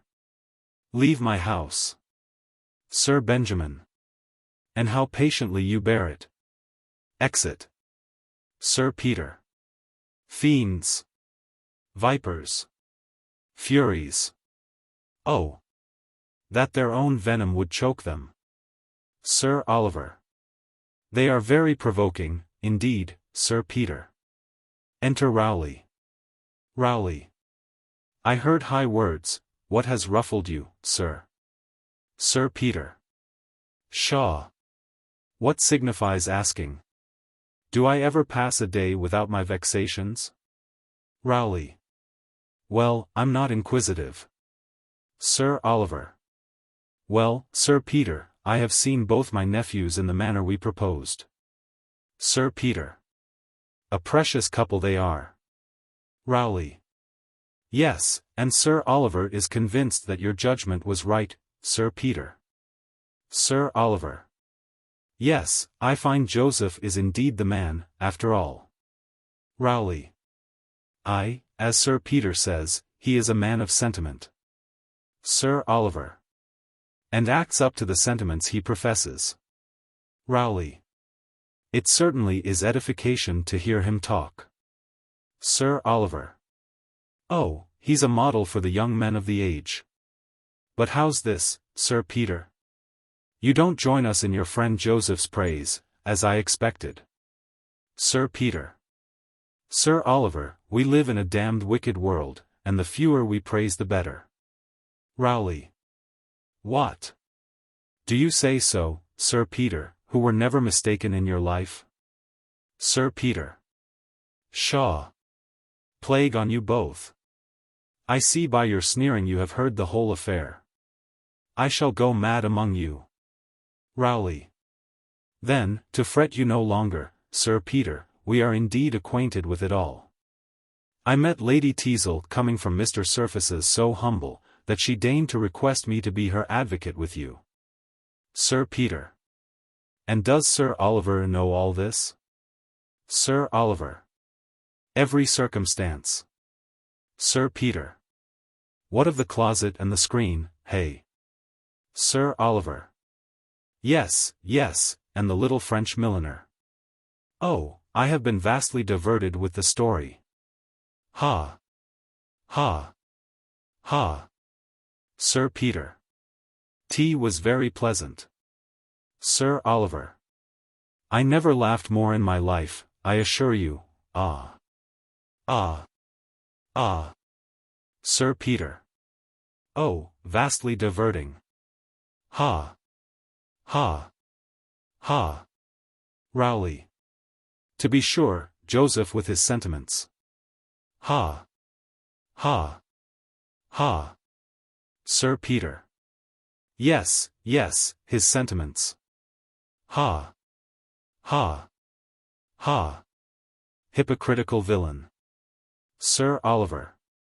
Aye, and that rogue Charles to pull Sir Peter out of the closet. Ha! Ha! Ha! Sir Peter. Ha! Ha! 'Twas devilish entertaining, to be sure. Sir Oliver. Ha! Ha! Ha! Egad, Sir Peter, I should like to have seen your face when the screen was thrown down. Ha! Ha! Sir Peter. Yes, yes, my face when the screen was thrown down, ha! Ha! Ha! Oh, I must never show my head again. Sir Oliver. But come, come, it isn't fair to laugh at you neither, my old friend, though, upon my soul, I can't help it. Sir Peter. Oh, pray don't restrain your mirth on my account, it does not hurt me at all. I laugh at the whole affair myself. Yes, yes, I think being a standing jest for all one's acquaintance a very happy situation.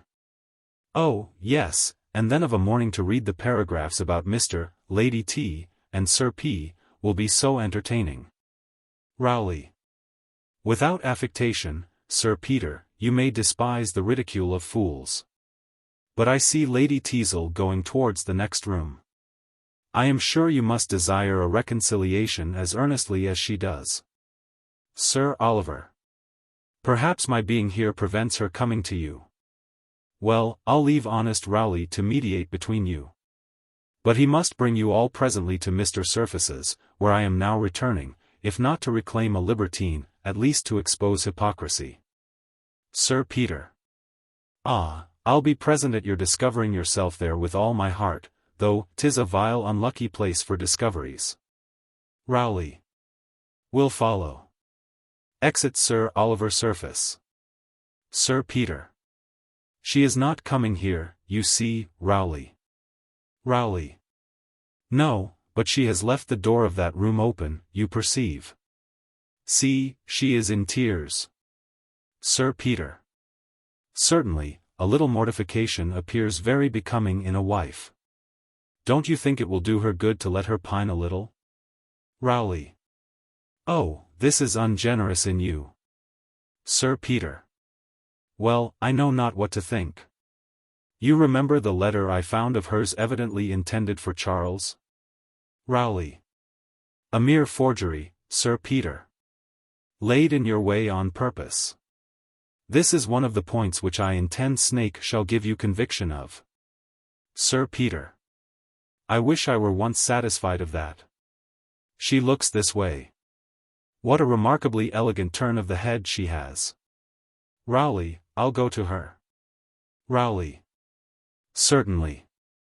Sir Peter. Though, when it is known that we are reconciled, people will laugh at me 10 times more. Rowley. Let them laugh, and retort their malice only by showing them you are happy in spite of it. Sir Peter. Faith, so I will. And, if I'm not mistaken, we may yet be the happiest couple in the country. Rowley. Nay, Sir Peter, he who once lays aside suspicion. Sir Peter. Hold, Master Rowley, if you have any regard for me. Never let me hear you utter anything like a sentiment, I have had enough of them to serve me the rest of my life. Exeunt. Scene. Chapter 3. The library in Joseph Surface's house. Enter Joseph Surface and Lady Sneerwell. Lady Sneerwell. Impossible.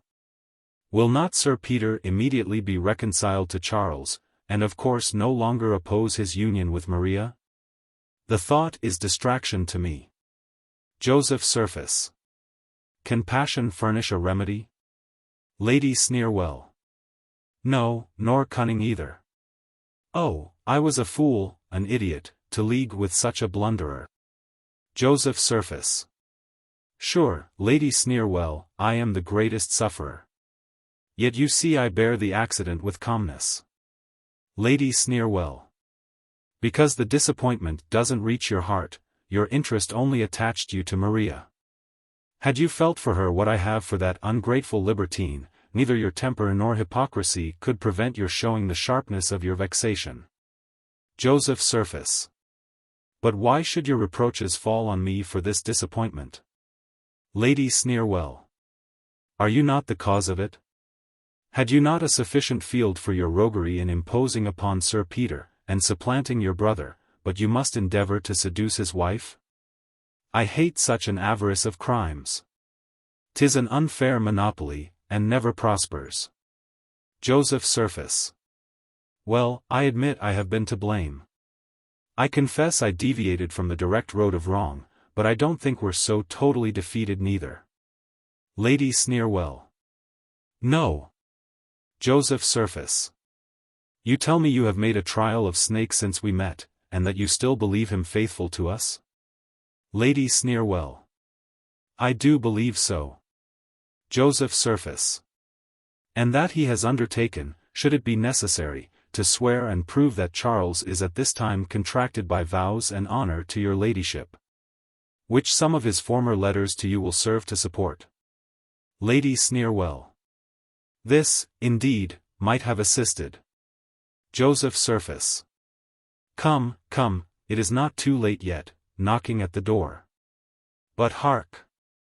This is probably my uncle, Sir Oliver. Retire to that room, we'll consult farther when he is gone. Lady Sneerwell. Well, but if he should find you out, too? Joseph Surface. Oh, I have no fear of that. Sir Peter will hold his tongue for his own credit's sake, and you may depend on it I shall soon discover Sir Oliver's weak side. Lady Sneerwell. I have no diffidence of your abilities, only be constant to one roguery at a time. Joseph Surface. I will. Exit Lady Sneerwell. So. 'Tis confounded hard, after such bad fortune, to be baited by one's confederate in evil. Well, at all events, my character is so much better than Charles's, that I certainly, hey! What, this is not Sir Oliver, but old Stanley again. Plague on't that he should return to tease me just now. I shall have Sir Oliver come and find him here. Enter Sir Oliver Surface. Gad's life, Mr. Stanley, why have you come back to plague me at this time? You must not stay now, upon my word. Sir Oliver. Sir, I hear your Uncle Oliver is expected here, and though he has been so penurious to you, I'll try what he'll do for me. Joseph Surface. Sir, 'tis impossible for you to stay now, so I must beg, come any other time, and I promise you shall be assisted. Sir Oliver. No, Sir Oliver and I must be acquainted. Joseph Surface. Zounds, sir. Then I insist on your quitting the room directly. Sir Oliver. Nay, sir. Joseph Surface. Sir, I insist on't. Here, William. Show this gentleman out. Since you compel me, sir, not one moment, this is such insolence. Going to push him out. Enter Charles Surface. Charles Surface. Heyday. What's the matter now? What the devil, have you got hold of my little broker here? Zounds, brother, don't hurt little Premium. What's the matter, my little fellow? Joseph Surface. So. He has been with you too, has he? Charles Surface. To be sure, he has. Why, he's as honest a little, but sure, Joseph, you have not been borrowing money too, have you? Joseph Surface. Borrowing? No. But, brother, you know we expect Sir Oliver here every. Charles Surface. Oh gad, that's true. Noel mustn't find the little broker here, to be sure. Joseph Surface. Yet Mr. Stanley insists. Charles Surface. Stanley. Why his name's premium. Joseph Surface. No, sir, Stanley. Charles Surface. No, premium. Joseph Surface. Well, no matter which, but. Charles Surface. Aye, Stanley or premium, 'tis the same thing, as you say, for I suppose he goes by 100 names, besides a B. At the coffee house. Knocking. Joseph Surface. 'Sdeath. Here's Sir Oliver at the door. Now I beg, Mr. Stanley. Charles Surface. Aye, and I beg Mr. Premium. Sir Oliver. Gentlemen. Joseph Surface. Sir, by heaven you shall go. Charles Surface. Aye, out with him, certainly. Sir Oliver. This violence. Joseph Surface. Sir, 'tis your own fault. Charles Surface. Out with him, to be sure. Both forcing Sir Oliver out. Enter Sir Peter and Lady Teazle, Maria, and Rowley. Sir Peter. My old friend, Sir Oliver, hey! What in the name of wonder, here are dutiful nephews, assault their uncle at a first visit. Lady Teazle. Indeed, Sir Oliver, 'twas well we came in to rescue you. Rowley. Truly it was. For I perceive, Sir Oliver, the character of old Stanley was no protection to you. Sir Oliver. Nor of premium either, the necessities of the former could not extort a shilling from that benevolent gentleman. And with the other I stood a chance of faring worse than my ancestors, and being knocked down without being bid for. Joseph Surface. Charles. Charles Surface. Joseph. Joseph Surface. Tea is now complete. Charles Surface. Very. Sir Oliver. Sir Peter, my friend, and Rowley too, look on that elder nephew of mine. You know what he has already received from my bounty.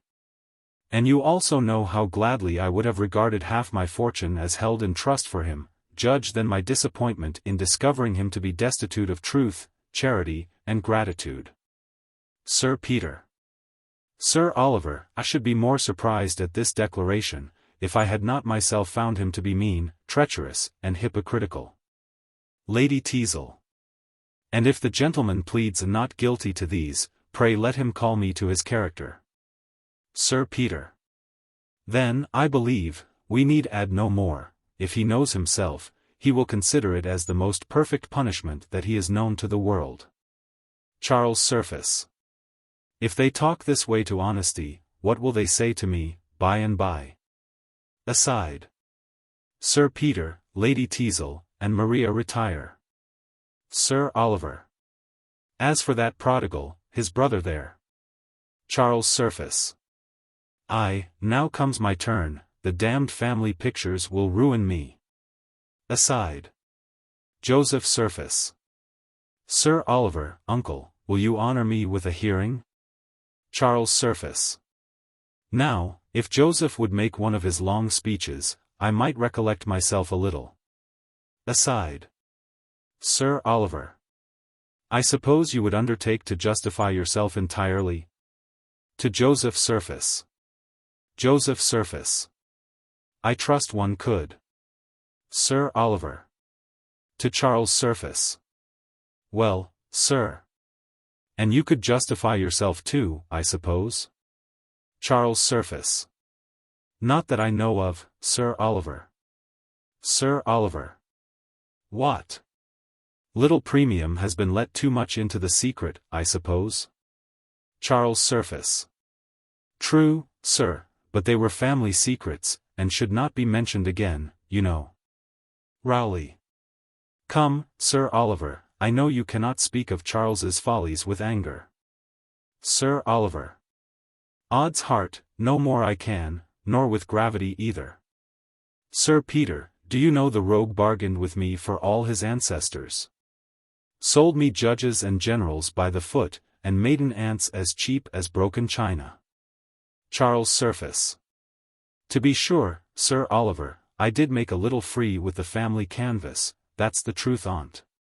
My ancestors may rise in judgment against me, there's no denying it. But believe me sincere when I tell you, and upon my soul I would not say so if I was not, that if I do not appear mortified at the exposure of my follies, it is because I feel at this moment the warmest satisfaction in seeing you, my liberal benefactor. Sir Oliver. Charles, I believe you.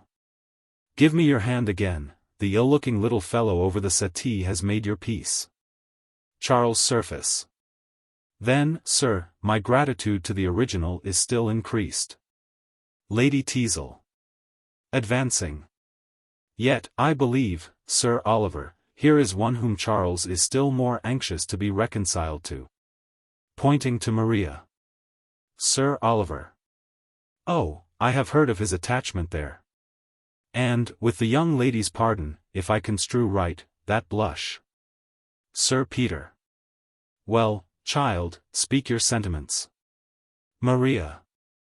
Sir, I have little to say, but that I shall rejoice to hear that he is happy. For me, whatever claim I had to his affection, I willingly resign to one who has a better title. Charles Surface. How, Maria? Sir Peter. Heyday. What's the mystery now? While he appeared an incorrigible rake, you would give your hand to no one else.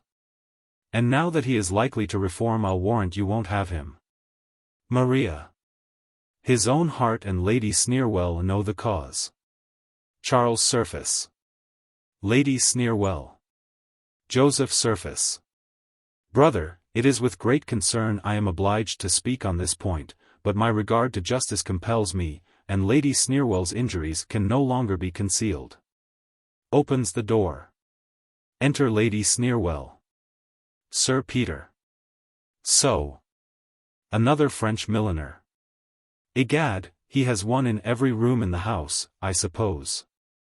Lady Sneerwell. Ungrateful Charles.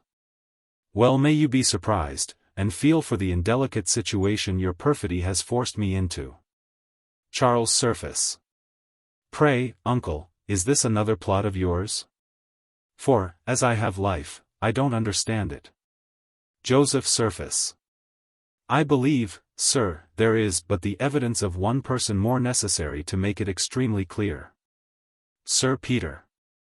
And that person, I imagine, is Mr. Snake. Rowley, you were perfectly right to bring him with us, and pray let him appear. Rowley. Walk in, Mr. Snake. Enter Snake. I thought his testimony might be wanted, however, it happens unluckily, that he comes to confront Lady Sneerwell, not to support her. Lady Sneerwell. A villain. Treacherous to me at last. Speak, fellow, have you, too, conspired against me? Snake. I beg your ladyship 10,000 pardons, you paid me extremely liberally for the lie in question. But I unfortunately have been offered double to speak the truth. Sir Peter. Plot and counterplot, egad. I wish your ladyship joy of your negotiation. Lady Sneerwell. The torments of shame and disappointment on you all. Going. Lady Teazle. Hold, Lady Sneerwell, before you go, let me thank you for the trouble you and that gentleman have taken, in writing letters from me to Charles, and answering them yourself. And let me also request you to make my respects to the scandalous college of which you are president, and inform them that Lady Teazle, licentiate, begs leave to return the diploma they granted her, as she leaves off practice, and kills characters no longer. Lady Sneerwell. You, too, madam, provoking, insolent. May your husband live these 50 years. Exit. Sir Peter. Oons. What a fury. Lady Teazle. A malicious creature, indeed. Sir Peter. Hey. Not for her last wish? Lady Teazle. Oh, no. Sir Oliver. Well, sir, and what have you to say now? Joseph Surface. Sir, I am so confounded, to find that Lady Sneerwell could be guilty of suborning Mr. Snake in this manner, to impose on us all, that I know not what to say, however. Lest her revengeful spirit should prompt her to injure my brother, I had certainly better follow her directly. For the man who attempts to exit Sir Peter.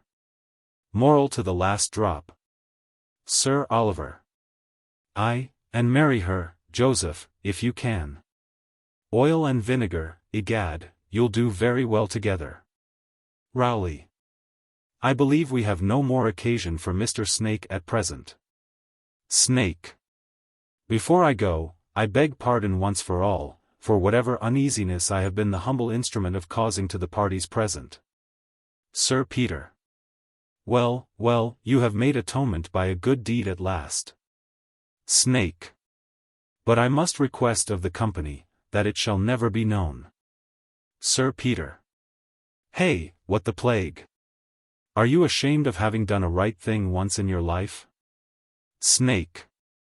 Ah, sir, consider, I live by the badness of my character, 28 I have nothing but my infamy to depend on. And, if it were once known that I had been betrayed into an honest action, should lose every friend I have in the world. Sir Oliver. Well, well, will not traduce you by saying anything in your praise, never fear. Exit Snake. Sir Peter. There's a precious rogue. Lady Teazle. See, Sir Oliver, there needs no persuasion now to reconcile your nephew and Maria. Sir Oliver. Aye, aye, that's as it should be, and, egad, we'll have the wedding tomorrow morning. Charles Surface. Thank you, dear uncle. Sir Peter. What, you rogue? Don't you ask the girl's consent first? Charles Surface. Oh, I have done that a long time, a minute ago, and she has looked yes. Maria. For shame, Charles. I protest, Sir Peter, there has not been a word. Sir Oliver.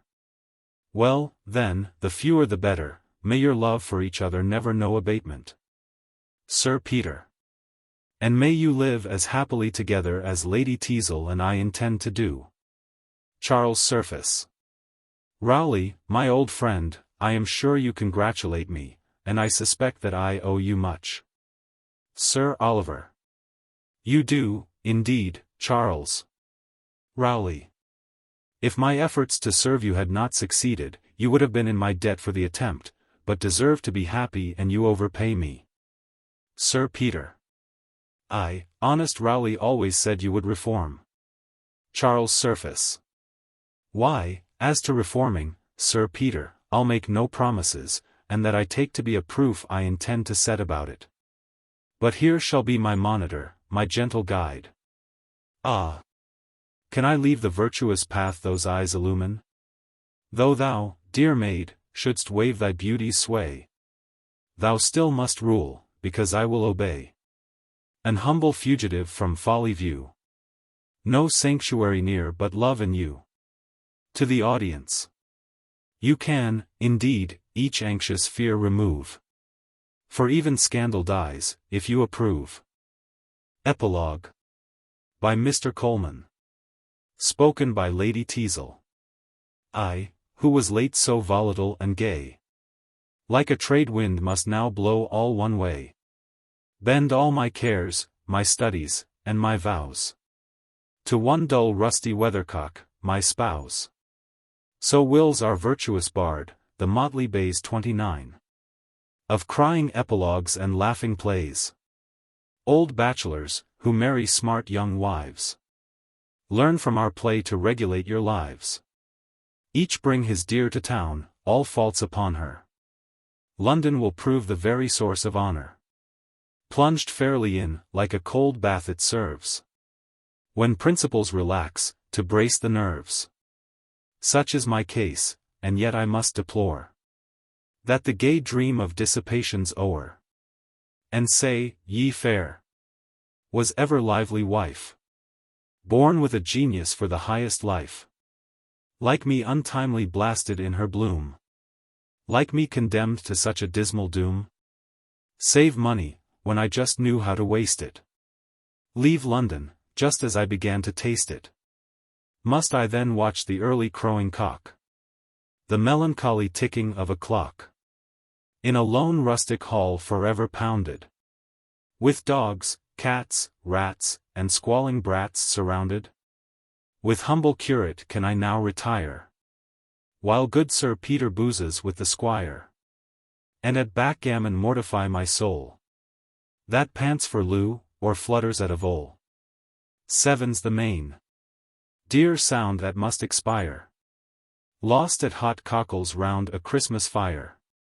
The transient hour of fashion too soon spent. Farewell the tranquil mind, farewell content. Farewell the plumed head, the cushioned tete. That takes the cushion from its proper seat. That spirit-stirring drum. Card drums I mean. Spadille, odd trick, Pam, basto, king and queen, 30.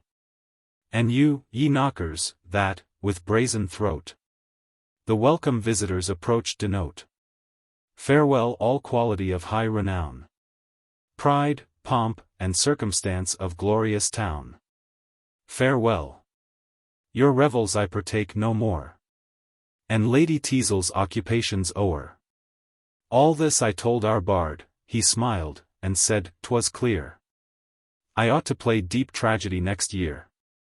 Meanwhile he drew wise morals from his play, and in these solemn periods stalked away. Blessed were the fair like you, her faults who stopped, and closed her follies when the curtain dropped. No more in vice or error to engage, or play the fool at large on life's great stage.